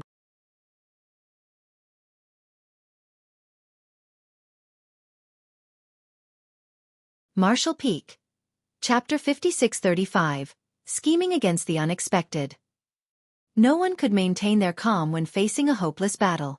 The humans couldn't, and neither could the Black Ink clan. The Black Ink clan soldiers attacking from all directions couldn't even get within 1,000 meters of Yang Kai. No matter whether it was a feudal lord, a high-rank Black Ink clansman, or low-rank Black Ink clan member, they perished with a single swing of the spear. Under such desperation, the Black Ink clan army's morale soon crumbled. However, the royal lord and many territory lords were watching them from the outside, so they dared not retreat and could only force themselves to continue charging forward. A day later, Yang Kai's kill count had grown from 100,000 to 200,000. The breath Yang Kai let out was so intensely hot that it seemed like it was about to burn a hole through the void. The hand he held his spear with was still as firm as ever. A few days later, 200,000 became 500,000. Half of the million Black Ink clansmen that came to the ancestral land had died, causing the battlefield to reek of blood. Under Di Wu and the other territory lords' gazes, Yang Kai's speed finally began slowing down. He was sweating profusely, and his complexion seemed a little pale. Di Wu was satisfied with what he saw. If he could exchange 1,000,000 Black Ink clan soldiers for Yang Kai's life, he would do it without a frown. Moreover, if he succeeded and returned to the no-return pass, rather than punish him, the royal lord would certainly reward him. 1,000,000 lower Black Ink clansmen was nothing because as long as they had Black Ink nests and resources, they could easily produce more such soldiers. On the other hand, how many innate territory lords had died at the hands of Yang Kai over the years? Innate territory lords came from the primordial heaven's source grand restriction, so each one killed meant there was one permanently lost. Therefore, 1,000,000 Black Ink clansmen couldn't compare to even one innate territory lord. Since Di Wu had great understanding of the human's open heaven realm, he knew that a human's strength came from his or her small universe. The stronger the heritage of the small universe, the stronger the human was. But the strength inside a human's small universe wasn't inexhaustible. Yang Kai had been fighting alone, non-stop for days and had killed over 500,000 Black Ink clansmen, so he must have consumed a lot of energy.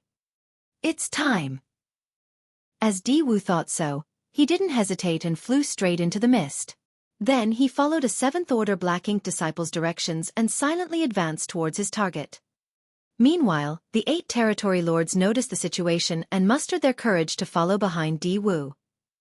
Although Yang Kai was killing the Black Ink clan soldiers, he still noticed these external movements and couldn't help but frown. It seemed like things weren't moving according to his plan.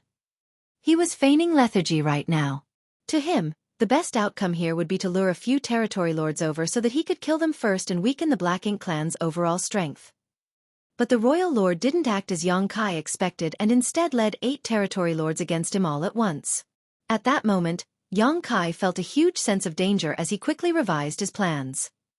This trapping array couldn't hold him, as he could see through it quite easily. But there was no use in simply overcoming the trapping array because the ancestral land was still sealed by the heaven-sealing earth-locking grand array. Since he couldn't escape, would he have to play the game of cat and mouse with the Black Ink clan masters again? Of course, he wasn't willing to waste his time doing so. What's more, he understood that it was better to kill a single territory lord than 1,000,000 Black Ink clan soldiers.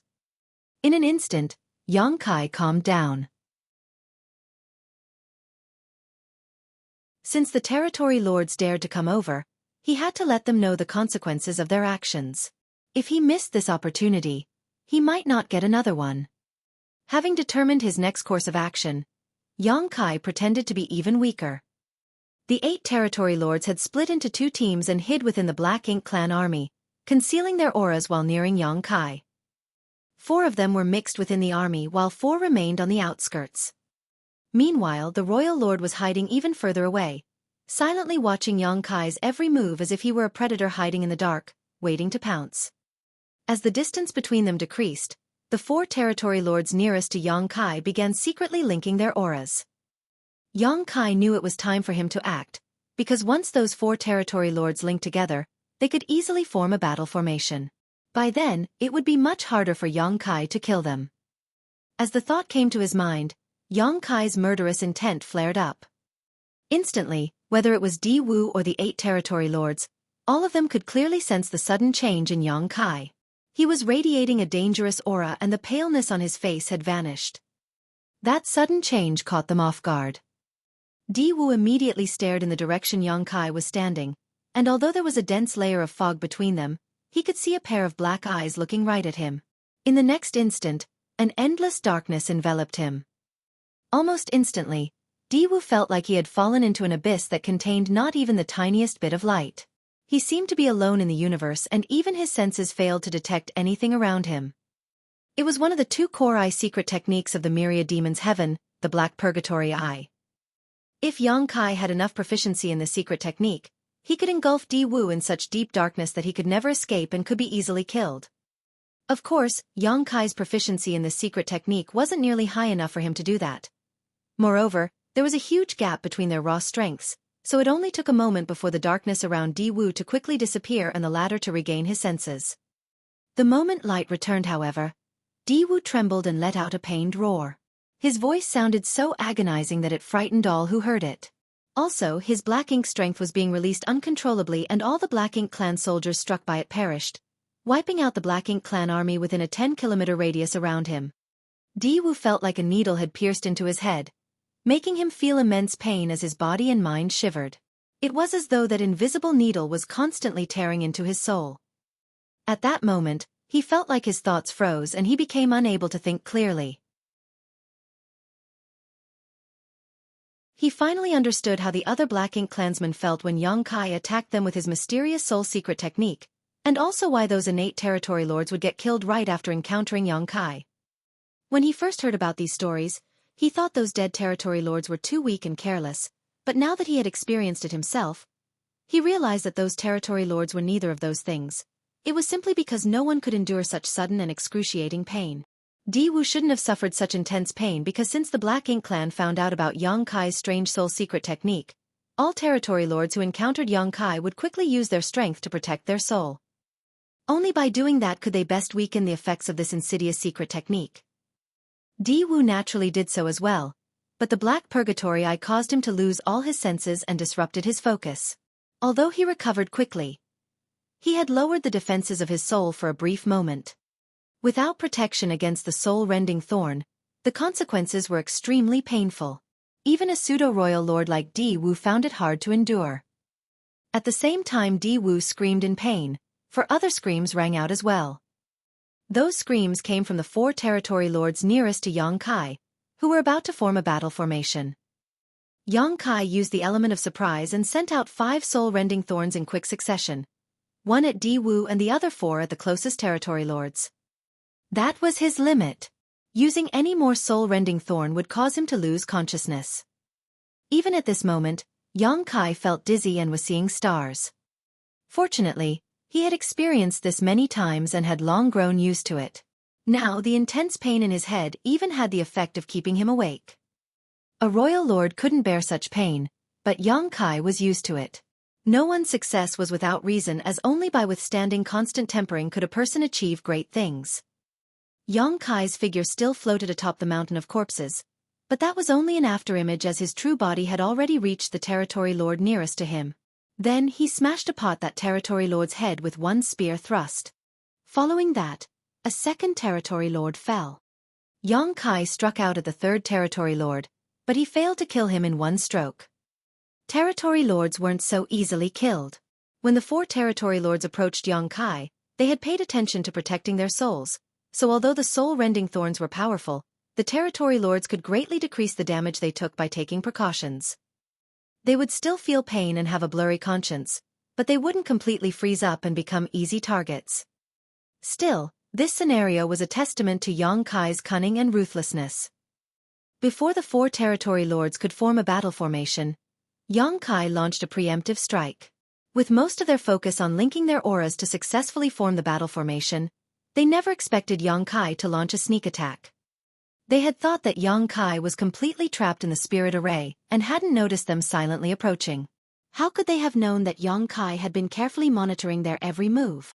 What happened was the outcome when someone schemed against the unexpected. This was a desperate gambit within a hopeless battle. The entire ancestral land had been sealed with no way to escape, and there were many Black Ink Clan masters here, leaving Yang Kai with no chance of escape or victory on his own. However, the original predicament changed because of the enemy's trapping array. A real master needed the ability to turn even the enemy's advantage into their own. If one only had brawn but no brain, they would forever be a reckless fool. That was why Yang Kai was the army commander of Profound Nether Territory, while Yang Lai could only be a division commander who had to obey Yang Kai's orders.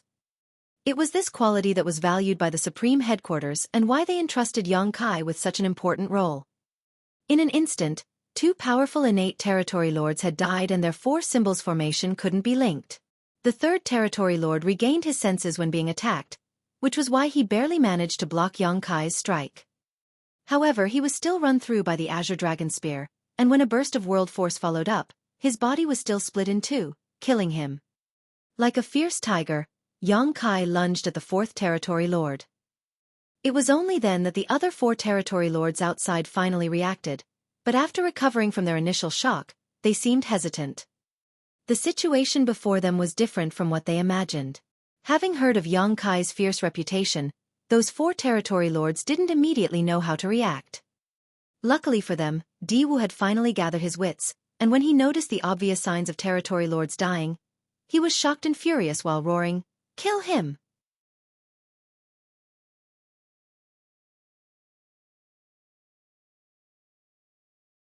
Martial Peak. Chapter 56-36. Miscalculation. After Diwu gave the order, the four territory lords forced themselves to charge towards Yang Kai, but before they reached him, they were forced back by a storm of secret techniques. At that moment, those four territory lords quickly joined their auras, wanting to form a battle formation. In the meantime, Yang Kai was exchanging a third attack with the fourth territory lord whom he hit with a soul-rending thorn. His assault grew fiercer with every swing of the Azure Dragon Spear. It was purely a release of raging power without any form of technique.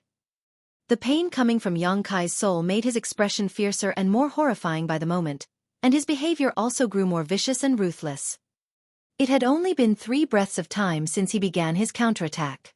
He first used the Black Purgatory Eye to disrupt Diwu's senses, then sent out 5 soul-rending thorns before killing 3 territory lords. The change in situation was so fast that it was difficult to comprehend. Only by acting faster than the enemy could Yang Kai maximize the advantages of his plan. The fourth territory lord barely managed to resist Yang Kai's third spear attack, but the same could not be said for the fourth. With a great thrust, the black ink cloud before him dispersed, revealing his unprotected body. This territory lord didn't last long because he was stronger than his 3 companions, but rather because he was the last to be targeted by Yang Kai. The first territory lord to get killed wasn't expecting the attack and didn't protect himself, but the fourth territory lord was prepared, which was why he could resist 3 spear attacks before succumbing. When Yang Kai arrived at the ancestral land 300 years ago, he killed a territory lord in his prime with 3 attacks. There were some elements of opportunistic trickery and verbal incitement, but it still showed how strong Yang Kai was. Now, even though his order hadn't changed after these 3 centuries, the heritage in his small universe had become a bit stronger. What really changed, however, was the increase of power in his dragon vein and his attainment in the Tao of Time, allowing Yang Kai to confidently say he was twice as powerful as he was 300 years ago. Furthermore, those territory lords had been hit by soul-rending thorns, so they couldn't exert their full strength while their minds were in a blurred state. That was why the fourth territory lord couldn't avoid the fourth spear attack. All he felt was a deadly aura enveloping him and a huge sense of fear filling his entire body, replacing most of the pain in his soul. Never had he felt so close to death. Save! When he opened his mouth to speak the first word, the Azure Dragon Spear had already pierced the protective layer of black ink strength he created and stabbed through his wide-open mouth. The territory lord's last word was stuck in his throat as space principles wrapped around him, destroying his last hope of escape.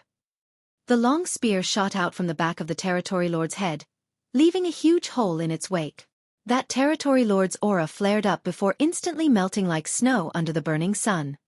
Before Yang Kai could pull back his spear, however, 4 very powerful secret techniques were fired at him from the other 4 territory lords. At such close range, Yang Kai might not have been able to dodge these attacks in his prime, let alone in his current state. At the same time, he felt like his head was about to explode, and his consciousness began turning blurry as his thoughts slowed down. Meanwhile, on his face, except for the fierce expression he had because of the pain, his eyes turned dull, making him look a little dazed. Those were the symptoms of his soul being heavily injured. Many cultivators lost all sentience and sense of self after suffering heavy injuries to their soul. Luckily, Yang Kai's instincts were still intact, so when those 4 secret techniques were about to reach him, He channeled his dragon veins power and a patch of small, dense dragon scales appeared on his skin. The dragon scales made his exposed skin suddenly turn shiny, as if he were wearing a gold robe. The next moment, Yang Kai was enveloped by those 4 secret techniques. As black ink strength burst out, a large boom sounded, and the world around Yang Kai shook as he released a muffled grunt. Before the effects of the Territory Lord's secret techniques had faded, the angry Di Wu arrived from behind and lunged at Yang Kai. Di Wu knew that since Yang Kai had used his strange soul secret technique, this would be the best chance to kill him. Before this, he was wary of Yang Kai's means, but now, Yang Kai was like a toothless tiger to him, so he naturally wouldn't let go of such an opportunity. At the same time, the 4 territory lords that had formed the battle formation exchanged a glance before quickly moving back while maintaining their formation. Since Di Wu had made a move, they didn't have to do anything else besides keeping up the 4 symbols formation and preventing Yang Kai from escaping. The truth was that they were happy to see this situation as well because they were still afraid of dealing with Yang Kai.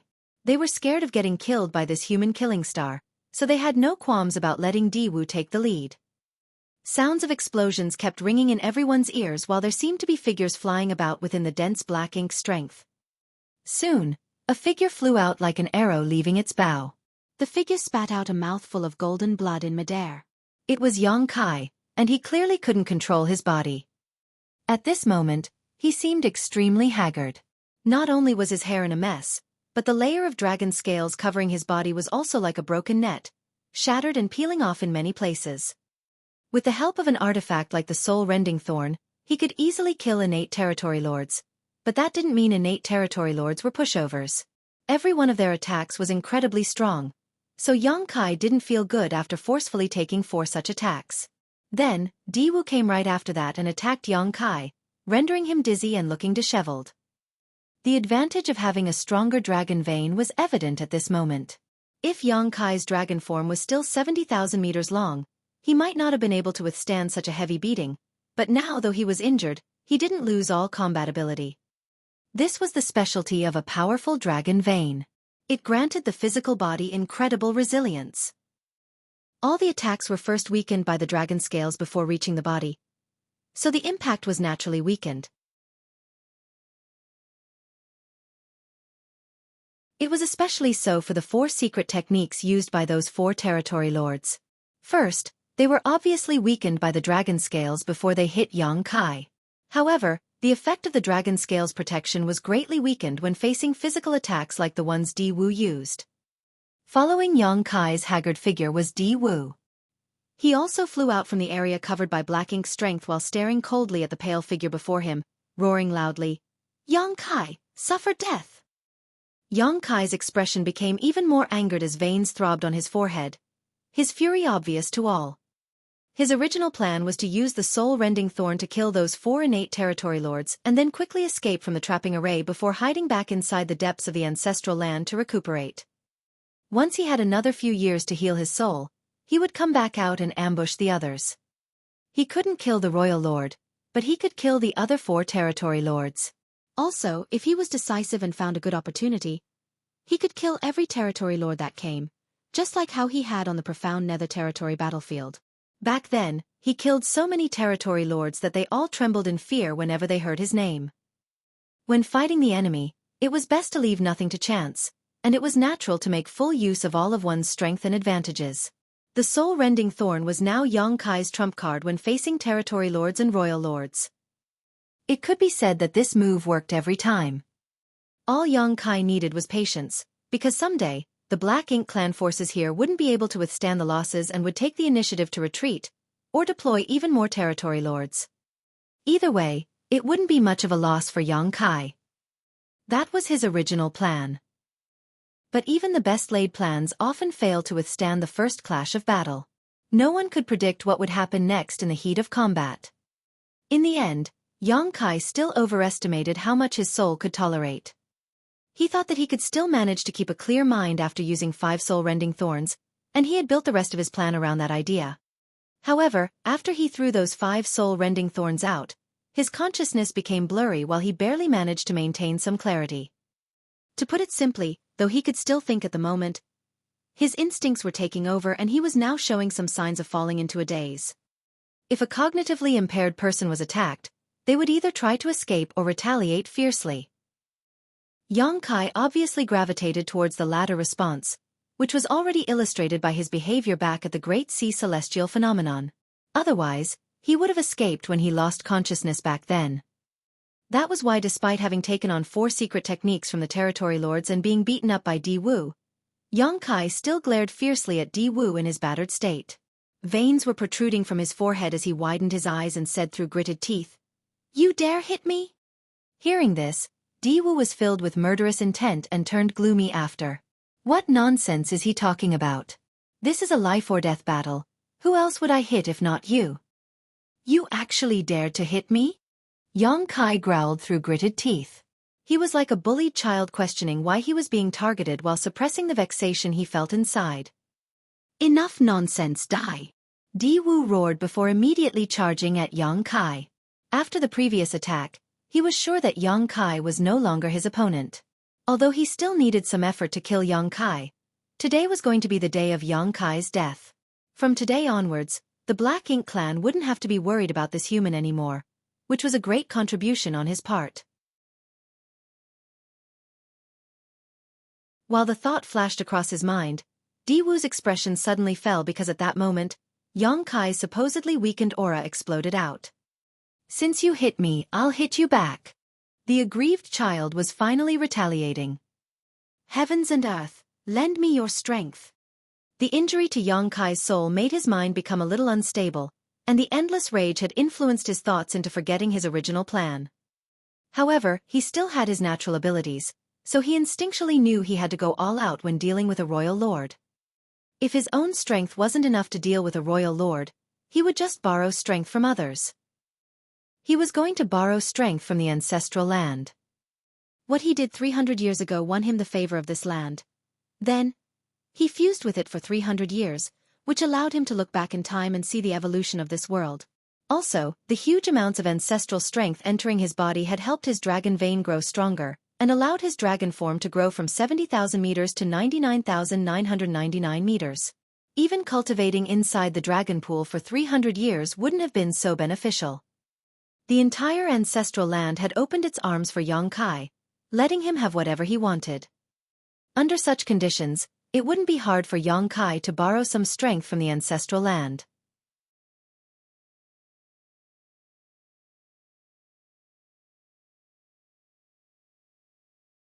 Marshall Peak.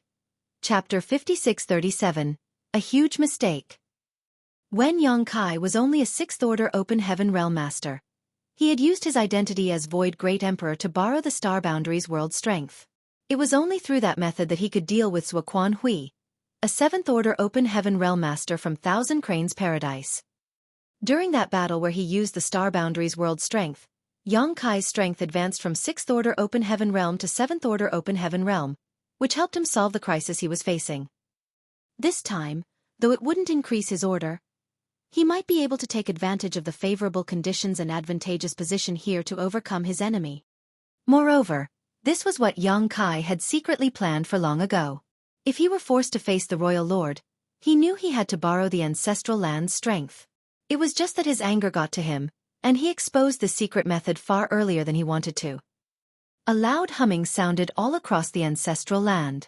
The ancestral strength, which had been gradually thinning out throughout the past 300 years, suddenly became dense again. It was as though the ancestral strength hiding deep inside the land had surfaced and surged in response to that one sentence from Kai. Not only that, the ancestral strength from the entire ancestral land was gathering towards Kai's body from all directions. Then, the ancestral strength formed a layer of brilliant protection around Kai's figure in the blink of an eye. While watching the scene, Di Wu felt his face twitch. It didn't matter if this change only affected Kai, but following the increase in density of ancestral strength, Di Wu realized that the suppression this land had on his strength also increased. The most important sign was that he felt his black ink strength circulation become sluggish when he tried to use it. He only attacked after waiting 300 years because of the ancestral land's restriction on his strength. Before, that suppression was very obvious, and he wasn't confident in dealing with Kai if he managed to lure the latter out. He only acted after the ancestral strength had thinned out significantly and the restriction on his strength was almost non-existent, so he never expected everything would change again with just a few words from Yang Kai. The original confidence Di Wu possessed was replaced with a sense of danger. Before he could think more about it though, a bright light suddenly appeared before him. It was Yang Kai, and he was actively attacking Di Wu. The pain in his soul and rage from being beaten had made Yang Kai lose his rationality. He didn't even use the Azure Dragon Spear and instead raised his bare fist and threw it out at Di Wu. At the same time, the dense ancestral strength had formed a dense protective light barrier around his skin and even fit to his fist.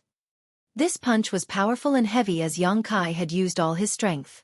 If that fist landed on a universe world, it would undoubtedly be destroyed.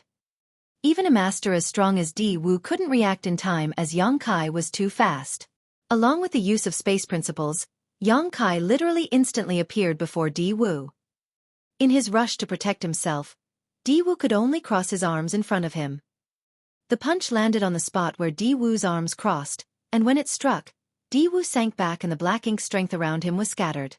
Even standing mid-air, there were obvious signs that his knees were buckling and almost made him kneel.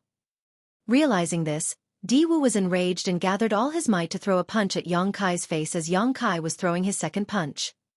Right after throwing that punch, Di Wu gained an understanding of how much the ancestral land had affected his strength. The ancestral strength didn't restrict his strength too much, only shaving about 10% off his peak, which was still within an acceptable range. It seemed like the surging of ancestral strength was just an illusion and wasn't as bad as he had imagined. This wasn't surprising as Yang Kai had kept devouring ancestral strength these 300 years, so the ancestral land had been severely depleted. Even though there were some left behind, it didn't amount to much. Therefore, Di Wu only had to persevere, and Yang Kai's state after borrowing the land's power would soon fade on its own.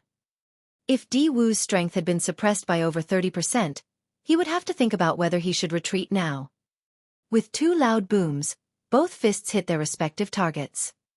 Di Wu was sent tumbling backwards quite a distance while Yang Kai was sent flying away. Neither of them had gotten the upper hand in this round. In regards to absolute strength, Di Wu was definitely stronger than Yang Kai, so when both of them punched each other, the force Yang Kai received was much greater. However, the ancestral land had dampened Di Wu's strength somewhat while adding a protective layer that had weakened his attack further. As such, Yang Kai wasn't at much of a disadvantage. Yang Kai managed to stop his figure in midair and didn't pause for a moment before charging at Di Wu like a madman. He arrived before Di Wu in an instant and threw another punch.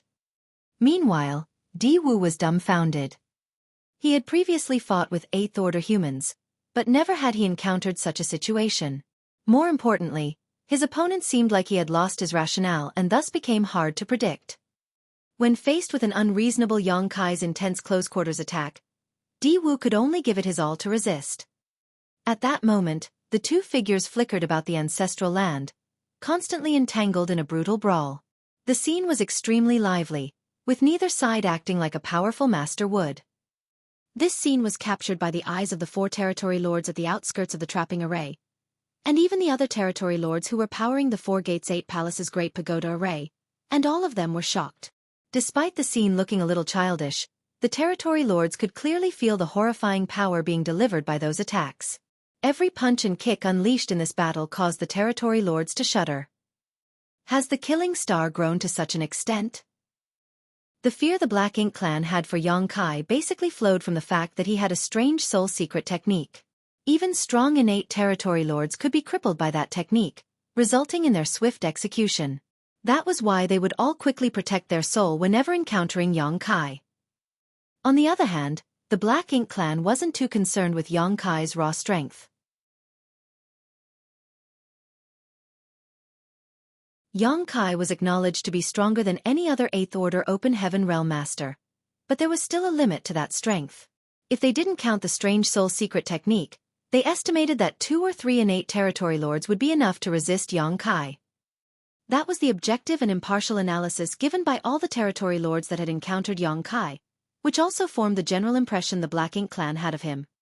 That was why Di Wu felt like Yang Kai was a toothless tiger that would be easy to deal with after he used up his soul-rending thorns.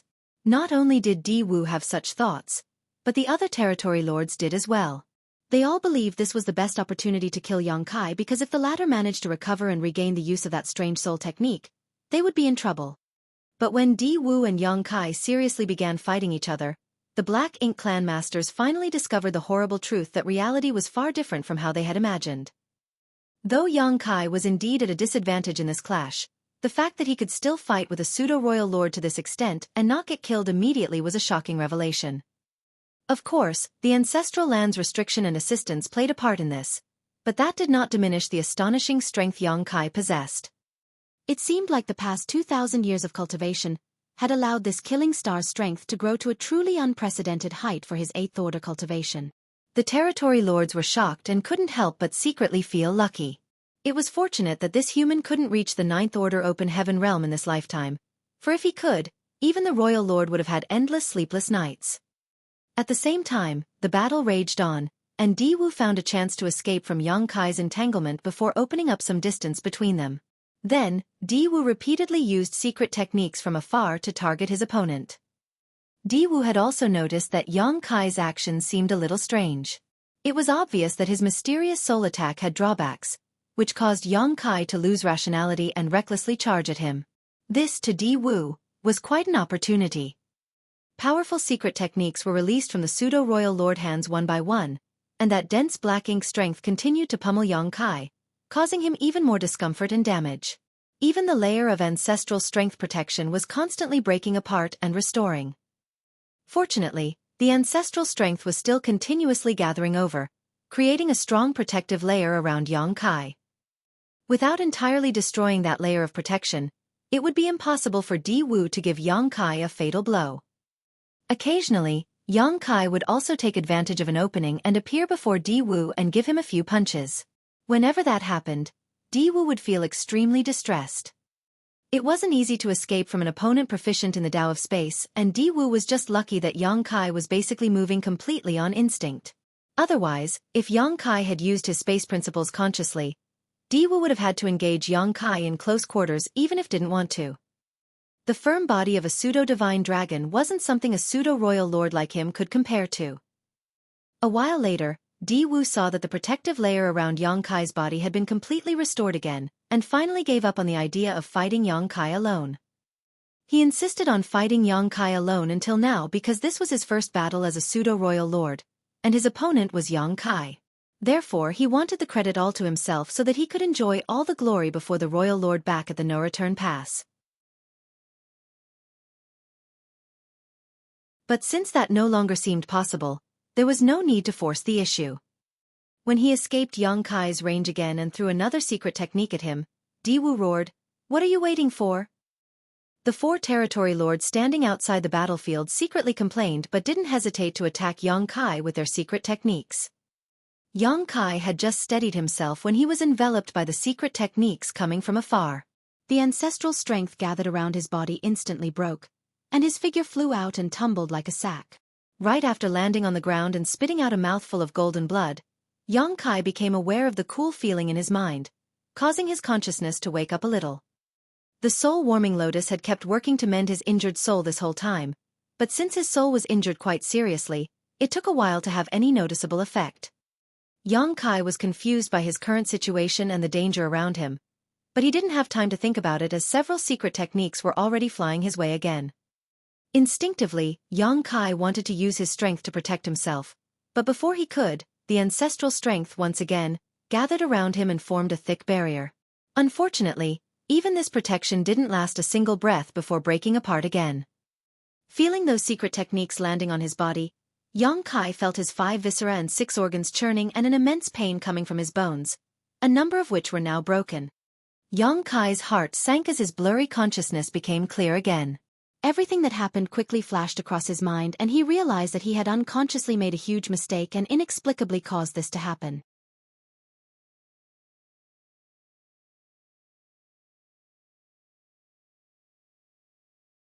Marshall Peak. Chapter 5638. Making the best of a bad situation. Yang Kai felt frustrated. He didn't mind getting beaten up a bit because his injuries would slowly restore on their own.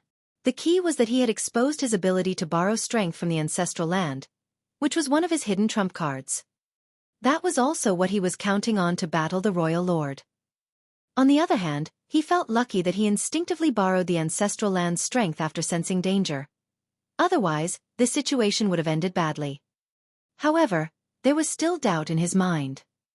Even though he had borrowed strength from the ancestral land, obtaining both favorable conditions and an advantageous position, his opponent was a royal lord, so he should have lost long ago. After all, a royal lord was equivalent to a ninth-order old ancestor. Also, Yang Kai had previously fought a royal lord, so he clearly knew how strong they were. Despite the fact that he could kill innate territory lords like he was slaughtering chickens and butchering dogs, he knew he was no match for a royal lord. Otherwise, he would have gone straight to the no-return pass and destroyed their black ink nests without bothering to try to maintain some random insincere peace treaty. The environment in the ancestral land had a certain degree of restriction on the royal lord, but Yang Kai knew he had devoured too much ancestral strength these past years and greatly decreased the ancestral land's heritage, which meant that the suppression wouldn't be too significant. In other words, the ancestral land's restriction on the royal lord wouldn't affect him too much. After carefully recalling his battle with the royal lord, Yang Kai suddenly realized something. Without question, the strength exerted by this royal lord was indeed at the level of a royal lord, but he seemed quite bad at controlling it. He had 100% of the strength of a royal lord, but could only exert 70% to 80% of it, making every attack feel like he was holding back. On top of that, there was also the suppression from the ancestral land's environment and the protection the ancestral strength granted Yang Kai. It was the combination of all these factors that allowed Yang Kai to stay alive until now. This guy must be a newly advanced royal lord, which is why he can't perfectly control his strength and why the humans had never heard of any news about him. Yang Kai thought he had guessed the truth, unaware that the real situation was completely different. If he hadn't been immersed in his cultivation inside the ancestral land, the Black Ink clan wouldn't have sacrificed 13 innate territory lords and a high-rank Black Ink next to create a pseudo-royal lord like Di Wu. The Black Ink clan could create such a master from the start but hadn't done so until now. To the current Black Ink clan, every innate territory lord and high-rank Black Ink nest was indispensable, so considering the overall situation, it just wasn't cost-effective to create a pseudo-royal lord. But if they could use Di Wu's strength as a pseudo-royal lord to kill Yang Kai, that would definitely be worth it.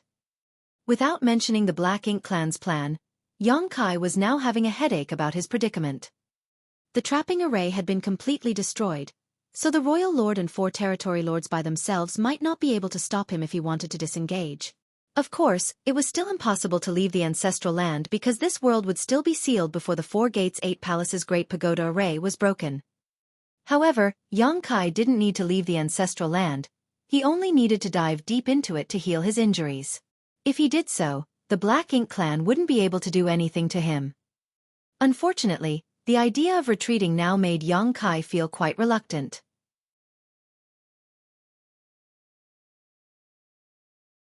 His trump cards had been exposed one after another, so he would lose the element of surprise in the next battle. Since that was the case, he figured it would be better to just go with the flow and end this debacle once and for all.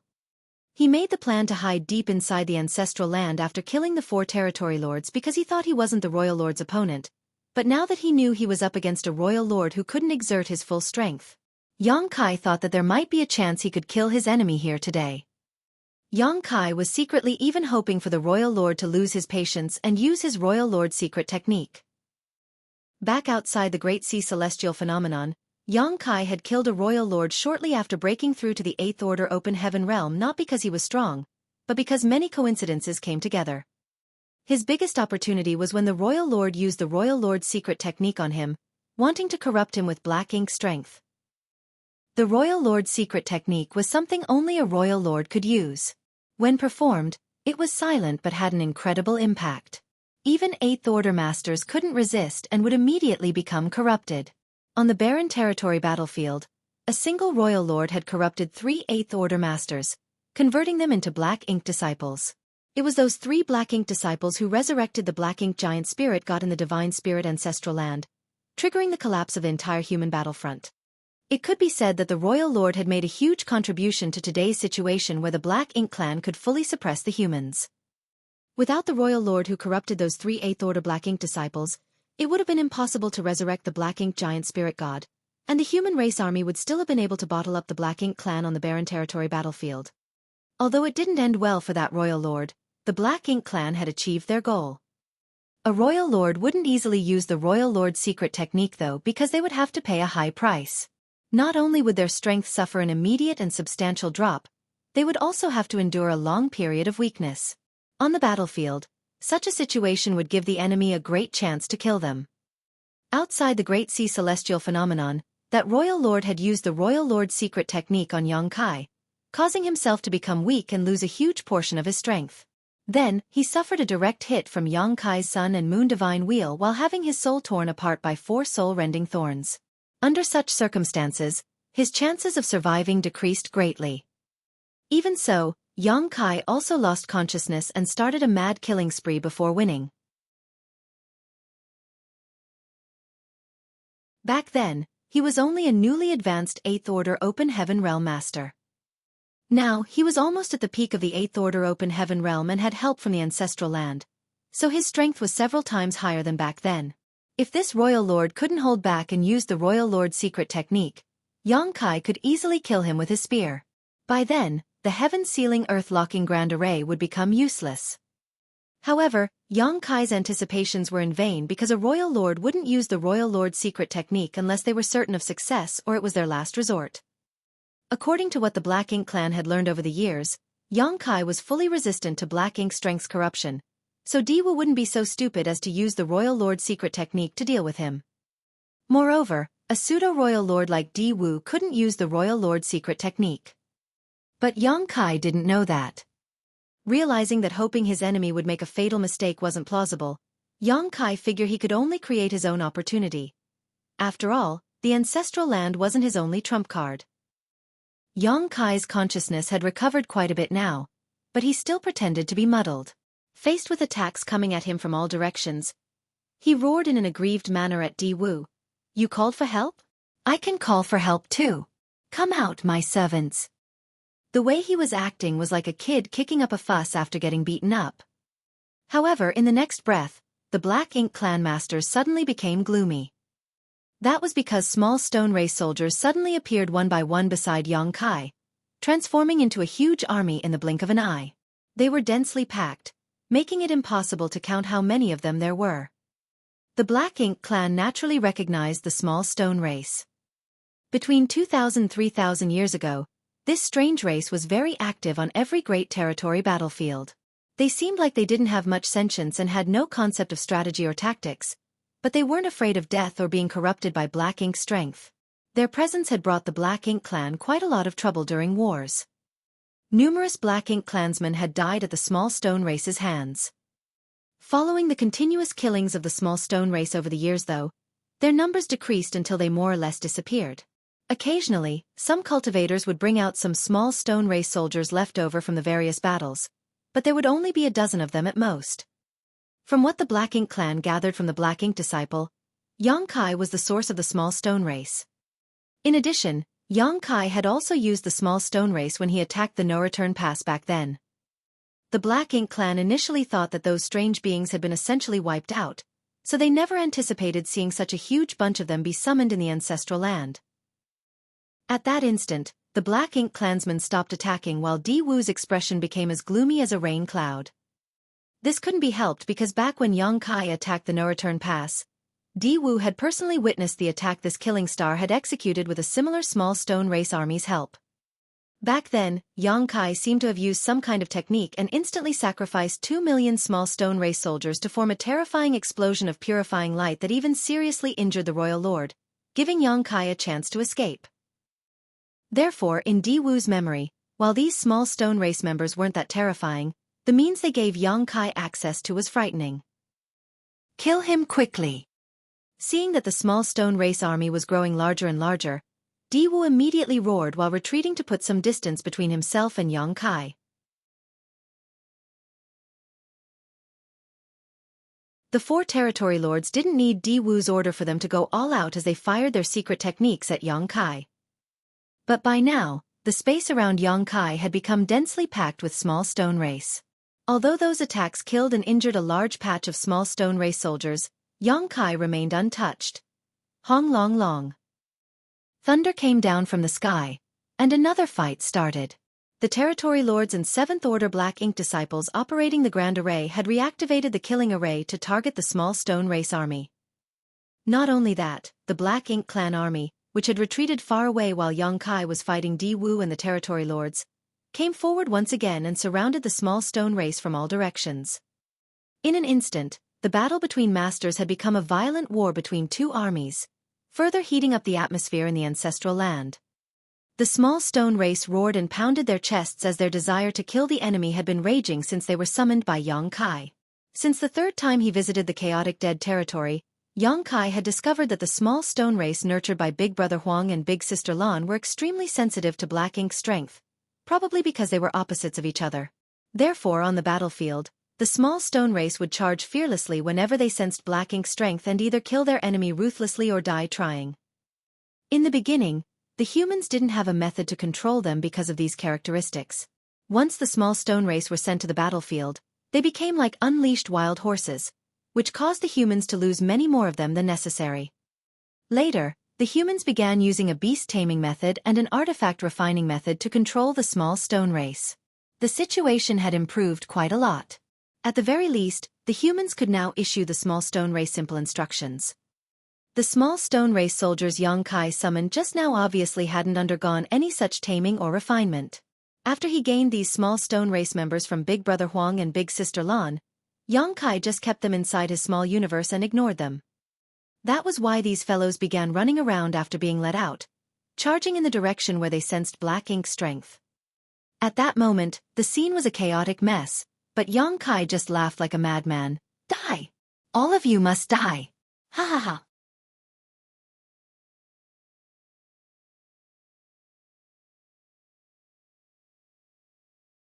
Marshall Peak. Chapter 5639, End of the Road. A fierce battle was happening in the ancestral land. The small stone race's intrepid nature doomed them to have a bad ending if no one controlled them. Many small stone race soldiers charged at the 4 territory lords, but could not get near them because they were rendered to pieces of stone scattered on the ground by the latter's secret techniques. Even the Black Ink clan army that came back had begun surrounding these unruly and scattered combatants. Numerous small stone race soldiers were being broken to pieces with each breath. However, large amounts of small stone races were still appearing around Yang Kai. It was like there was an infinite amount of them, impossible to wipe out. On the other hand, Yang Kai's laughter grew louder and wilder, as though he had gone crazy. Di Wu had withdrawn his aura and was now hiding among the Black Ink clan army, cautiously observing the situation. The memory of the technique Yang Kai used at the no-return pass, in which he sacrificed 2 million small stone race soldiers, was still etched in Di Wu's mind. Therefore, Di Wu immediately retreated when Yang Kai began summoning his army to avoid being surrounded and experiencing the same tragedy from that time. Back then, the Royal Lord had been injured, causing his aura to drop by at least 10%. It took the Royal Lord a full 1,000 years to recover from that incident. So if Di Wu, a mere pseudo-royal lord, was hit by the same technique, he would likely end up in an even worse state. In addition, if Di Wu remembered correctly, there were some powerful masters among the small stone race. The Black Ink clan had previously encountered a number of massive small stone race soldiers roughly 1,000 meters tall that had strength similar to that of an 8th Order Open Heaven Realm Master. Even though they had lower sentience and couldn't wield this strength efficiently, their attacks were still not to be underestimated. After observing for a long time, Di Wu noticed that none of the small stone race soldiers Yang Kai summoned were 1,000 meters tall. The strongest of them all was only 100 or so meters tall, which gave them power equivalent to 7th Order Masters and Feudal Lords. Di Wu didn't take these small stone race soldiers seriously, and even the 4 territory lords currently in battle could easily kill vast swaths of them. As chaos swelled on the battlefield, Yang Kai summoned more small stone race soldiers. The 4 territory lords were in a better situation as they had formed the 4 symbols formation, so they only had to hold their ground and kill every small stone race member that came at them. However, the Black Ink clan army seemed to be having difficulties holding on despite having help from the killing array. Originally, 1 million Black Ink clan soldiers had been deployed to the ancestral land. Yang Kai had already killed half of them, leaving only about 500,000 of them. Now that the small stone race had joined the battle, even fewer Black Ink clan soldiers were left standing. Although the small stone race undoubtedly suffered greater losses, the Black Ink clan army would be wiped out eventually if this continued. Despite the disadvantageous situation, the Black Ink clan soldiers didn't dare to retreat because the territory lords were still fighting, so how could they withdraw? On the other hand, Di Wu finally rejoined the fight. But his target wasn't Yang Kai. Instead, he was still hiding among the Black Ink clan army and killing the small stone race soldiers, his cautious personality making him decide to continue observing the situation for now. 4 days later, the 500,000-strong Black Ink clan army had been reduced to only a few tens of thousands, and all the survivors were soaked in blood and had unstable auras. Despite their discomfited looks, the surviving Black Ink clansmen all seemed excited. They won. They killed all the small stone race soldiers that came at them. During these few days, they estimated they had killed at least 2 million enemy soldiers. It wasn't because they were strong, of course, but because they had a pseudo-royal lord hiding among them. The small stone race soldiers only had masters on par with 7th-order humans as their strongest combatants, so how could they stand against a pseudo-royal lord? Di Wu could kill hundreds or even thousands of small stone race soldiers in a single move. Moreover, the Black Ink clan had help from the Grand Array. The lightning bolts fired from above had culled many small stone race soldiers as well. More importantly, this was only the accomplishments of the Black Ink clan army and Di Wu. Even though the 4 territory lords didn't kill 2 million small stone race soldiers, they managed to slaughter at least 1 million of them. The originally loud ancestral land suddenly fell silent, with pieces of stone scattered everywhere, which were naturally the remains of the fallen small stone race soldiers. Nearly 3 million small stone race were lost over the past few days, which was a huge number. Some time ago, Yang Kai had stopped summoning small stone race soldiers and engaged the 4 territory lords on his own. His face was filled with rage, and his eyes were completely bloodshot. Also, his aura fluctuated wildly, as though he was not in a stable state of mind. Every time he charged at one of the 4 territory lords, he would be repelled by their combined attacks. He would have lost a long time ago if he hadn't borrowed strength from the ancestral land and had ancestral strength shielding his body in an impenetrable protective layer. Of course, the ancestral land's suppression of the territory lord's strength was also very important. Even a pseudo-lord like Di Wu lost 10% of his strength, not to mention the territory lords. Those 4 territory lords felt an even heavier suppression of their strength, and were now some 20% to 30% weaker than normal. If they battled Yang Kai one-on-one in such a state, they wouldn't be his opponent at all, but since they had formed the 4 symbols formation and linked their auras, no matter which territory lord Yang Kai targeted, it was akin to him trying to attack all of them at once. So, how could Yang Kai win in such a situation? It could be said that the strength of the 4 territory lords combined, though not as high as a pseudo-royal lord like Di Wu, was greater than that of an innate territory lord at their peak, which was also why they could stand a chance against Yang Kai. In the beginning, the 4 of them were still hesitant when facing this killing star, but after battling each other for a while, they felt that Yang Kai wasn't as strong as they had imagined. Or more precisely, it wasn't that he wasn't strong. It was more like he had suffered a huge backlash after using his strange soul secret technique and now could not fight effectively. In the human's words, this man was now an idiot, so he couldn't exert his full strength anymore. This realization greatly bolstered the territory lord's confidence. Since the small stone race had all been ruthlessly killed, and Yang Kai had fallen into this demented state, they had the confidence to slowly whittle away his energy and kill him eventually. The ancestral strength in the ancestral land couldn't be inexhaustible, so once it was completely drained, Yang Kai wouldn't be far from death. Successfully killing Yang Kai was an incredibly glorious achievement, and it could only be obtained once in this world. If the royal lord decided to create more pseudo-royal lords in the future, they would be the first in line to gain such power, just like Di Wu. Of course, innate territory lords wished for greater strength, but they could only become pseudo-royal lords, and they would have to pay a high price for that. Therefore, the royal lord wouldn't create a pseudo-royal lord if it weren't a dire situation. Regardless, these territory lords wouldn't be able to get their wish because Di Wu was the one in charge of this mission to kill Yang Kai. He was turned into a pseudo-lord just for this mission, and now that things were leaning in their favor, how could Di Wu possibly let the territory lords steal the credit from him? If that were to happen, it would make him seem too useless. After several days of secretly observing Yang Kai, Di-Wu concluded that this human killing star was an arrow at the end of its flight. According to the current situation, Yang Kai couldn't turn things around. Di-Wu felt a little lucky that Yang Kai had overused his secret technique, messing up his mind and revealing his trump cards. Borrowing strength from the ancestral land and the 3 million small stone race army were definitely the secret trump cards Yang Kai had. If he were in a conscious state of mind and used those two methods to corner Di-Wu. If that happened, Di-Wu would definitely have been taken by surprise. Once that happened, with the strength Yang Kai had revealed, they would most likely have failed their mission. At the thought of that, Di-Wu shivered. Although they had lost 4 territory lords and 1 million Black Ink clan soldiers, that was still nothing compared to being able to kill Yang Kai. When Yang Kai was blown away by one of the territory lords again, the light barrier made of ancestral strength around him became extremely dim and did not immediately recover like usual. Seeing that, Di-Wu didn't hesitate and dashed over like lightning. Yang Kai was immediately thrown to the ground, and before he stabilized his footing, Di-Wu arrived.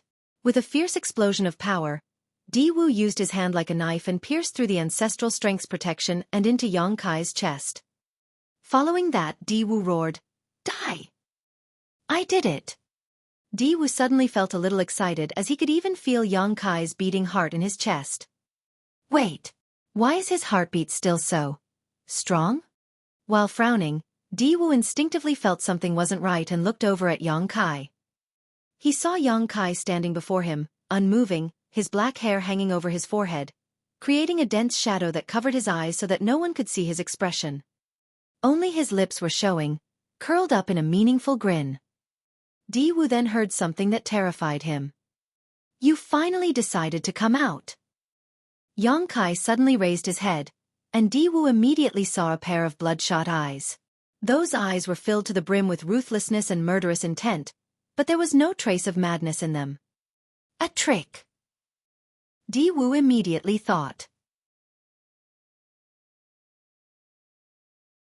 What he saw all this time was just what Yang Kai wanted him to see, making him think that the killing star was not in a conscious state of mind and had uncontrollably revealed all his trump cards. He might even be feigning weakness right now, making it seem he had reached his limit after being besieged by the 4 territory lords. All of this was just to lure Di-Wu out. But why would Yang Kai do this? Did he have another way to turn the tide of battle even from this dire situation? No matter what Yang Kai was up to, Di-Wu wouldn't let him use any more tricks. Just as Yang Kai finished speaking, Di-Wu exerted strength into his hand and stabbed it further into the former's chest. If he could pierce just a finger length deeper, he could tear apart Yang Kai's heart.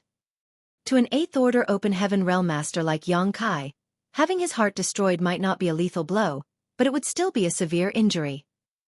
But just as Di-Wu exerted his strength, a large hand grabbed his wrist and firmly held him in place. In terms of cultivation, a pseudo-royal lord was indeed stronger than an 8th Order master like Yang Kai. However, in terms of raw physical power, a pseudo-divine dragon like Yang Kai surpassed Di-Wu by a wide margin. Therefore, how could Di-Wu move when he was restrained in such close proximity to Yang Kai? Although Di-Wu had been stopped, he wasn't flustered. He clenched his other fist and threw a punch at Yang Kai's face. Before his fist could reach its target though, it too was seized by Yang Kai. A pseudo-royal lord and a pseudo-divine dragon were now standing face to face at arm's length from one another, locked in mortal combat.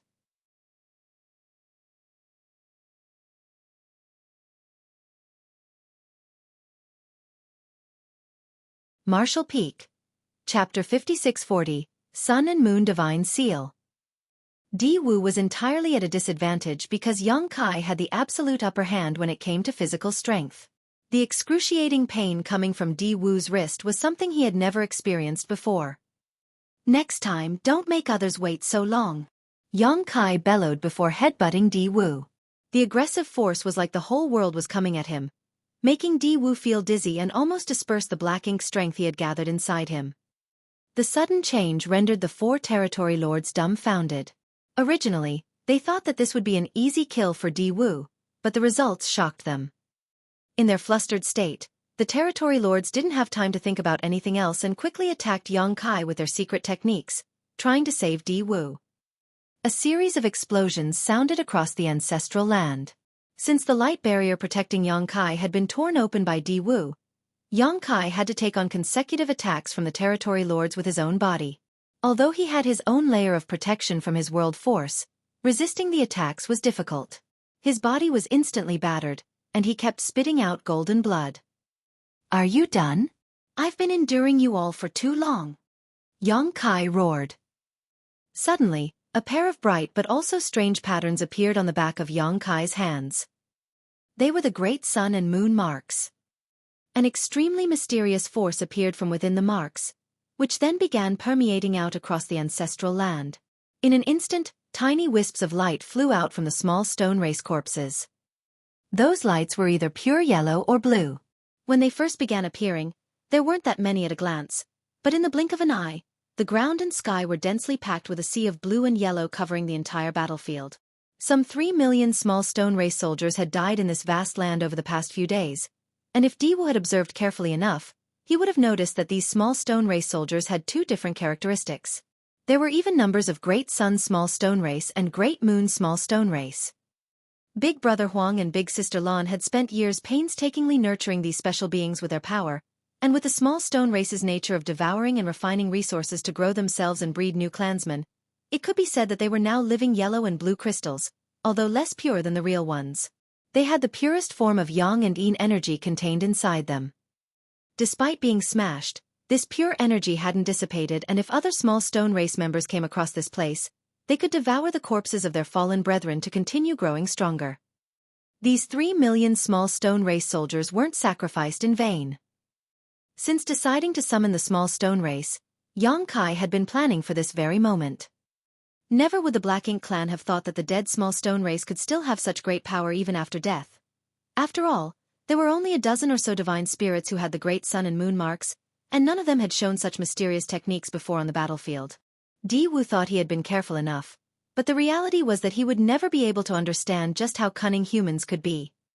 When he recovered from his dizzy state, the two-tone lights he saw around him made alarm bells ring in his head, and he was once again reminded of the time when Yongkai trashed the no-return pass. The black ink strength inside Di Wu surged madly as he desperately wanted to escape from Yongkai's grasp. At the same time he yelled, "Let go!" Too late. Yongkai snarled while using all his strength to activate the two marks on the backs of his hands. At that instant, the yellow and blue lights merged, causing the two colors to disappear instantly and transform into the purest white light. The light gradually condensed into a ball that rapidly expanded across the battlefield, like a great rising sunday. Time seemed to have frozen at that moment, and under cover of the intense purifying light, the scattered black ink strength and black ink clouds formed from the massive amount of black ink clansmen killed in this battle were instantly vaporized. It was as if they had never existed before. On the other hand, the surviving black ink clansmen felt like ants that had been thrown into boiling oil, screaming and struggling, but unable to resist the erosion of the purifying light at all. The black ink strength inside their bodies quickly dissolved and their auras grew fainter. Those weaker ones were soon killed on the spot, while the stronger ones were barely clinging to life. At the same time, the 4 territory lords fired more secret techniques at Yongkai, but these attacks were severely weakened by the purifying light and lost at least half of their power by the time they hit their mark. Not only that, but the territory lords were also enduring the pain of having their bodies literally melting as the purifying light invaded them, destroying their very foundation. As for Di Wu, who was right in front of Yongkai, he was experiencing the worst of these effects. Since he was the strongest and was literally being held down by Yongkai, the place he was standing was where the purifying light was the most intense. At this moment, the pseudo-royal lord was like a melting candle. The jet-black black ink strength was continuously flowing out of his body, which would then be neutralized by the purifying light. Fortunately for Di Wu, he had mustered all his strength and pushed the knife hand being gripped by Yongkai further into the latter's chest just before Yongkai activated the purifying light. Although Yongkai wasn't willing, he was forced to let go at that last moment and quickly put some distance between them to avoid his heart being pierced through. Now that Di Wu wasn't being restrained, he immediately flew into the sky, desperately wanting to escape the area being enveloped by purifying light. At that moment, space suddenly became extremely viscous and simultaneously felt like it was being stretched out infinitely. It was only for a moment, but it was still torturous for Di Wu. It only took 3 breaths of time for the blast of purifying light to dissipate, but during that short moment, the Black Ink clan had suffered a terrifying loss. Di Wu finally escaped the space binding and charged out of the area being encased by purifying light, but when he looked down, he felt devastated. The tens of thousands of Black Ink clan soldiers that had survived the previous slaughter were now reduced to less than 2,000 by the intense purifying light. However, even these survivors were like flickering candles in the wind, at risk of being snuffed out at any moment. As for the 4 territory lords who had formed the 4 symbols formation, all 4 of their auras had disappeared. Soon, Di Wu saw Yang Kai covered in blood, and in his hand was a huge head. That head belonged to one of the territory lords, and the expression on its face was filled with reluctance and disbelief. Obviously, this territory lord never expected their originally advantageous situation to suddenly make a huge turn for the worse. Yang Kai was cornered and at his limit, but he suddenly regained control of the entire situation in the blink of an eye and even had the time, while Di Wu was escaping, to kill the 4 weakened and stunned territory lords who were being tortured by the purifying light to the point of wanting to die. Yang Kai seriously injured a true royal lord by sacrificing 2 million small stone race soldiers back at the no-return pass. Today, 3 million small stone race had died here, so how could mere innate territory lords withstand the resulting burst of purifying light? Moreover, there was also suppression from the ancestral land. If Yang Kai targeted them in such a situation, where they couldn't even access 50% of their maximum strength, they were still doomed even if they had formed a battle formation. When the 4 eyes suddenly met, Di Wu once again felt hopeless and terrified. He came here in full confidence, but suddenly discovered after this huge battle that perhaps killing Yang Kai was an impossible task. At that moment, he suddenly had the urge to retreat. Now there's only the 2 of us. Yang Kai casually tossed the head away as if he were throwing out the trash. When compared, Yang Kai's injuries were definitely more serious than Di Wu's. His soul was constantly throbbing, and his body was completely battered. Even so, Di Wu's mental state right now was far worse than Yang Kai's. Yang Kai looked at Di Wu with his deep cold eyes while asking, "Are you ready to die, Sir Royal Lord?" However, Di Wu just turned around and made a mad dash while yelling, "Open the Grand Array!" Since the heaven-sealing earth-locking 8 palaces Great Pagoda Array was still active, he couldn't escape without it first being opened. Once he gave the command, a crack appeared on the Grand Array, and Di Wu immediately charged at it like lightning. But when it came to speed, none could match Yang Kai. Di Wu felt his sight blur for a moment before he saw Yang Kai already blocking the opening while looking down at him. This scene stunned the Black Ink disciples and territory lords managing the Great Array, and they didn't know what to do. With this strong opponent blocking his only path of escape, Di Wu steeled himself and gathered all his strength to form a black ink cloud before charging at Yang Kai. Yang Kai lifted his hands, and a great sun ascended into the sky as a golden crow cawed. At the same time, the full moon rose into the air, bathing the world in its icy glow. The mysterious scene of the sun and moon rising together reappeared, and Yang Kai stood below them like a deity. Both Yang Kai's trump cards of borrowing strength from the ancestral land and the small stone race army were just external aids, while the one he displayed right now was wholly his own. Sun and Moon Divine Wheel. That was a secret technique only Yang Kai could perform because it was the extreme fusion of both the Tao of space and Tao of time. Even though Zhao Yibai and Xueqi could also stimulate the mysterious space-time strength, they were still 2 individuals and could never truly comprehend the essence of this esoteric power.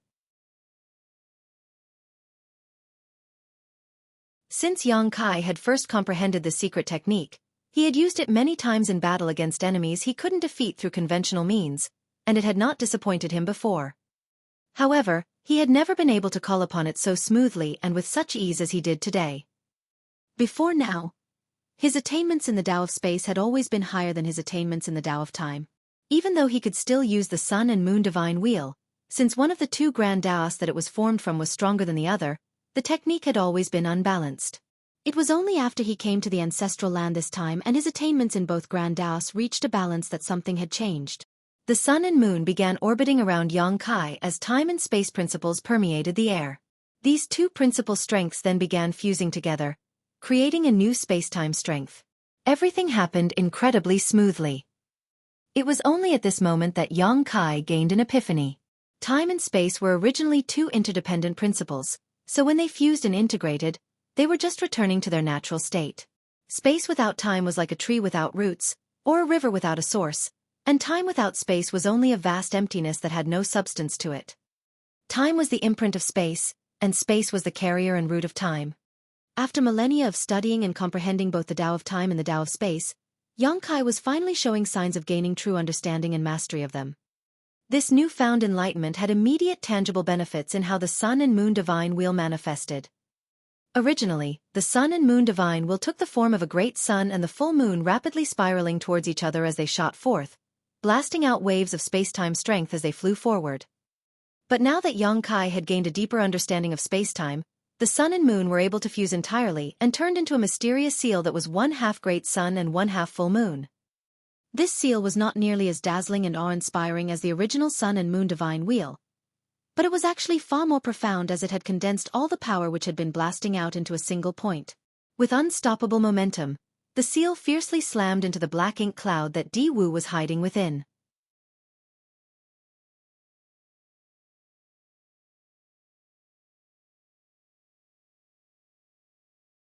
Martial Peak. Chapter 5641. Your end has come.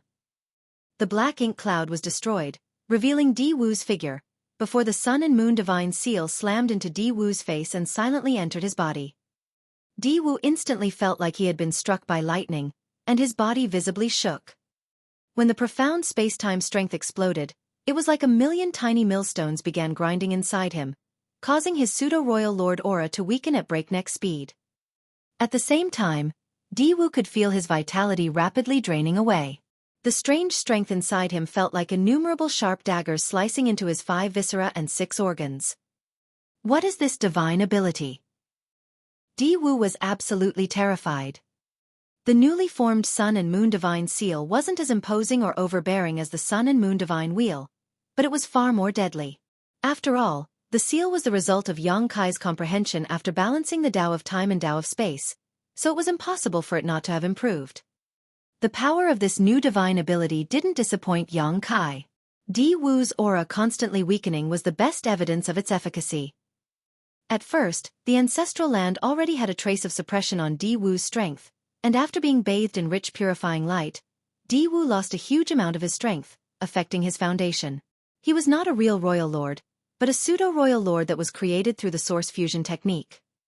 Previously, at the no-return pass, the royal lord had been struck by a similar blast of purifying light, and although he was injured seriously and had 10% of his heritage wiped away, his foundation remained stable. It was a different case for Di Wu because once his pseudo-royal lord foundation, which was already unstable, was affected, there was a huge possibility that he would fall back into the innate territory lord realm. He couldn't accept that, and the royal lord wouldn't forgive him if that happened. The Black Ink clan had paid an enormous price to create a pseudo-royal lord, which was why Di Wu chose to escape in the end. Unfortunately, Xueqi had blocked his escape. Now that he was struck with the sun and moon divine seal, Di Wu's already weakened pseudo-royal lord foundation finally reached the point of rupturing. At that moment, dense and viscous black ink strength began pouring out of his body, but it wasn't by his own doing. Instead, it was a sign of his inability to control his own strength. Di Wu's expression became extremely pained. He was using all his strength to suppress the rioting strength inside his body, but the sun and moon divine seal was still wantonly destroying him from the inside, so how could Di Wu succeed? When Xueqi noticed Di Wu's state, he was puzzled but didn't think too much of it. He summoned the Azure Dragon Spear again and stared coldly at Di Wu. "Sir Royal Lord, your end has come, suffer death." Those words Di Wu had spoken before were returned to him. Who would have thought that their situations would make a complete turnaround after just a few days? Once those words were spoken, Xueqi thrust his spear at Di Wu. When the light from the spear bloomed, a myriad of Tao strengths wove together, giving the spear an unstoppable momentum. Di Wu roared madly as he counterattacked, and the two figures instantly became entangled with each other. Even with the suppression from the ancestral land, and after being weakened by purifying light and the sun and moon divine seal, Di Wu still had the strength to fight. However, his strength was constantly slipping away, and as time passed, he would only become feebler. Once his pseudo-royal lord foundation fully cracked, he would return to his original territory lord state. Although Yang Kai didn't know much about the royal lord before him, he noticed the madly decreasing black ink strength and thought that this newly advanced royal lord did not seem to have a stable foundation. Otherwise, such a situation wouldn't have happened. When Yang Kai first met this royal lord, he didn't have any intention of fighting him because he knew he wasn't a royal lord's opponent. Fighting such a strong enemy would only make things difficult for him with minimal chances of success. However, a series of accidents changed the battle and caused it to escalate to this point. On the other hand, Di Wu was not an unbeatable royal lord anymore. He was now an enemy that could be killed. While the two of them were fighting, several powerful auras approached from all directions. They were the innate territory lords managing the 4 gates 8 palaces Great Pagoda array. They noticed the situation had grown dire and came to help. If Di Wu died here, they wouldn't be able to explain themselves to the royal lord after returning. Therefore, they couldn't stand by and watch as Di Wu was killed. Moreover, there were 12 of them, so if they worked together with Di Wu, they wouldn't need to be afraid of Yang Kai. There was only one problem with their plan. Without them powering the 4 gates 8 palaces Great Pagoda array, the heaven-sealing earth-locking effect would disappear, so no one would be able to stop Yang Kai if he decided to escape. In other words, the moment they decided to stop operating this grand array, their mission to surround and kill Yang Kai had basically failed. But at this moment, they couldn't care too much about it because if Di Wu died, it would be meaningless to keep the grand array running. After all, Yang Kai could easily break through it. This grand array was sealing an extremely vast region, so it wasn't very sturdy. The aura from the many territory lords approaching was very obvious, so Di Wu and Yang Kai could sense them coming. Di Wu's flustered expression calmed down slightly, probably because he thought he had a chance to survive, but at the same time, he felt a little humiliated. He was a pseudo-royal lord, and he led so many innate territory lords here to kill Yang Kai, but still failed. Not only did he lose 1 million soldiers and 8 innate territory lords, but he was also heavily injured to the point of his foundation almost rupturing. In the end, he still had to rely on the other territory lords to come to his rescue. Now, he didn't even know how he would explain himself to the royal lord after returning to the no-return pass. It seemed like he didn't need to explain anything. Just as his expression calmed down, it changed again because a small universe portal suddenly appeared behind Yang Kai, and a large number of 1,000-meter-tall figures leapt out one after another. Small stone race masters.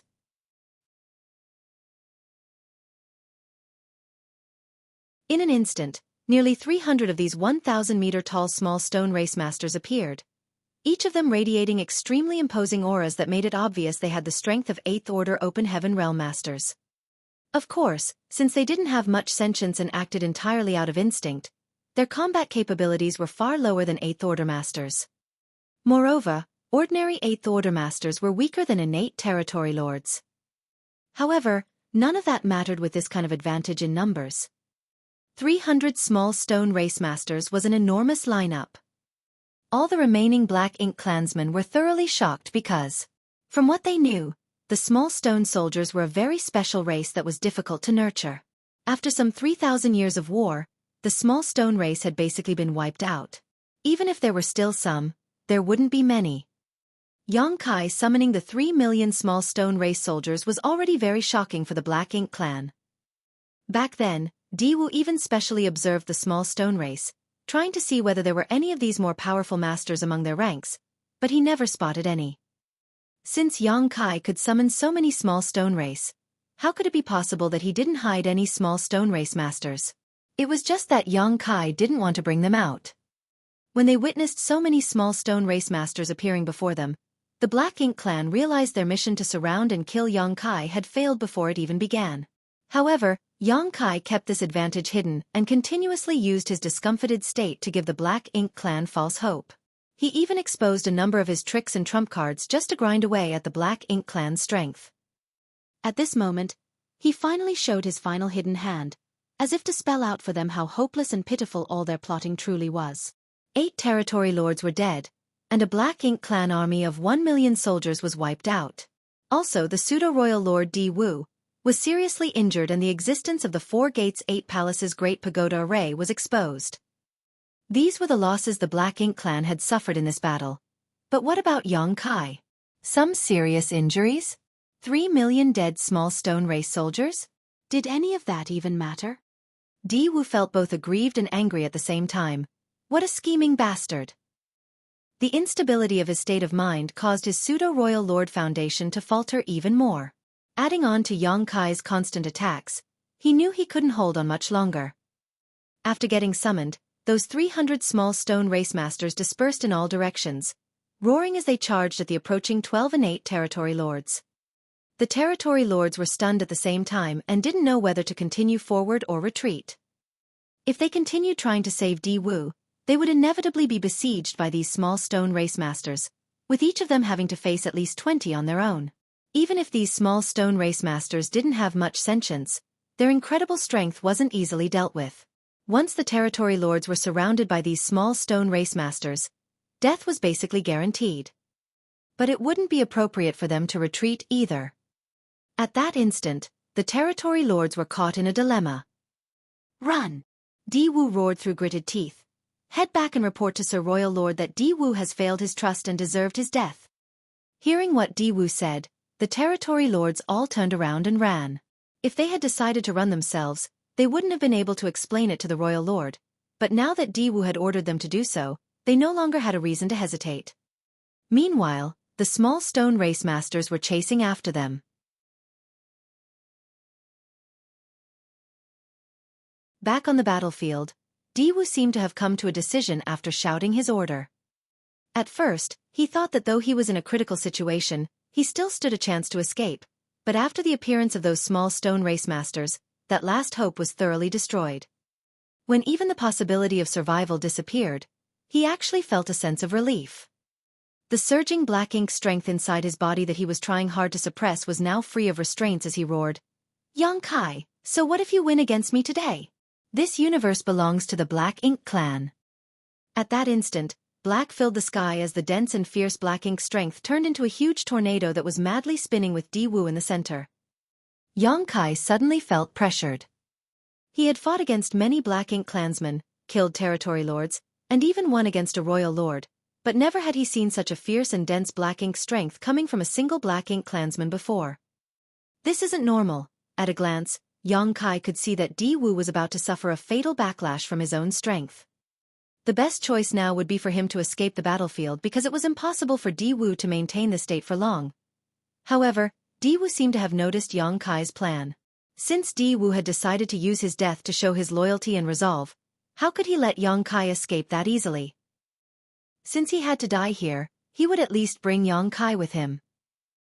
Enough nonsense. Today either you die or I perish. Yang Kai roared while madly gathering the strength in his small universe before channeling it to his spear. Space-time strength hovered around him while the ancestral land thrummed. What was left of the ancestral strength flowed in from all directions and turned into a bright barrier around his body. As the matriarch, this was the last protection the ancestral land could give her favored son. The next moment, Yang Kai boldly charged at Di Wu. When the bright and dark lights smashed together, the entire world shook as space ruptured. Both lights exploded, enveloping 100,000 kilometers in a blinding brilliance. At that moment, it seemed like time itself had ceased to flow.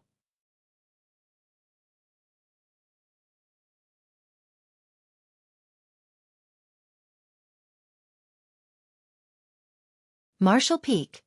Chapter 5642, Asking Questions. In an instant that seemed to last millions of years, the two lights suddenly disappeared, and the violent energy calmed down, signaling the end of the epic battle. Yang Kai coughed up a large mouthful of blood as his consciousness blurred. Thanks to the Azure Dragon Spear, he barely remained standing. Despite doing his best to seal the gaping hole in his chest by tightening his muscles, the wound was reopened and blood was now pouring out. Not far before him, Di Wu was standing with his head held high, but his body was completely battered and full of wounds. Black ink strength would occasionally spurt from his wounds, but even that had lost the powerful momentum it used to have and seemed quite weak. His royal lord aura had already weakened long ago, and his vitality was almost gone. Completely unshackling his rupturing pseudo-royal lord foundation had caused a lethal backlash, so how could he possibly survive? However, he wasn't dead yet. Creakingly turning his head, he stared at Yongkai with blurry eyes filled with mixed emotions before gathering the last of his strength to chant, "Black Ink Eternal." Then, his body fell with a thud, kicking up the dust around him. Just like that, his aura completely disappeared. Of course, Yongkai wasn't sure Diwu was dead, so he forced himself to remain conscious as he stumbled over to Diwu. After giving the corpse a few hard stabs with the Azure Dragon Spear and confirming that Diwu was gone, Yongkai spat out another mouthful of blood and cursed, "Black Ink Eternal, my ass." He had heard that saying for thousands of years, but never saw the Black Ink clan dominating the universe. The human race was not dead yet, so the Black Ink clan could forget about being eternal as long as Yongkai remained alive. While supporting himself with the Azure Dragon Spear, Yongkai slowly sat down on the ground, regulating his obviously disordered power and activating the power of his dragon vein to heal his injuries. His gaze was still slightly unfocused. Having been locked in a very intense battle for several days and having been constantly thinking of ways to deceive and lure out the Black Ink clan, he had exhausted both his mental and physical strength. The injury to his soul was still there, and it would require a long recovery time before it could be fully restored. He also suffered a lot of injuries to his body during this battle. At that instant, he seemed to have forgotten why he came to the ancestral land in the first place. After thinking about it for a while, he remembered he had come here to seek out clues about the primordial light. Fortunately, his journey had been fruitful. Even though there were still some mysteries surrounding the primordial light, Yongkai had learned its history. Then, he continued to cultivate in the ancestral land for 300 years, during which time his dragon vein was greatly refined. Then, he proceeded to kill 8 innate territory lords and a royal lord. No matter which angle he looked at it from, this trip to the ancestral land was a very rewarding one. The only thing that would have made it even better was if he wasn't in such a terrible state. Yongkai didn't rest for long though because the 300 small stone race masters were still chasing after those escaping innate territory lords. Although it was probably impossible for the small stone race to catch up to those territory lords, Yongkai still needed to oversee their situation. 300 small stone race masters were a huge war asset, and if Yongkai didn't go retrieve them, given the small stone race's nature, they would most likely get lost or even destroy each other. So no matter what, he had to get those small stone race masters back.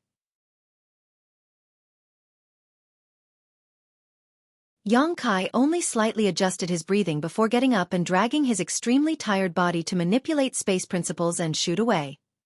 Just as he expected, the small stone race masters didn't manage to catch up with the innate territory lords.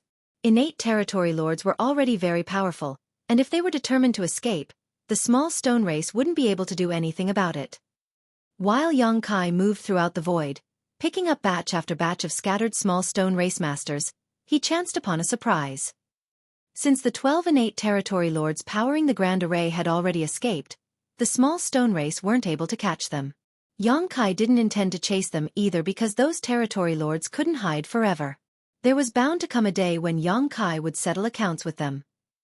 On the other hand, the few 7th Order Black Ink disciples that came with the Black Ink clan weren't able to escape as quickly because their strength was far lower. Therefore, they were still being chased by the small stone race masters. When Yongkai arrived at the scene, those 7th Order Black Ink disciples were badly beaten up. If Yongkai had come any later, the small stone race would have killed them. The moment those Black Ink disciples saw Yongkai, they began calling for help as if they saw their savior. To the Black Ink clan, Black Ink disciples would forever be slaves, but there were also times when the Black Ink clan needed these Black Ink disciples to do something for them that they weren't capable of. Therefore, they wouldn't kill Black Ink disciples at will. To the humans, if they encountered Black Ink disciples, those capable of taking them on would do their best to capture them alive rather than kill them. That was because the humans now had a method to save these Black Ink disciples. In other words, Black Ink disciples could survive among both races. The 7th Order Black Ink disciples could not escape from the small stone race master's pursuit, but there was little they could do other than go all out as their loyalty was currently to the Black Ink clan. Yongkai naturally didn't make things difficult for them and summoned the Great Sun and Moon marks to retrieve the small stone race masters. After that, he used purifying light to dispel the Black Ink strength from within those Black Ink disciples. Without Black Ink strength affecting their minds, the Black Ink disciples regained their true nature and hung their heads in shame. The leader among the 7th Order Black Ink disciples, the old man, cupped his fist at Yang Kai while sweating. This old man and his companions have committed a great crime. Please punish us, sir. Every Black Ink disciple who was freed from the influence of Black Ink strength would have such thoughts. When they recalled their actions while being Black Ink disciples, it all seemed like a nightmare that they couldn't understand or accept.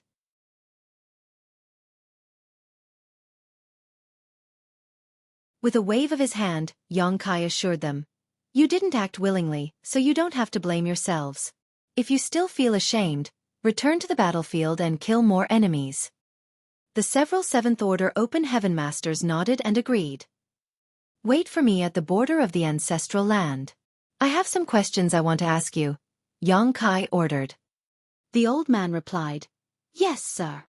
After saying that, the Seventh Order Masters shot towards the ancestral land while Yang Kai continued searching for the small stone race masters. Yang Kai spent more than 10 days scouring the entire shattered heaven but still couldn't find all the small stone race masters he summoned. But in the end, he did a count and found that about 10 were missing. He had no idea whether the innate territory lords killed them or if they had simply gotten lost. That was a regretful discovery because each small stone race master was equivalent to an 8th Order Open Heaven Realm Master. It was a pity to lose 10 of them. But Yang Kai could do nothing about it because that was how the small stone race was.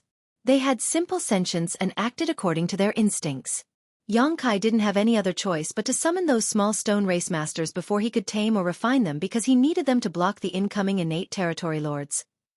In conclusion, if he hadn't gone to visit Big Brother Huang and Big Sister Lan and gotten so many small stone race soldiers before coming here, he would have been in a dangerous situation. When Yang Kai returned to the ancestral land, his face still looked pale and the throbbing pain in his soul was still evident. The several Seventh Order Open Heaven Realm Masters were waiting for him and came over as soon as they sensed his return. Raising his hand, Yang Kai skipped the formalities with them and got straight to the point. "Have you all been staying at the No-Return Pass?" The eldest Seventh Order Master, the old man, nodded. "Yes. We all had some talent in the Tao of Spirit arrays, so we were specially sent to the No-Return Pass after being corrupted. The Black Ink clan there seemed to be particularly interested in humans like us." After a short pause, the old man elaborated shamefully.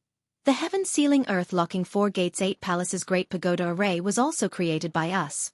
After Sir made a name for yourself on the profound Nether Territory battlefield back then, the Royal Lord ordered us to come up with a heaven-sealing earth-locking grand array that could be used to deal with you.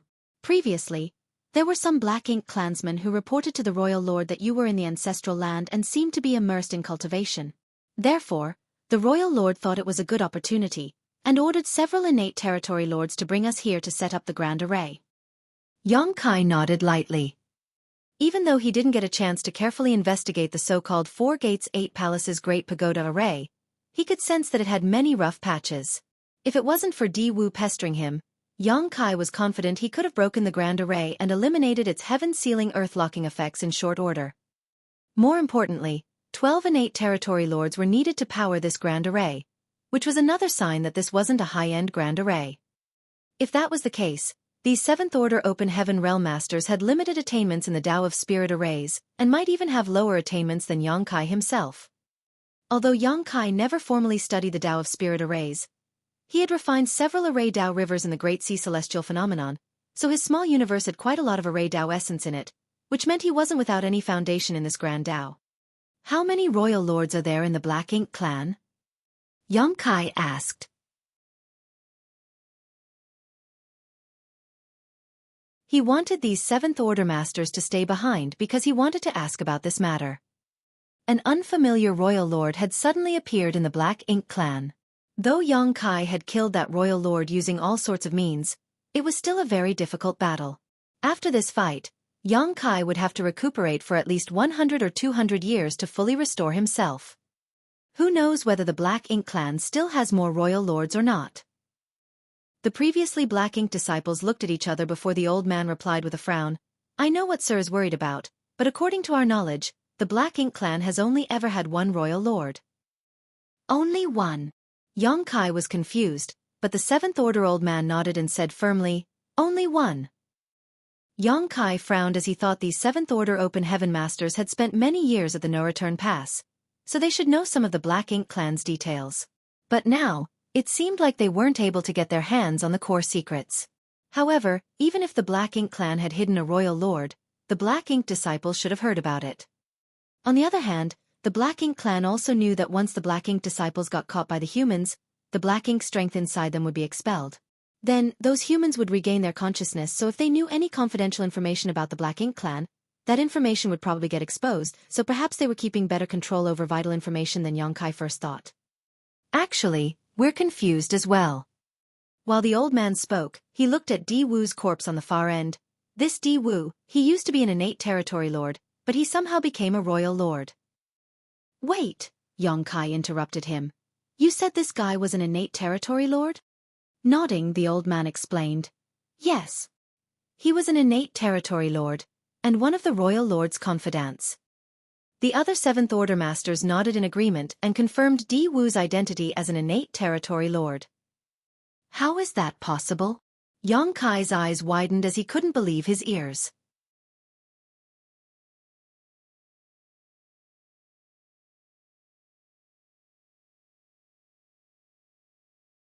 Marshall Peak. Chapter 5643. Speculation. All innate territory lords were born from the primordial heaven's source grand restriction, and were directly created by Mo. It was also common knowledge that innate territory lords could never advance to become royal lords. Although Yongkai didn't know much about the mysteries of the creation force, he did know that each innate territory lord was born with more powerful strength than an ordinary territory lord. Mo must have used some kind of strange means to stimulate their full potential, completely exhausting it, causing them to be unable to gain more strength afterwards. No one knew where the news came from, but the humans believed it. In fact, it had been more than 3,000 years since the battle outside the primordial heaven's source grand restriction, yet even with so many innate territory lords, there was never any news about one of them becoming a royal lord. But the matter they thought was impossible had happened now.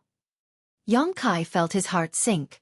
It wouldn't be too concerning if this was a special case, but if the Black Ink clan did have some sort of way to make innate territory lords into royal lords, the situation between the two races would change drastically, with the humans being at a huge disadvantage. Also, he didn't believe the Seventh Order Open Heaven Realm Masters standing in front of him were lying because, as fellow humans, there was no need to joke about such things. Just as he was thinking about this matter, the Seventh Order old man added, "Sir, you don't have to worry too much about this." According to this old man's observations, while the Black Ink clan has a way of making innate territory lords into royal lords, it must not be easy to accomplish. There must be a huge price to pay. Why would you say that? Yongkai was taken aback. The old man thought back on his memories before explaining, about 300 years ago, I recall something strange happening at the no-return pass, but we weren't allowed to roam freely, so I couldn't go and investigate. Over about a month or so, a large number of innate territory lords entered one specific high-rank Black Ink nest, but never came back out. It was like they vanished from existence. Di Wu was the last one to enter that Black Ink nest. After that, we were ordered to come here together with 20 territory lords and arrange the heaven-sealing earth-locking array. However, 2 years later, Di Wu appeared here as a royal lord. Although these Seventh Order Open Heaven Realm Masters didn't know about the Black Ink clan's source fusion technique, there was quite a commotion when the innate territory lords were performing this technique, so they naturally sensed something was happening. However, as Black Ink disciples, they had no right to pry. Otherwise, they would have known a lot more. When Yongkai heard what the old man said, he frowned. It seemed like there was a sudden change in the Black Ink clan that the humans didn't know about. Or in other words, the Black Ink clan possessed some kind of technique unknown to the humans that they had never used before. In addition, this technique allowed an innate territory lord to become a royal lord. That was enough to make alarm bells ring in Yongkai's head. There was only Di Wu this time, but if there had been another royal lord, Yongkai might not have been able to win despite all his powerful trump cards. How many innate territory lords entered that high-rank Black Ink nest back then? Yongkai asked. The old man replied, at least a dozen. Another Seventh Order master interrupted them. If I'm not mistaken, before Di Wu, there should have been 13. If we include Di Wu, it would make 14. Frowning, Yongkai exclaimed, 14. Calming down, Yongkai began thinking about the situation more carefully.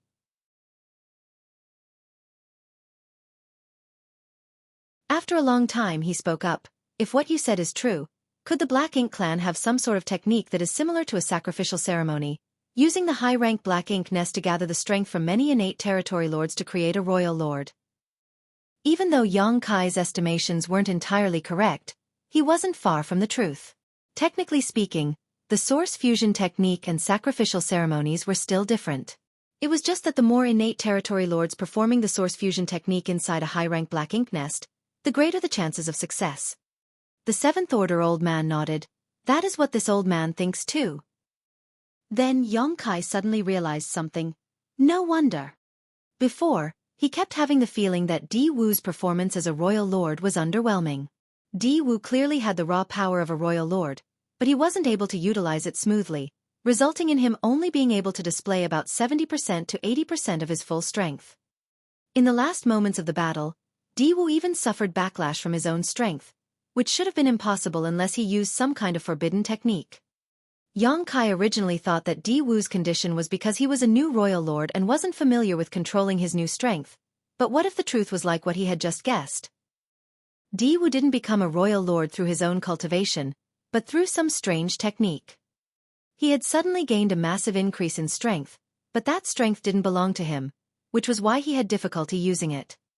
If that were true, the situation might not be as bad as Yang Kai feared. Though it wasn't clear whether sacrificing 14 territory lords to create a royal lord like Di Wu was a loss or gain for the Black Ink clan, it did give hope to the Black Ink clan in killing him while he was cultivating in the ancestral land. That was why the royal lord decided to use this hidden technique. If the Black Ink clan could kill Yang Kai, that sacrifice would be worth it. Sending out one royal lord, 20 territory lords, a few Black Ink disciples, and a 1,000,000-soldier Black Ink clan army clearly showed how determined the Black Ink clan was. But how could they have expected that Yang Kai alone could force the Black Ink clan to abandon everything and flee? Also, even the new royal lord, Di Wu, had also lost his life in the divine spirit ancestral land. The Black Ink clan had a lot of innate territory lords at the start of the war, but there wouldn't be many of them left now. Innate territory lords were very powerful, and ordinary Eighth Order masters couldn't easily deal with them. Therefore, the utility of a dozen or so innate territory lords on the battlefield was definitely higher than one defective royal lord. While thinking so, Yang Kai felt more relieved. Even if the Black Ink clan used that technique to make another royal lord, it wouldn't affect the overall situation too much.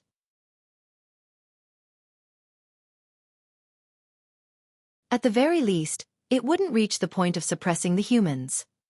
Then, Yang Kai suddenly thought of something and said, "This matter is quite important, so I need you all to head over to the Supreme Headquarters and provide them with a full report." Even though this matter didn't change the overall situation much, the humans still had to take precautions. What if a few royal lords suddenly appeared on one of the battlefields? If that happened, the humans would definitely suffer a huge loss. Therefore, it was necessary to report this matter to the Supreme Headquarters as soon as possible. "We would be glad to do so." The Seventh Order old man cupped his fist and moved to leave. "Wait, there's no hurry to leave." Yang Kai stopped them. "It's a long journey there, and there will be dangers along the way. Although the two races are still abiding by the peace agreement, there's no telling whether the Black Ink clan will make a move after this incident. If they do decide to break the treaty, there would be nothing restricting them. I'll give you all a small stone race master each so that you can refine them and use them for protection." While saying so, he waved his hand and summoned a few small stone race masters. Since the great sun and moon marks were inhibiting them, the few small stone race masters remained docile for the moment. The Seventh Order Open Heaven Realm masters were ecstatic and thanked Yang Kai. Then, they each found one small stone race master and began taming them. With these small stone race masters protecting them, they wouldn't be vulnerable even if they encountered a couple of territory lords. Actually, Yang Kai could personally make the trip to the Supreme Headquarters and bring the Seventh Order masters with him. But his injuries hadn't recovered yet. Therefore, he had to treat them immediately. Moreover, he suffered a huge loss after being ambushed by the Black Ink clan, so how could he be willing to let this matter slide? Even though the Black Ink clan suffered a huge loss in the end, that was because Yang Kai had many trump cards. If Yang Kai was unlucky this time, he might already be dead. Since the Black Ink clan dared to offend him, they should be ready for his retaliation. While the Seventh Order Open Heaven Realm masters tamed the small stone race masters, Yang Kai adjusted his breathing and began healing his injuries. After the battle, The ancestral land had returned to its former peaceful state. However, Xueqi could sense that the heritage accumulated by the ancestral land over many millennia was almost depleted because of him. First, it was because he had been cultivating here for 300 years, constantly absorbing massive amounts of ancestral strength, which helped his dragon form grow to 99,999 meters long. After that, he engaged in a massive battle with the Black Ink clan and borrowed strength from the ancestral land, further exhausting the ancestral strength. To the ancestral land, who resembled a kind and gentle matriarch, Xueqi was like a black sheep son who spent almost all her wealth in a short time. But Xueqi also knew that this was inevitable because, during that life-or-death situation, the ancestral land's full support allowed him to use the ancestral strength as constant protection to block off the bulk of the powerful attacks he faced. Without the protection from the ancestral strength, he wouldn't have been able to withstand such a protracted battle against such powerful enemies. Fortunately, this situation didn't greatly affect the ancestral land. The birth of the ancestral land was because the primordial light had landed here. When that happened, the originally ordinary continent became the source of all divine spirits. Therefore, this land would be forever indestructible. With enough time, the ancestral land could restore its heritage.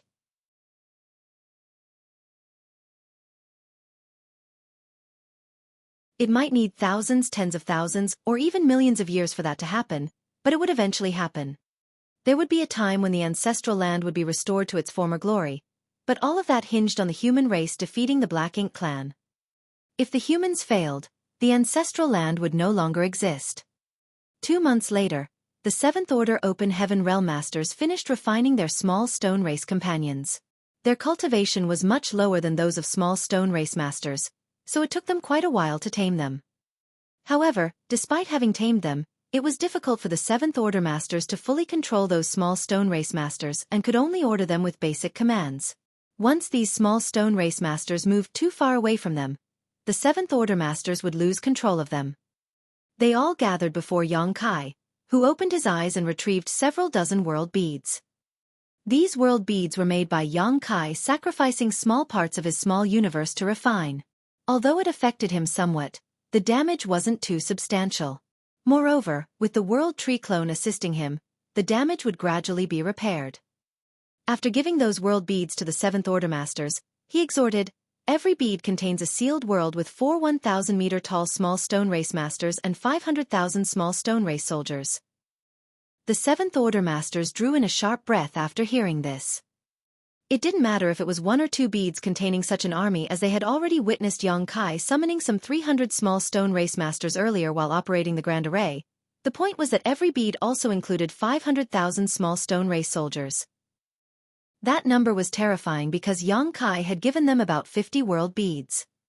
Wouldn't that mean there were 25 million small stone race soldiers? That was a huge force, and if they introduced all of them to the various Great Territory battlefields, it could shift the balance between the humans and Black Ink clan.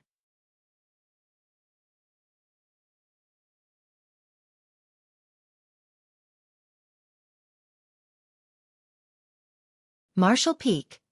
Chapter 5644. Conspiracy. The Seventh Order Open Heaven Realm Masters solemnly received and carefully put away the several dozen world beads. Then, Xueqi told them, "If you encounter a Black Ink clan army, just use the small stone race soldiers to kill them. There's no need to worry about preserving them if it's going to cost you your lives." Even though the small stone race soldiers in the world beads weren't tamed, they still retained their basic instincts, so they would try to kill any Black Ink clansmen they encountered. With the protection from so many small stone race soldiers and masters, these Seventh Order Masters could safely return to human territory. After thanking Xueqi again, the Seventh Order Masters left. Xueqi watched until the Seventh Order Masters disappeared from his sight before withdrawing his attention and diving deep into the ancestral land to focus on healing his injuries. At the same time, in the No Return Pass main hall, the Royal Lord was sitting on his throne of bones with a gloomy expression. Below him were 12 guilty-looking innate territory lords with their heads bowed.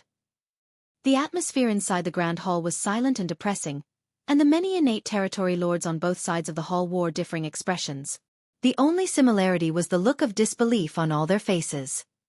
When they heard that the mission to kill Xueqi had failed, the Black Ink clan masters were all shocked. A pseudo-royal lord had led 20 innate territory lords and had help from a heaven-sealing earth-locking grand array, all just to kill a single 8th Order master. How could they have failed? This mission was supposed to be an easy success, and the Black Ink clan wouldn't have even attempted it if they weren't fully confident. But they had failed. Not only did they fail, but the Black Ink clan suffered enormous losses. The deaths of 8 innate territory lords weren't too heartbreaking considering the human killing star had killed far more than 8 innate territory lords already. But Di Wu was dead as well. That was the first pseudo-royal lord the Black Ink clan had ever created through the source fusion technique. When the many innate territory lords heard this news, they were all terrified. Had Yang Kai grown that much stronger? At that moment, the territory lords were worried as they wondered if even a pseudo-royal lord wasn't enough to deal with Yang Kai anymore. If that was true, did it mean that the royal lord would have to take action personally for there to even be a chance at success? The depressing atmosphere was like an approaching storm, causing the territory lords to feel suffocated. Meanwhile, the silent glare from the royal lord on his throne made the few territory lords below feel like they were sitting on pins and needles. "Wastes! All of you!" the royal lord roared. "Di Wu, that stupid piece of shit! I trusted him so much. Yet he went and got himself killed by an 8th Order human. How could he be so useless?" In the meantime, the territory lords maintained their silence because they didn't dare to interrupt while the royal lord was raging. Above them, the royal lord had risen to his feet and continuously cursed and reprimanded the 12 territory lords that had just returned and the dead Di Wu. His aggressive aura was like a huge mountain pressing down on the territory lords to the point that they couldn't breathe. Only after a long tirade did the royal lord calm down and through gritted teeth snarl, "Report every detail of what had happened to me." Even though it pained him to suffer such a huge loss, and he hated Di Wu for being useless, this incident had already happened. At the very least, he should know what went wrong during this plan and how Yang Kai, a mere 8th Order master, was able to kill a pseudo-royal lord.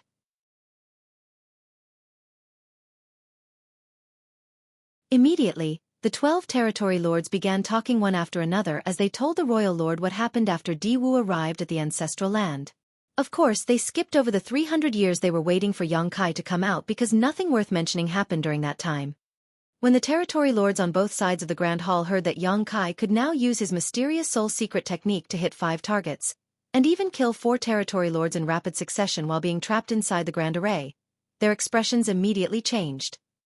It seems like the killing star's strength has indeed grown. He wasn't capable of this 2,000 years ago. Meanwhile, the royal lord could roughly guess the rest of the story after hearing that Yang Kai summoned a massive batch of small stone race soldiers. Back when Yang Kai came to the no-return pass, he had also summoned a large small stone race army to deal with him. Di Wu should also have known about this, but this was the first time the Black Ink clan learned that even after those small stone race soldiers died, they could still be used by Yang Kai. As a result, all the surviving Black Ink clansmen, including Di Wu, were enveloped in an intense burst of purifying light that dramatically diminished their strength. The Black Ink clan fell into an irreversible disadvantage in the battle after that. After listening to the full story, the royal lord's expression was dark as a storm cloud, while the uninvolved territory lords felt slightly relieved. The territory lords thought that Yang Kai was now strong enough to kill a pseudo-royal lord, but now it seemed like the main reason Di Wu failed was that Yang Kai had many coincidental advantages on his side, especially when it came to the battlefield. The divine spirit ancestral land could suppress the Black Ink clan's strength, and even offered its strength and protection to Yang Kai. Such a situation greatly reduced the difference in strength between the two sides. In addition, Yang Kai was a scheming fellow who used purifying light to weaken the Black Ink clan masters and deal a crippling blow to Di Wu. Now it seemed like though Yang Kai was strong, he still had obvious limits. For some unknown reason, this realization made the territory lords feel relieved. After the 12 territory lords finished reporting, they stood silently in their spot, not daring to speak. The royal lord sat back on his throne and swept his gaze across them before looking to the side. "Emonayi, what do you think?" One territory lord stepped forward, and it just so happened to be someone Yang Kai knew. It was the innate territory lord who led the operation against Yang Kai back in the Acacia territory.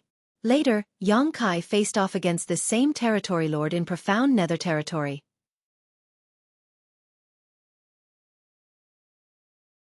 Emo Na Yi was undoubtedly the most strategic and insightful of all the territory lords, which was why the royal lord decided to still use him after the humiliating incident in Acacia territory. After Di Wu became a pseudo-royal lord 300 years ago, the royal lord recalled Emo Na Yi from the front lines to serve as his right hand. First, Emo Na Yi bowed to the royal lord before speaking. "Sir Royal Lord, I think that what we must do now is prepare for Yang Kai's retaliation." The royal lord frowned. "You think that fellow would come to the no-return pass and try to raise chaos?" Emo Na Yi nodded heavily. "He definitely will.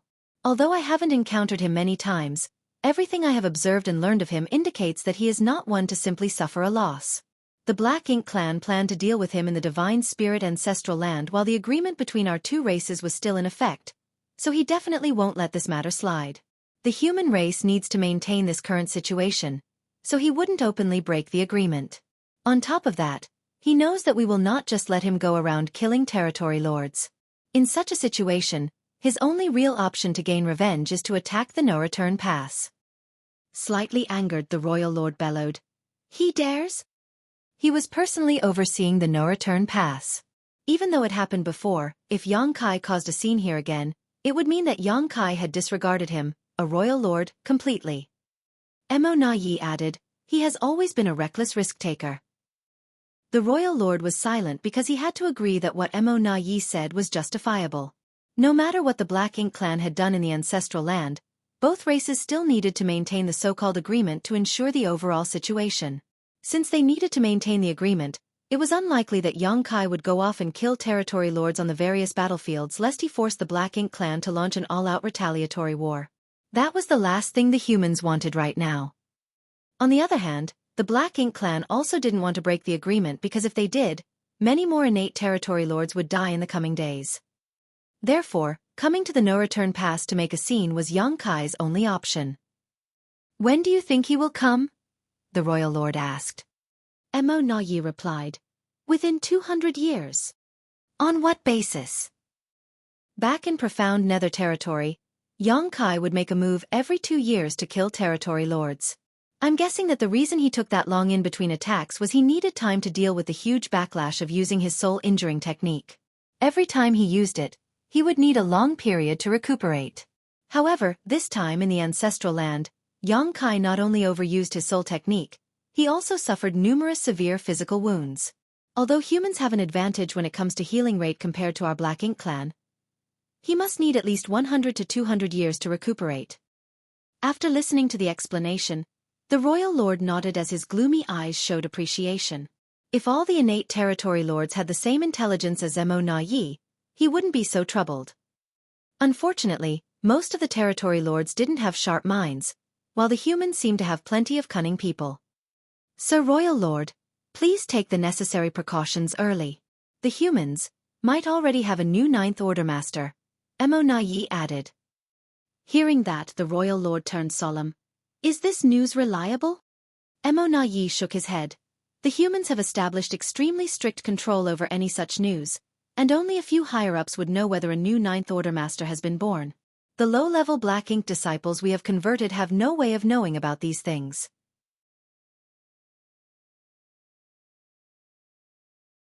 However, according to the reports I have received from the front lines, a few prominent Eighth Order Masters have completely disappeared from the battlefields.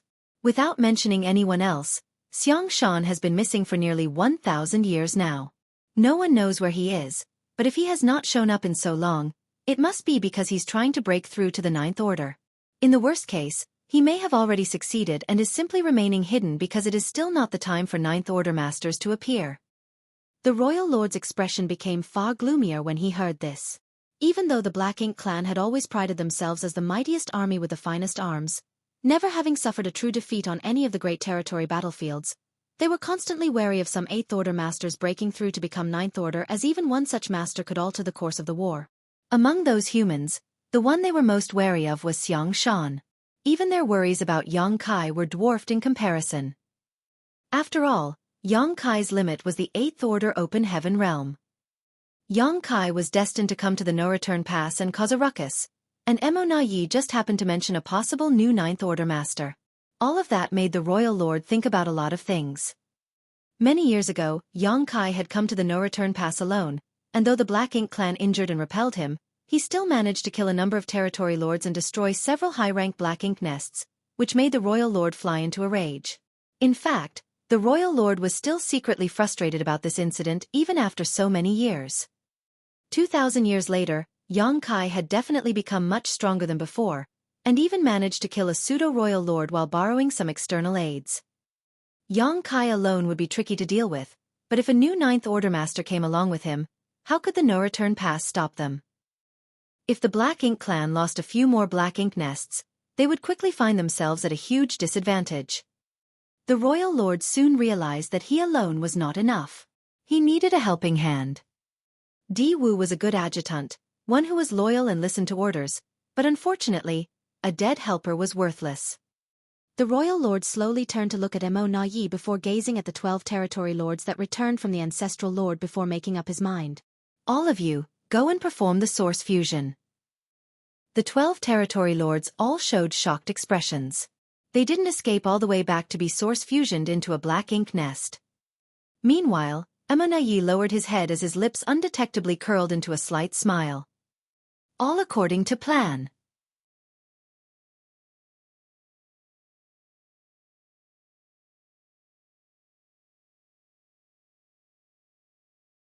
Martial Peak.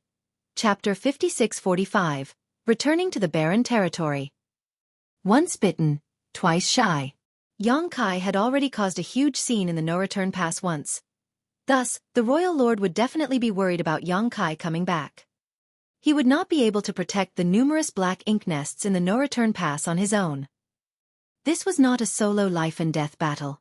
Considering the strength of a royal lord, he was naturally not afraid of an Eighth Order Master, even if that Eighth Order Master had killed a pseudo-royal lord. However, if Yang Kai really appeared at the no-return pass, then his purpose would not be to fight with the royal lord nor the territory lords, but to destroy high-rank Black Ink nests. High-rank nests were the root of the Black Ink clan right now. The Black Ink clan army was created through the various Black Ink nests, and all mid- and low-rank nests shared an intrinsic link to the high-rank Black Ink nest which spawned them. The source fusion technique also required a high-rank Black Ink nest to be sacrificed. Once the high-rank Black Ink nests were all gone, the Black Ink clan would not be able to replenish their numbers and would not be able to grow stronger. Eventually they would die out. Thus, even if the royal lord was strong, if Yang Kai avoided fighting him and instead targeted the Black Ink nests, it would be impossible to stop him on his own. It wasn't just that though. There was also a possible new Ninth Order Open Heaven Realm Master the royal lord needed to be wary of. Therefore, he needed assistance. He could not count on the innate territory lords and could only hope for help from a pseudo-royal lord. However, in all these years, the Black Ink clan had only ever created a single pseudo-royal lord, Di Wu. Which innate territory lord did not aspire to become a pseudo-royal lord? In the anticipated final confrontation, the role innate territory lords could play would diminish significantly. Perhaps they would one day encounter a Ninth Order Open Heaven Realm Master and be killed by them. Mo Na Yi also wanted to become a pseudo-royal lord, but he was not one of the royal lord's favorites. How could he receive such benefits for no rhyme or reason? If he had such an opportunity, then it would have been him and not Di Wu who was selected in the first place. Now he had an opportunity. The other territory lords were still shocked by Yang Kai's terrifying powers, which highlighted Di Wu's incompetence. They were all intimidated by the royal lord's anger. However, through this crisis, Mo Na Yi was able to spot a light. The 12 territory lords who had escaped were how he could potentially make a breakthrough. These 12 territory lords were now considered to be guilty of serious crimes.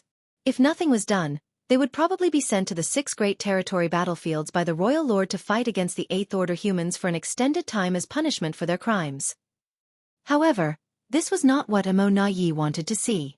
With just a few words, he was able to influence the royal lord's decision on the fate of these 12 territory lords.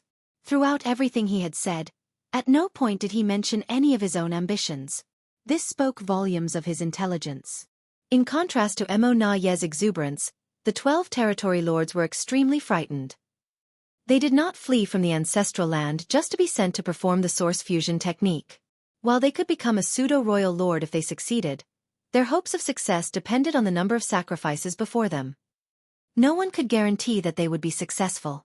Just as Di Wu never guaranteed his success. Di Wu simply had better luck, and the accumulation from the source fusion technique was sufficient by the time it was his turn. However, the royal lord had already given the order, so they could not refuse.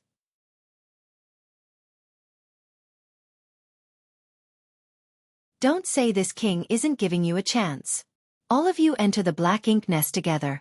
Who succeeds or fails will depend on your own abilities, the royal lord said indifferently. The 12 territory lords all replied bitterly, yes. The last time the source fusion technique was performed, their 13 territory lords were sacrificed in a row before Di Wu succeeded. This time when all 12 of them entered the black ink nest together, if one territory lord had enough luck, he might be able to succeed. At least, this was better than having no hope at all. The 12 territory lords left the grand hall together and found a high-rank black ink nest and entered it. Soon, many auras merged and a lot of commotion came from within the black ink nest. Half a day later, the auras began to disappear one by one until finally, 22 days later, the last one faded away. Many territory lords in the grand hall now appeared excited. If the 12 territory lords were all sacrificed, then the chances of success for the next one who entered would increase significantly. However, the territory lords knew that this opportunity would not be given to them. Many pairs of eyes looked towards Amona Yi, who had gained the royal lord's favor. It was most likely that the royal lord would choose him. As expected, the royal lord turned his head towards him and said, Amona Yi. Amona Yi stepped forward as he suppressed the excitement within him and replied calmly, Sir. If you were to perform the source fusion technique next, what do you think are your chances of success? Amona Yi pretended to ponder for a moment and then replied, 70%. The royal lord frowned slightly. Although 70% was fairly good, there were still some risks. Such a wise and resourceful territory lord like Amona Yi was incredibly rare. It would be a pity if he died trying to execute the source fusion technique. As such, the royal lord called out, Who is willing to perform the source fusion technique? As soon as he said that, a group of territory lords became excited and all of their eyes lit up and were about to answer. But Amona Yi did not give them a chance as he quickly cupped his fist and said, Sir Royal Lord, please allow me to try. The royal lord frowned and said, But there is still some risk. If you die from the source fusion technique. Amona Yi interrupted the royal lord and quickly said, If I am too afraid to try when I have a 70% chance, then what use could I possibly be to Sir Royal Lord in the future? Even if I were to fail, I can still lay the foundation for my other comrades to succeed, so I will die with no regrets. Sir, please give me a chance. This was a tactful statement. Originally, the other territory lords were upset with Amona Yi for not letting them speak out. However, after hearing this and seeing Amona Yi's sincerity, their resentment quickly dissipated.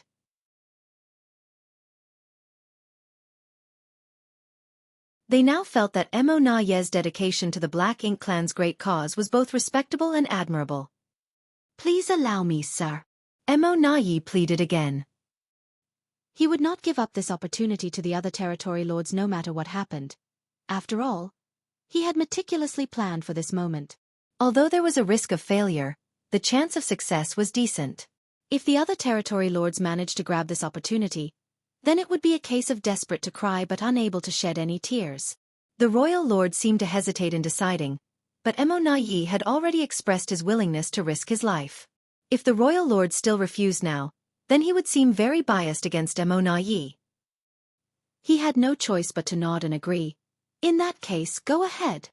Amona Yi's eyes lit up with joy. Many thanks, sir. He turned around immediately, walked out of the grand hall and entered the high-rank Black Ink nest. His aura began to fluctuate. The divine spirit ancestral land remained undisturbed for nearly 100 years before a figure finally emerged from its depths. It was young Kai.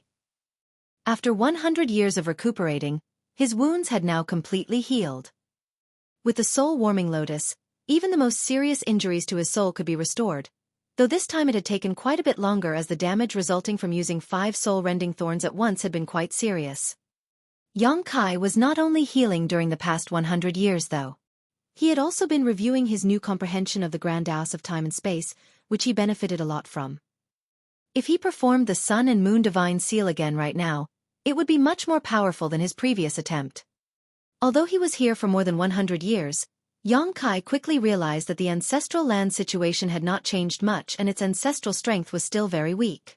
In such an environment, even if a divine spirit was cultivating in the ancestral land, they would not benefit much.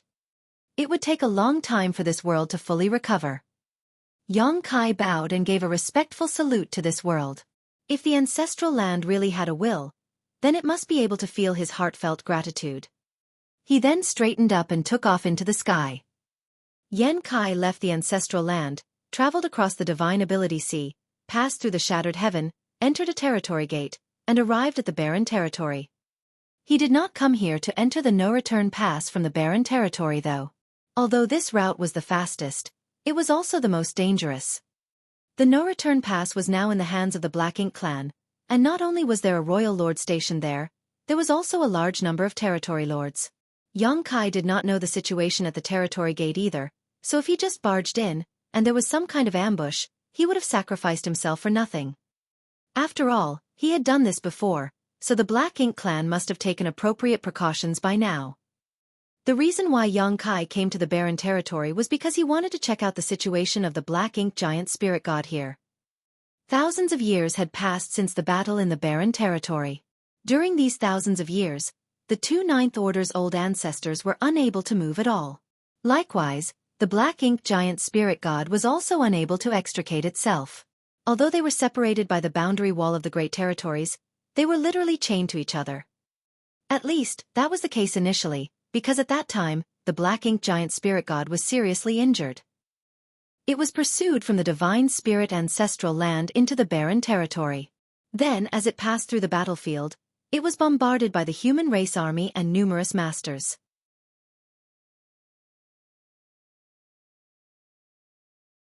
Thereafter, it was attacked by numerous Ninth Order old ancestors and was severely wounded.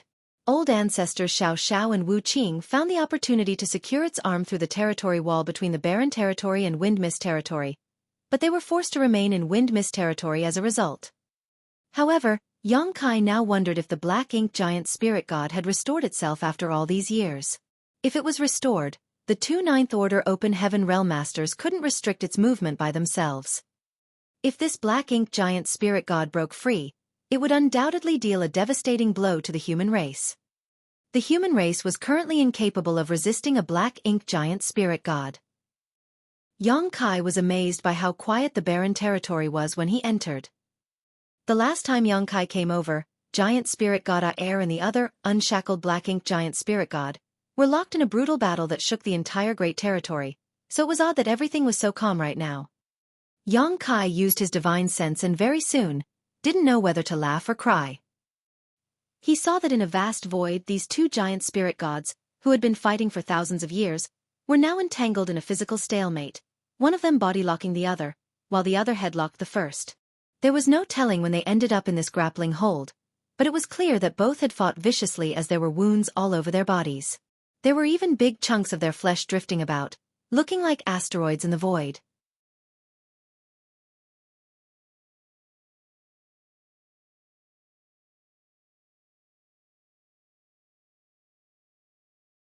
Marshall Peak.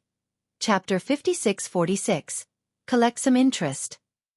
This battle had been going on for thousands of years, its two combatants evenly matched. The only one who could stand up to a Black Ink giant spirit god was a true giant spirit god. From what Xueqi saw, these two giant spirit gods, who had been fighting for many years, would simply fight on for the rest of eternity if no external factors were introduced. Xueqi watched them silently for a while, but did not bother them. Then, he turned his attention to the other Black Ink giant spirit god. This Black Ink giant spirit god was seated and slightly hunched over. Its lofty figure obscured the large void with one of its arms poking through the boundary wall. This arm was being locked down on the Wind Mist Territory side by the two Ninth Order's masters, rendering it immobile. Originally, it had many wounds caused by the human masters and the Dragon and Phoenix clan leaders during the Barren Territory battle. Black Ink's strength oozed like thick mucus from those wounds. However, after all these years, the wounds on its body had been healed significantly and were no longer such a gory sight. Its injuries were slowly recovering. Xueqi was astonished. All Black Ink clansmen, even royal lords, had to enter a Black Ink nest to recover from serious injuries, but it seemed the Black Ink giant spirit gods were exceptions to this rule. Although the speed of healing looked slow, it was indeed healing. Supreme Masters clearly could not be judged using common knowledge.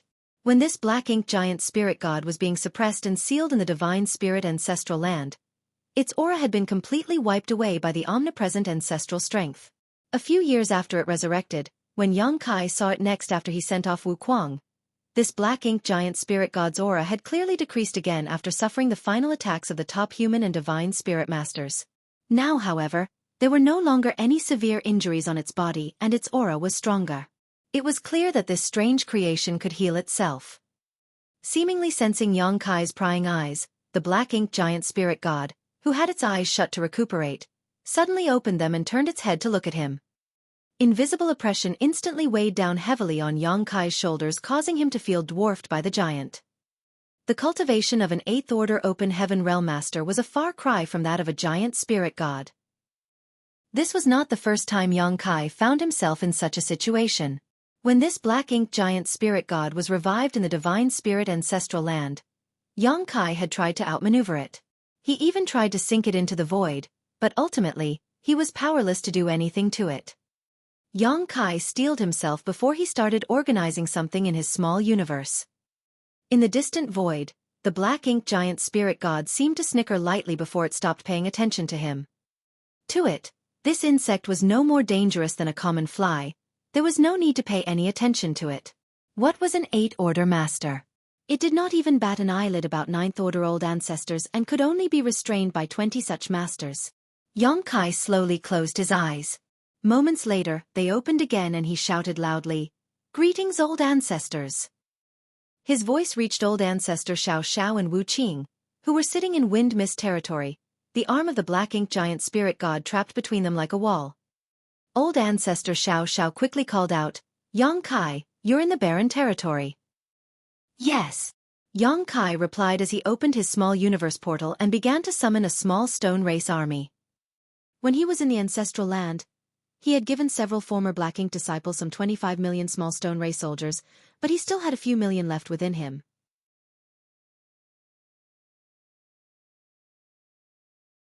However, those small stone race soldiers that he had retained did not include any of the 1,000-meter masters. They were all ordinary small stone race soldiers who could not play too big a role in a battle against top masters. However, for him, they were still the best assistants available. "What are you doing over there?" Old ancestor Xiao Xiao asked curiously, "What is the situation of the human race right now?" Yang Kai continued to summon more small stone race soldiers and was soon surrounded by a vast army, all while communicating, "The situation is quite stable, old ancestors do not need to worry about anything. I'm here to collect some interest from the Black Ink clan." "Collect interest?" Wu Qing asked curiously. Yang Kai bellowed, "Two old ancestors, please be careful." "What are you going to do?" In wind mist territory, Wu Qing suddenly had a bad premonition. He glanced at old ancestor Xiao Xiao, and both of them became alert and raised their guard. In the barren territory, the Black Ink giant spirit god also frowned and watched Yang Kai's movements closely. Yang Kai raised his arm, before swinging it down. Afterwards, a 2 million strong small stone race army swarmed towards the Black Ink giant spirit god like locusts. They did not fear death even in the face of such an overwhelming enemy like the Black Ink giant spirit god. Their sentience was low, and their nature was to grow by devouring materials. Thus they did not fear death. Death was just another part of life to them.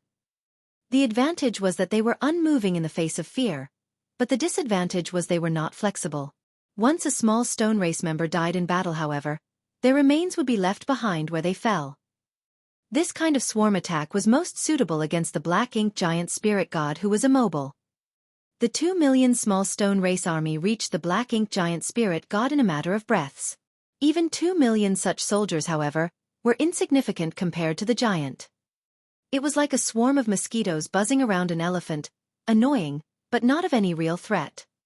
The Black Ink giant spirit god's vast Black Ink strength emerged from its body at that moment. Even royal lords and pseudo-royal lords were incomparable to it. The black ink giant spirit god did not know what Yongkai was up to, but it would not let him just sit there and let him do whatever he pleased. The rich black ink strength enveloped the small stone race army like a tidal wave, and in the blink of an eye, receded again to reveal all 2 million small stone race soldiers had perished without a single injury. Even Yongkai did not know how the black ink giant spirit god killed them. "That's it," black ink giant spirit god finally asked smugly. The 2 marks on the back of Yongkai's hand began to heat up and he said fiercely, "No, this is."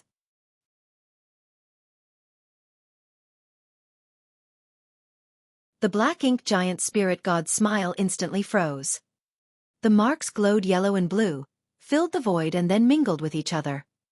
The black ink tide, which had just receded, surged outwards again, this time in a much more aggressive manner. In the blink of an eye, a pure white light began to bloom into a huge white sundae. This mass of pure white light was 10 times more intense than the one Yongkai tossed out in the divine spirit ancestral land. The light not only enveloped the void, but it also enveloped the huge body of the black ink giant spirit god. The sacrifice of a mere 2 million small stone race soldiers naturally could not achieve such results.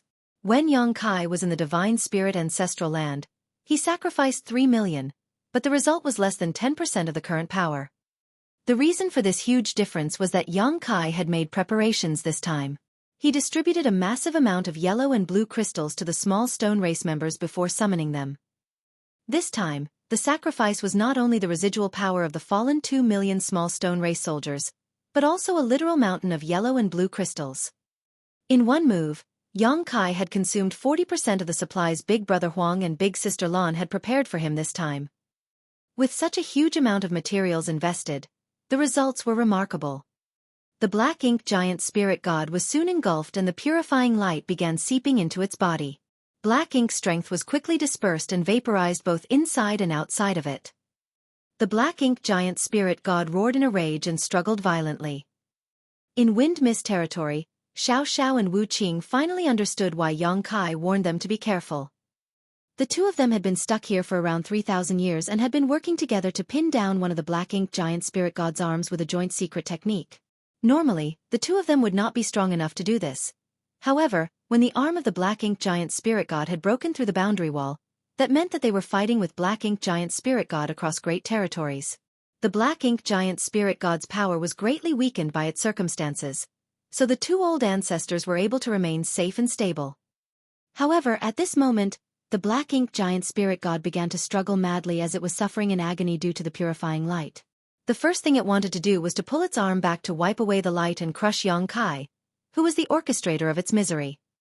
The chains clattered on the huge mountain-like arm, and boundless black ink strength began to surge wildly, as it tried to break free from the chains.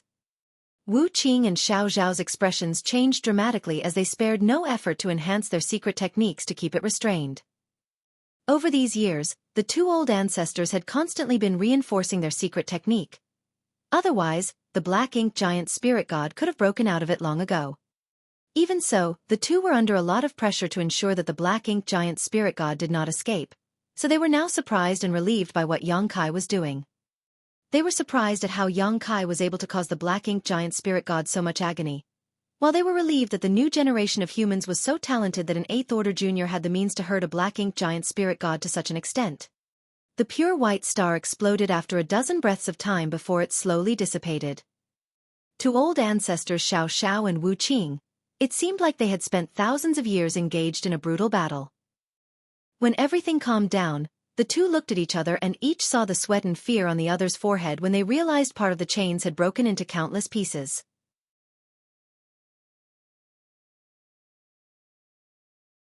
They panicked and quickly rushed to repair them. Of course, they knew that if black ink giant spirit god really wanted to get out of this trap, it could do so at any moment by sacrificing its arm. Fortunately, it did not seem things had come to that point yet.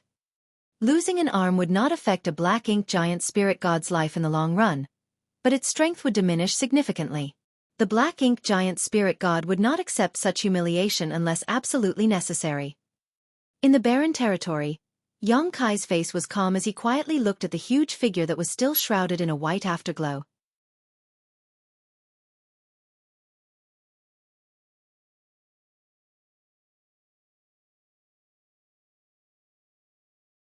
Marshall Peak. Chapter 56-47, The Net. The tremors and thunderous commotions within the barren territory calmed down as soon as the black ink giant spirit god stopped struggling. It sat in the void, with the arm that penetrated the boundary wall secured from the other side as it stared at Xueqi with intense rage. Technically speaking, the black ink giant spirit god was both Mo's creation and Mo's soul clone. It meant that there was no big difference between Mo and it. Apart from the vast difference in strength, it inherited all the thought processes and experiences of Mo. It was not easy to anger such an ancient supreme being, which has survived for millions of years, to such an extent. During the battle in the barren territory, it was attacked repeatedly by Ninth Order Open Heaven Realm Masters. Even the Dragon and Phoenix clan leaders had joined in on the assault. The wounds they caused were far more severe than what it was suffering just now. Later on, it was shackled in place by the two surviving Ninth Order old ancestors, but even then, it was not as angry with them as it was now. To it, all the resistance of the human race was just an appetizer before Mo's unification of everything was complete. Not only would it not be angry, it felt that it could have some fun along the way. However, what Xueqi did today really upset it. Not only did the pure and flawless white light reopen its wounds that took thousands of years to heal, but it also wiped away a large portion of its power. In a mere dozen breaths, Xueqi ruined thousands of years of cultivation. The pure white light had caused its heart to be filled with rage. "You worm! You have truly enraged this Supreme One!" bellowed the black ink giant spirit god, causing the entire barren territory to reverberate. Xueqi taunted in response, "Come and kill me then!" In Wind Mist territory, Xiao Xiao and Wu Qing were immediately put on edge. There was nothing they could do if the black ink giant spirit god was willing to sacrifice its arm in order to get out of their restriction. Of course, the black ink giant spirit god's powers would be severely impacted if it lost an arm. However, even if the black ink giant spirit only had one arm, two Ninth Order Masters were still no match for it. They were secretly praying that this damn brat would not provoke this monster again, because if it really got upset, the situation would only get worse. Though the black ink giant spirit god was furious, it had no intention of sacrificing its arm to get out of this trap. The two Ninth Order Masters were relieved when it did not move its locked arm. Xueqi, however, did not stop provoking it. When he saw that black ink giant spirit god was not moving, he increased his taunts. "It looks like you are all talk. If you don't kill me today, I will kill you in the future. Not only will I kill you, but I will also go to the primordial heaven source grand restriction to destroy your lair and slaughter your true body." The two old ancestors who had just heaved a sigh of relief were now anxious again. They wanted to yell at Xueqi to shut the hell up. Worse, Xueqi's threats were the most shameless of boasting. Instead of getting more upset though, the black ink giant spirit god calmed down considerably and, after sizing up Xueqi, said, "I'll look forward to the day when you can say that in front of my true body." It was as if he had heard something very interesting and wanted to witness it with his own eyes. Xueqi nodded his head very seriously and replied, "Hope you meant what you've said." After saying that, he bowed at the boundary wall that the arm pierced and said, "Many thanks for your efforts, old ancestors. This junior will take his leave now." Turning around, he shot away towards the territory gate. He had achieved the purpose of this trip.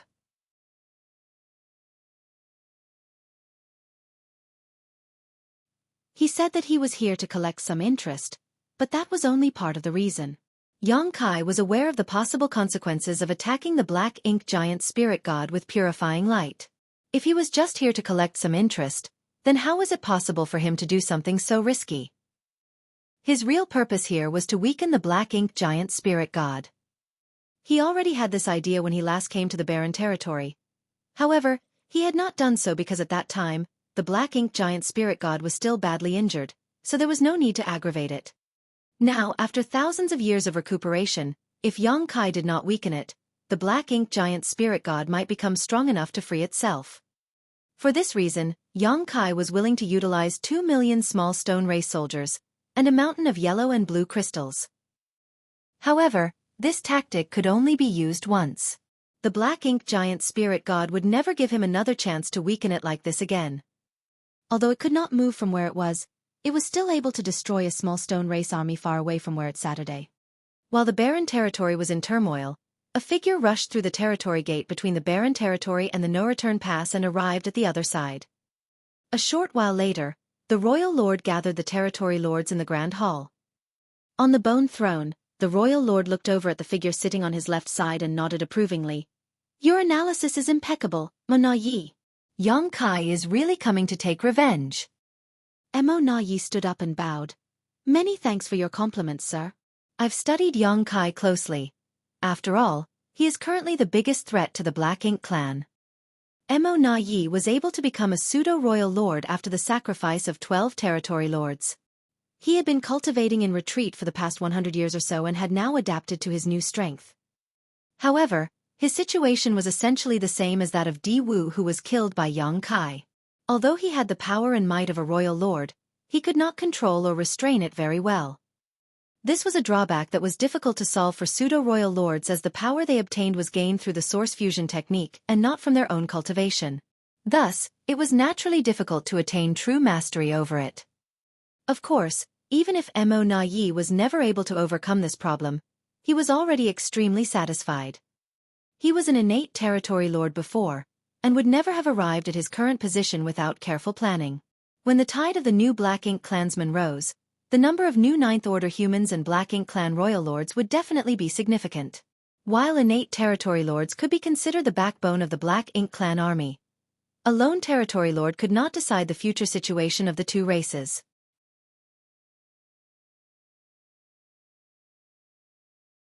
Even if a pseudo-royal lord was slightly inferior to a real royal lord, Mo Yi had already slogged for so many years for this position. It did not matter if he was slightly inferior, as he was happy with making any progress at all. Furthermore, he had always been wiser and more resourceful than the rest of the Black Ink clan, so he was confident that he would not be worse off than any other royal lords in the future.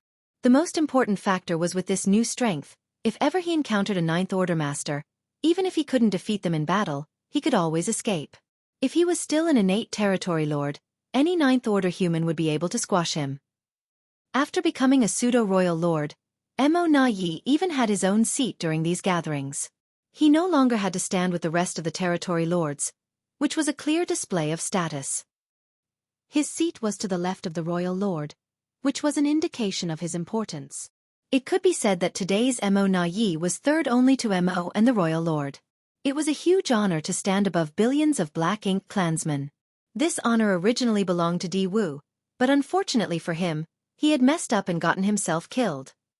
From what Sir said, that Yang Kai has already arrived? Mo Yi asked. The royal lord nodded. According to the news from the barren territory, Yang Kai is over there now.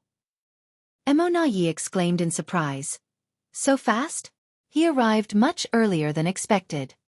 He had thought that Yang Kai would have to cultivate for about 200 years this time to fully recover, given the severity of his wounds. After his defeat in Acacia territory, Mo Yi gathered all the information he could find about Yang Kai, and now had a fairly good understanding of his character and behavior. From that point on, he paid close attention to Yang Kai's movements. In fact, his speculations weren't entirely wrong, as Yang Kai had yet to fully heal. It was just that the latter had decided to take action now rather than wait. The royal lord continued, the arrays that have been set up around the territory gate and are ready to be activated. If Yang Kai dares to show up, he will walk right into our trap. Mo Yi, this time, I will leave the task of capturing this nuisance to you. I hope that you will not let me down. Mo Yi rose again and bowed. Rest assured, sir. If Yang Kai dares to show up this time, he will not be able to go back. The royal lord nodded with satisfaction. I will remain here and only enter the battlefield if Yang Kai enters our net. Mo Yi was relieved to hear what the royal lord said. He was not eager to repeat Di Wu's mistakes, where he fell in the ancestral land along with 8 territory lords. Although the results were unexpected, it was obvious that the Black Ink clan had severely underestimated Yang Kai's means. This time was different. The no-return pass was the base of the Black Ink clan, with a true royal lord, a pseudo-royal lord, and 100 territory lords that could be mobilized. If Yang Kai rushed in through the territory gate and fell into their prearranged array, he would have no hope of escape unless he was a Ninth Order master. Mo Yi rolled up his sleeves and suddenly understood Di Wu's urgency back then. This was his first battle after becoming a pseudo-royal lord, and he was dealing with a pillar of the human race at the heart of Black Ink Clan.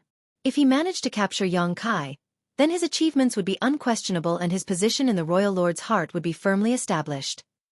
At his command, 50 territory lords were deployed and lay in wait around the black ink nests near the territory gate. They waited for Xueqi to show up and then they would activate the heaven-sealing earth-locking array.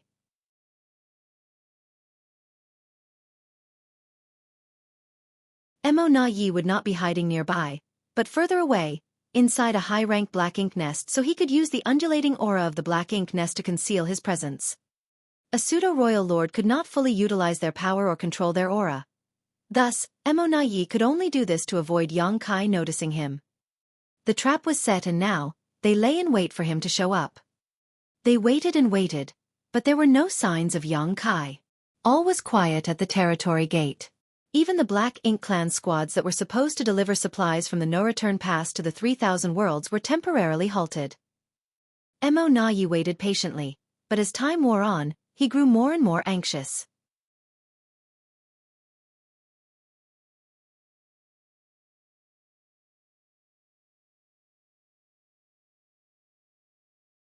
Marshall Peak. Chapter 5648. Mo Na Yi's suspicion. What is Xueqi doing? With his speed, he should be able to arrive at the no-return pass within hours after entering the barren territory. After waiting for another month, Mo Na Yi could not stand it anymore. Thus, he sent a territory lord to the barren territory to find out what was happening. He was surprised to hear that Xueqi was no longer in the barren territory. He struck and wounded a black ink giant spirit god, and then left. Mo Na Yi was stunned for a long while when it was reported that Xueqi was nowhere to be found. If Xueqi had not entered the no-return pass and was not in the barren territory, then where could he be? Could he have been wrong and Xueqi had no intentions to come to the no-return pass to retaliate? Inside the grand hall, Mo Na Yi could feel a scrutinizing gaze coming from the bone throne, one which carried a slight hint of dissatisfaction. The dissatisfaction was not because Mo Na Yi's speculation was wrong, but because his speculation had caused the royal lord to be determined to create another pseudo-royal lord. 13 territory lords were sacrificed to create the first pseudo-royal lord, only to have Di Wu die shortly after. 12 territory lords were sacrificed for the second pseudo-royal lord, Mo Na Yi.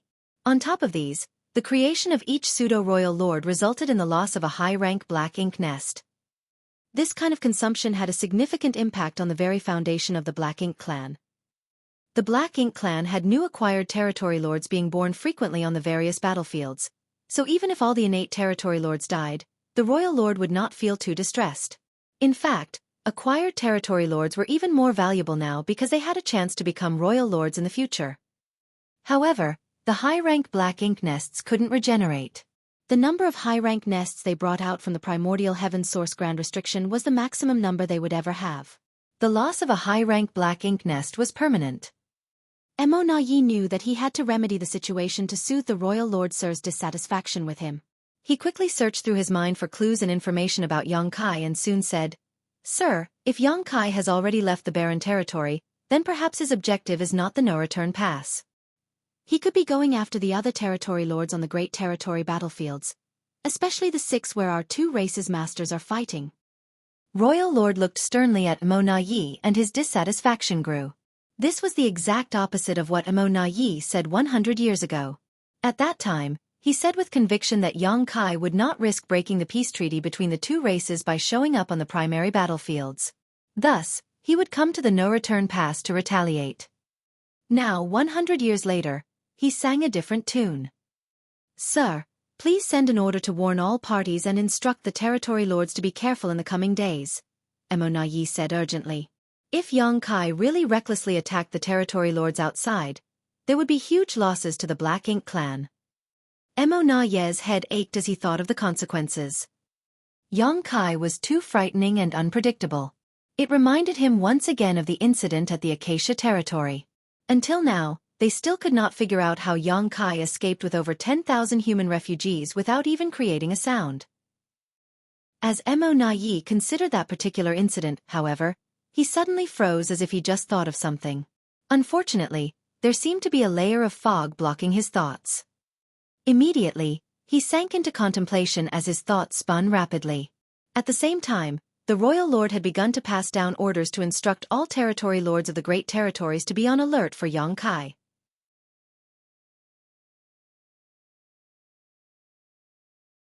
Of course, the royal lord still felt some dissatisfaction towards Yi, but this pseudo-royal lord had already been created and was destined to become his right-hand man in the future. Thus, the royal lord could not be too harsh on him. In fact, Yi had objectively done a very good job. If not, he would not have called Yi back to the no-return pass to hear his opinion before he sent out his orders. The orders were sent down and soon were disseminated through the high-rank black ink nests to all parties.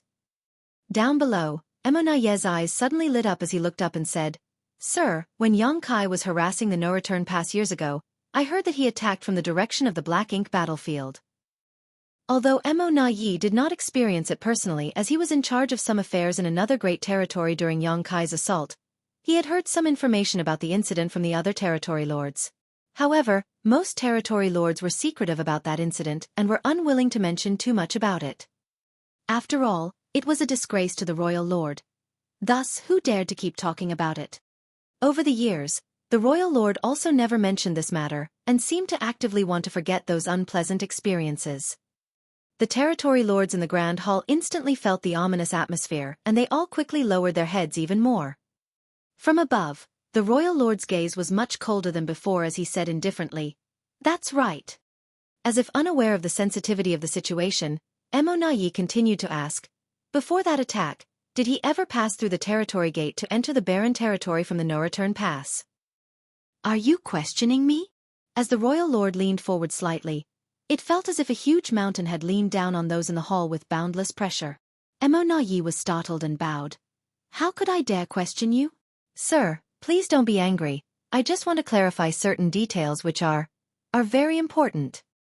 The royal lord stared sternly at Yi's eyes. He did not sense any trickery. Instead, he saw the enthusiasm and sincerity which appeased the royal lord's heart. If Yi thought that he could disrespect him after he became a pseudo-royal lord, then the royal lord did not mind putting him in his place. However, it really seemed that Yi was trying to figure something out. Thus, even though he was ashamed of that incident and was unwilling to revisit it, he swallowed his pride and answered, "No." Yi's expression changed slightly and then said, "If he did not pass through the territory gate and attacked from the depths of the black ink battlefield, but before that he had appeared in various other great territories."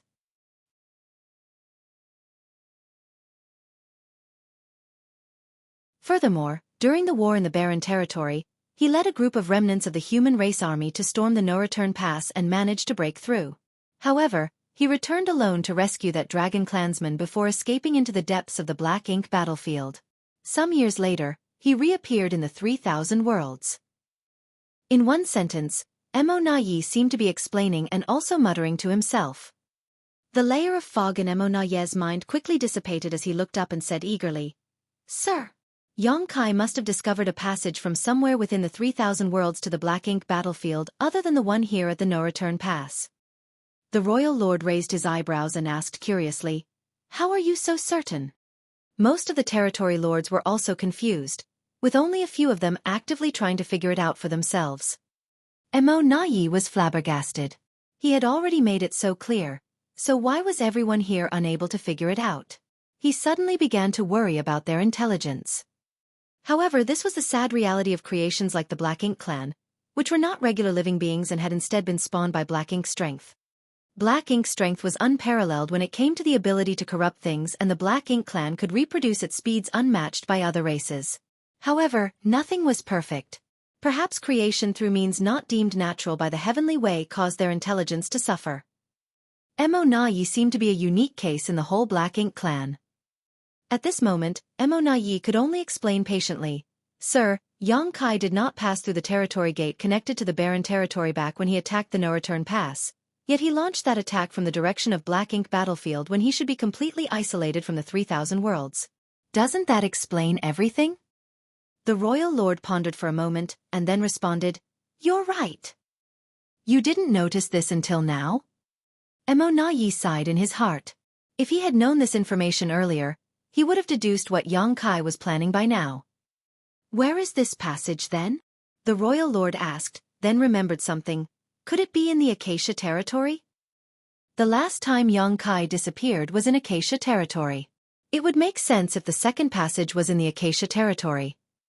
For a moment, the royal lord praised himself for his wisdom before frowning and rejecting this idea. If the passage was in Acacia territory, he could have entered the black ink battlefield from Acacia territory, but how could he return without being spotted? According to the information reported by the black ink disciple, after he disappeared from the Acacia territory, he went straight back to High Heaven territory. At this time a territory lord boldly interjected, "This human is proficient in the Tao of space, and not only do we have no understanding of the Tao of space, but the vast majority of human masters are also ignorant of it.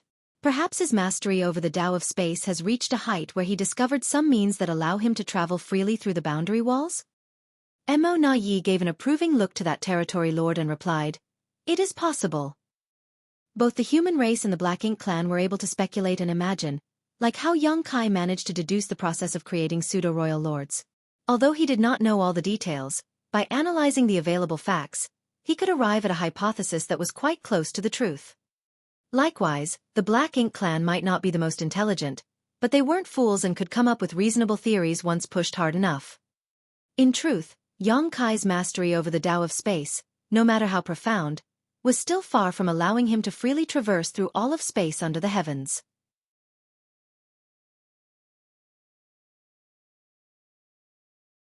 He could only do what he did because he had the help of the world tree, which was connected to all universe worlds with intact grand Taos. Each such universe world was represented by a world fruit on the world tree. Xueqi was able to establish a very close relationship with the world tree, and he was able to use it and his mastery of the Tao of space to arrive at the grand ancient ruins boundary from anywhere in the 3,000 worlds, then from there head to any living universe world. If it was a dead universe world, then Xueqi was helpless, as when a universe world died, its world fruit would wither and die. Hence, he could not use dead universe worlds to move around. If that's the case, then it's not just the territory lords of the great territory battlefields who need to guard against Xueqi, but also the no-return pass, Mo Na Yi slowly murmured. Before he finished his sentence, he turned his head and looked in a direction where a powerful aura was approaching at an extremely terrifying speed. Xueqi! The royal lord stood up from his bone throne. With a flicker of his figure, he rushed out of the grand hall and headed straight towards the approaching aura. Mo Na Yi hurriedly did his best to control his aura while heading to the nearest high-rank black ink nest, so as not to reveal his existence. Xueqi should not know that there was another pseudo-royal lord here at the no-return pass, so he could use this to his advantage and may have an opportunity to trap Xueqi completely. A few moments ago, Xueqi lurked in the void at a place 1,000,000 kilometers outside of the no-return pass. Staring at it as a sense of unease in his heart grew stronger.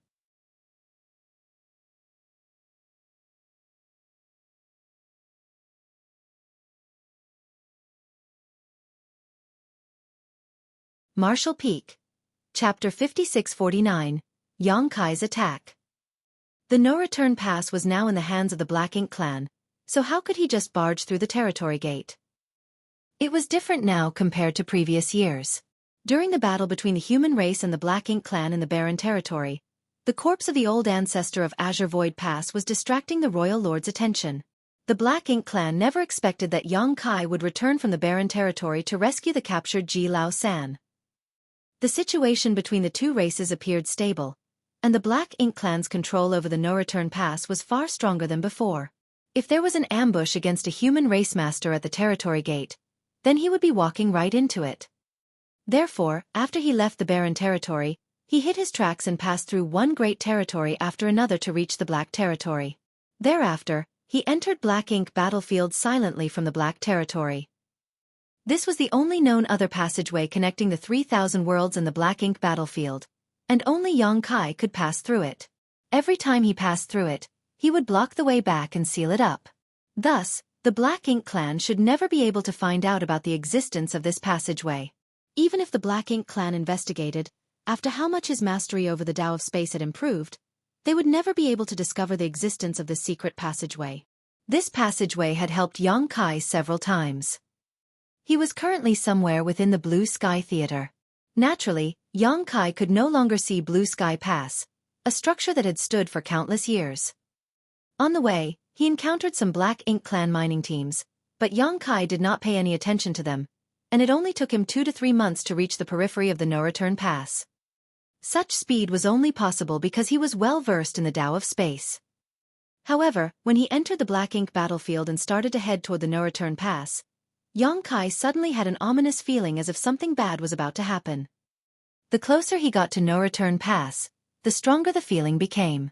When he arrived outside the no-return pass, the uneasiness had reached its peak. Now, looking at the huge Great Pass, it was like a beast that was ready to devour anyone foolish enough to approach. It was a warning. Perhaps because his Tao of time had improved again, which enabled his perception of the potential future crisis to become sharper. Since there were great dangers ahead, the wisest thing to do was listen to his gut and retreat immediately. Even if he wanted to seek revenge on the Black Ink clan, the no-return pass was not the best choice. There were many territory lords in the great territory battlefields. The ancestral land battle was the first one in which Black Ink clan broke the agreement without warning. If Yang Kai really wanted to kill some territory lords to ease his anger, the Black Ink clan would just endure the losses and not engage in a battle with him. However, he had to come. The Black Ink clan's ability to turn an innate territory lord into a royal lord had to be investigated no matter what. He would not worry about it if it was an exception. However, if it became a possibility, then the human race had to be careful in the future. So, without further delay, Yang Kai rushed boldly toward the no-return pass. He considered hiding his aura, but since a royal lord was present here, there was no way he could effectively do that. Thus, instead of sneaking around and hiding his power, it was better to come openly and blatantly. Yang Kai's speed is extremely fast. The moment his aura was exposed, he used instantaneous movement and dashed to the top of a high-rank black ink nest. He then fiercely smacked down on it.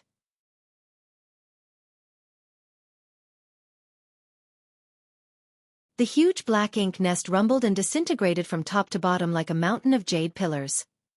Although the Black Ink nest was the foundation of the Black Ink clan and could spawn countless Black Ink clan members, it was not strong enough to withstand an attack by a top 8th Order master like Yang Kai. Even a random 3rd or 4th Order Open Heaven Realm master could destroy a Black Ink nest with a single blow. Yang Kai had done this previously. At that time, he destroyed 6 high-rank Black Ink nests. It seemed that the Black Ink clan had learned from their mistakes. After he destroyed one, there were no more signs of high-rank Black Ink nests nearby. The high-rank Black Ink nests were now positioned far away from each other. Thus, even if Yang Kai could destroy one of them, he would need time to destroy the second one. The moment the high-rank Black Ink nest was destroyed, a figure emerged from the ruins, but it was a territory lord. After feeling Yang Kai's murderous intent, he turned his head and exclaimed, "Yang Kai!" Yang Kai's reputation was evident when he was immediately recognized by a random territory lord. The territory lord was terrified and had no intention of fighting with Yang Kai. He turned around to run away, but the void suddenly froze and his vision dimmed. When he looked up, he saw a huge palm descending from the sky to slap his head down. The territory lord was using Black Ink strength like mad, but it was difficult for him to resist the terrifying power of this palm, and was directly slapped. Yang Kai withdrew his hand. He was slightly stunned that this territory lord was far too weak. It soon dawned upon him that this was not an innate territory lord, but an acquired territory lord. He had been hiding in the Black Ink nest to cultivate but had suffered an untimely death. Killing the innate territory lord or the acquired territory lord did not make much difference to Yang Kai. But if he had to choose, he would rather kill the acquired territory lord. This was not because the acquired territory lords were weaker and easier to kill, but because acquired territory lords had the potential to become royal lords. By killing more acquired territory lords, he could prevent them from ever becoming royal lords. Exterminating the Black Ink nests and killing the territory lords seemed to be tedious, but in fact, it was extremely fast. However, at that moment, he sensed a powerful aura. The royal lord is here. Yang Kai was not surprised. The royal lord was always here at No Return Pass. Since he came to cause trouble, it was natural that he came out. The moment he manipulated space principles, his chi fluctuated violently, and in a flash, the void was like a lake that had a boulder thrown into it. The void rippled and Yang Kai's body swayed.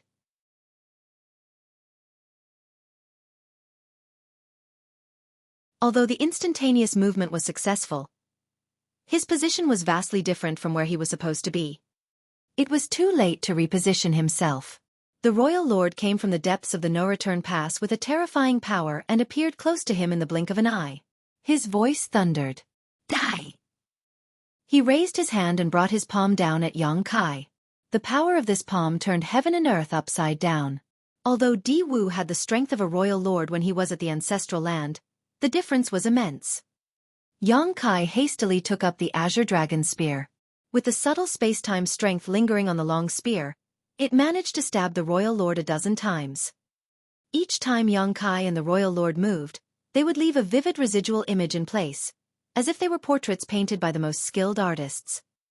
The figures of the royal lord and Xueqi could be seen everywhere throughout the void, filling up the huge void in the blink of an eye. A group of territory lords that had rushed out from the depths of the no-return pass were dumbfounded. They could not tell which of those figures was real and which were just residual images. However, they did not worry about those. Dozens of territory lords ran toward the battlefield. More than 10 territory lords tried to set up a formation to block heaven and earth.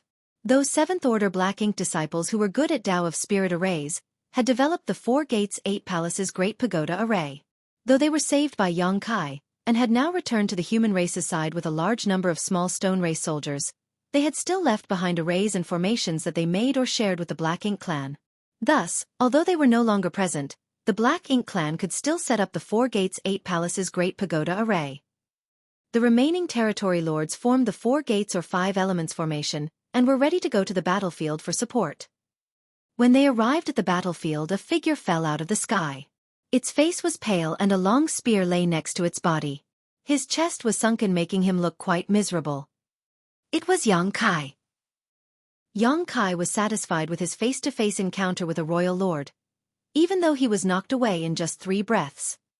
Back then, when he was messing around at No Return Pass, he did not dare to fight with this royal lord because he would most likely fall and not be able to perform a space secret technique with his strength at that time. That would be playing with his life. Thus, when he faced the royal lord, he immediately ran. After 3,000 years, he met the royal lord again. Although he was still far from being a match for his enemy, they at least fought, which was much better than the last time. This was considered a positive development. It was difficult for a royal lord's strength to improve, but it was different for Xueqi. He had been an 8th Order master for around 3,000 years. Now he was at the peak of the 8th Order Open Heaven realm and might have a chance to break through and become a 9th Order master. When he reached the 9th Order, he was confident that he would be able to kill such a royal lord with ease. Even so, there was still a long way to go. Behind Xueqi, Black Ink's strength was like a tidal wave. The royal lord's murderous intent was revealed and he was in hot pursuit. Xueqi manipulated space principles and was about to leave with the instantaneous movement. However, since the last encounter with Xueqi, the royal lord seemed to have found a way to deal with Xueqi. Just like the royal lord who chased him out of the primordial heaven's source Grand Restriction. The way to deal with Xueqi was to use his own aura to destabilize the void around Xueqi while he was performing the instantaneous movement technique.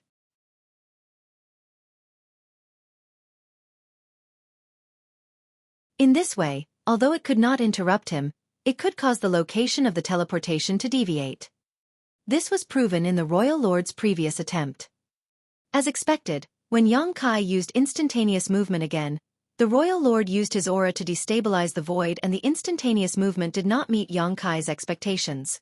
Not only was the distance much shorter, but the position was not even close to 1,000 kilometers. However, Xueqi was still more than satisfied with this. He still remembered the time when he escaped from primordial heaven's source Grand Restriction. When the sheep-headed royal lord chased him, every aura blast would hurt him. Now, it was just his instantaneous movement that was affected. It was much better than getting hurt.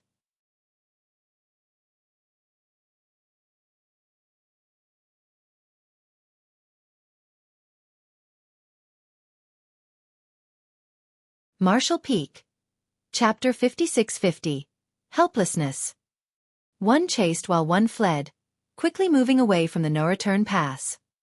It was a similar scene to the past, and this alarmed Xueqi. Previously, he managed to lure the royal lord out of the no-return pass and then used his space beacons to quickly wheel around and destroy several high-rank Black Ink nests. After suffering such a loss, could the royal lord really still be so gullible? He was either overwhelmed by rage or the Black Ink clan had a backup plan.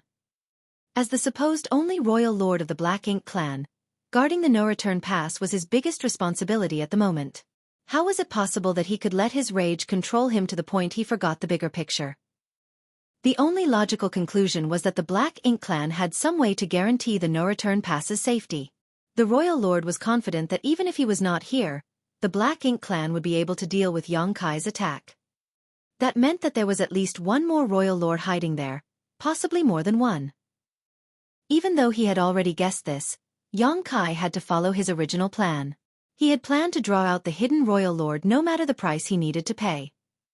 Xueqi kept using instantaneous movement. However, each time he was interfered with by the royal lord's aura, causing small wounds to gradually build up. Although his strength was far superior to last time, Xueqi could not keep this up forever. The two gradually moved further away from the no-return pass. The territory lords behind wanted to chase after them, but Emo Na Yi sent an order in time to stop them. Emo Na Yi sighed slightly as he looked in the direction the royal lord disappeared. He chastised himself for not understanding the situation sooner, so that he could discuss with the royal lord about countering Xueqi before he appeared. This situation was not what he had expected. If he had any say, Emo Na Yi would not have let the royal lord chase after Xueqi.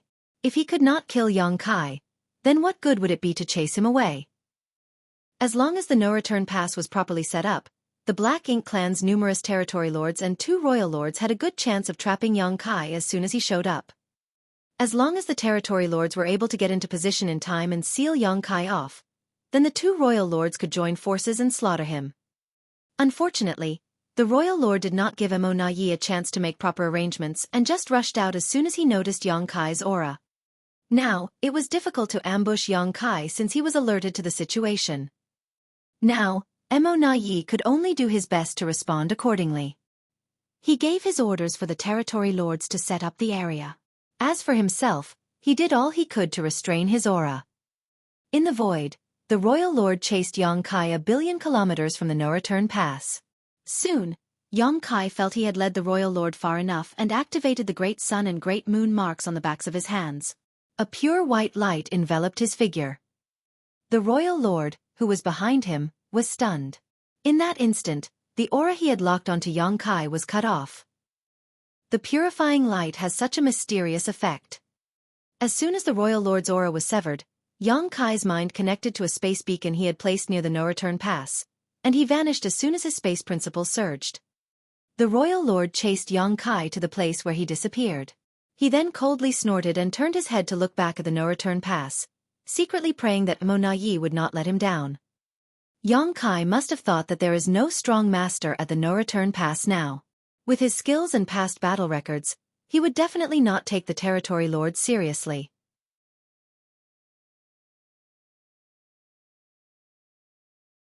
If he is complacent enough, he might be trapped by the array. When that time comes, Emo Na Yi can engage him, and when I return, we can easily kill this menace off. With such thoughts in mind, the royal lord hurriedly dashed back towards the no-return pass. At the same time, Xueqi appeared inside a black ink cloud some 10 million kilometers away from the no-return pass. Without stopping and without hesitation, even though he knew that the no-return pass was a lion's den, he rushed out to attack. With his own aura surging openly, the territory lords guarding the no-return pass went on high alert as they awaited their greatest enemy. As his figure flickered forward, Xueqi pushed his time principles madly, trying to intuit where the future crisis might come from. He did not think that there would be much risk even if there was 1 or 2 royal lords hidden at the no-return pass. He could still run away if he was no match for them. The greatest danger was undoubtedly the heaven-sealing earth-locking 4 gates 8 palaces great pagoda array. If he was trapped in such an array, the royal lord would pose a fatal threat to him. Thus, Xueqi had to look out for the locations where this array might appear. The array needed a certain number of territory lords in order to be activated, so in fact, he only needed to take note of the location of those territory lords. It was a pity that there were too many black ink nests around. Not only were there around 100 high-rank black ink nests, there also were thousands of mid-rank black ink nests. The aura of each of the black ink nest was so strong that Yang Kai could not detect any territory lord hiding inside. The only thing he could use was the faint sense of crisis he felt, but unfortunately, he could not do anything about it. Thus, he could only use time principles to try to peer into his future. Soon, Yang Kai closed in on the no-return pass, but instead of attacking, he began circling the perimeter. He could clearly sense the divine senses of numerous black ink clansmen probing him from the black ink nests below, which allowed him to determine which ones were occupied. Mo Na Yi did not intend to engage Yang Kai, as he hid in one of the high-rank black ink nests. He just sat like a rock while reigning in his aura. With the information transmitted through the black ink nests, he was able to monitor Yang Kai's movements without actively searching for him. Naturally, he became alarmed by Yang Kai's movements. Since Yang Kai had already lured the royal lord away, this should have been his best opportunity to go on a rampage and create a huge mess. If Yang Kai wanted to, with his current strength, destroying several high-rank black ink nests was entirely possible. If he did that though, the Black Ink clan would have a chance to trap him during the chaos. However, Yang Kai did not do that. Instead, he kept circling the no-return pass.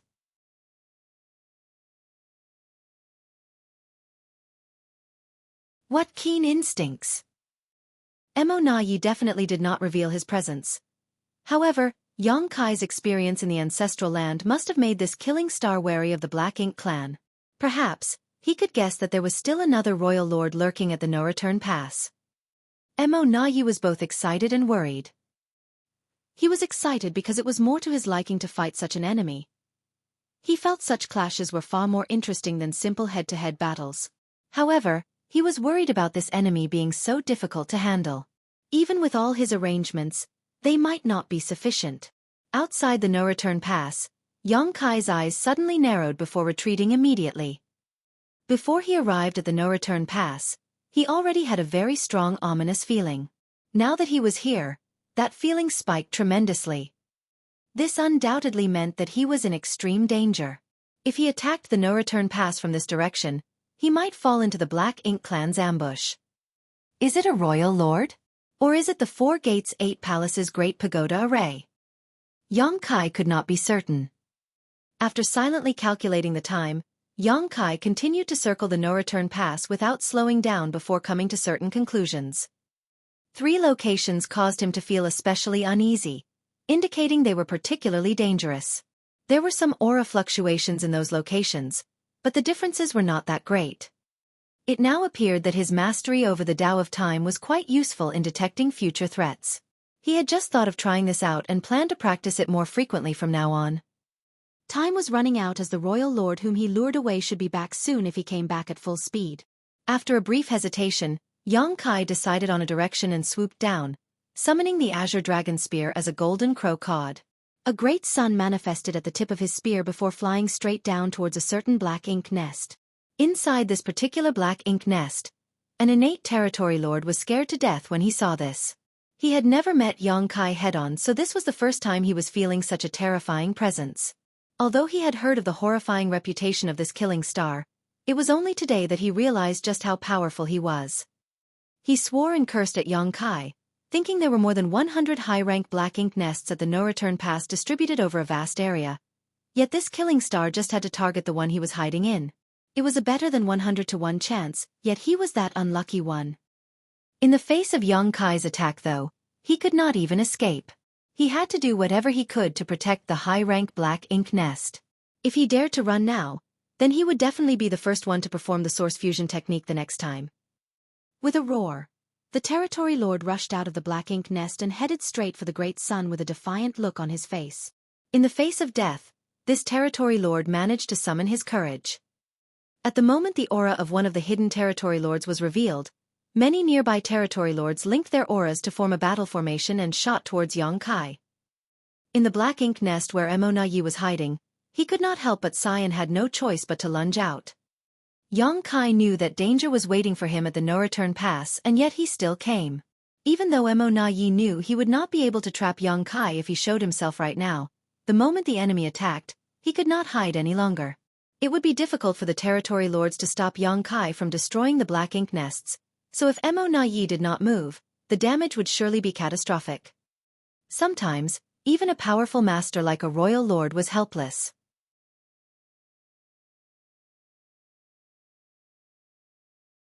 Mo Na Yi surged his royal lord might towards Yang Kai, hoping to frighten him off.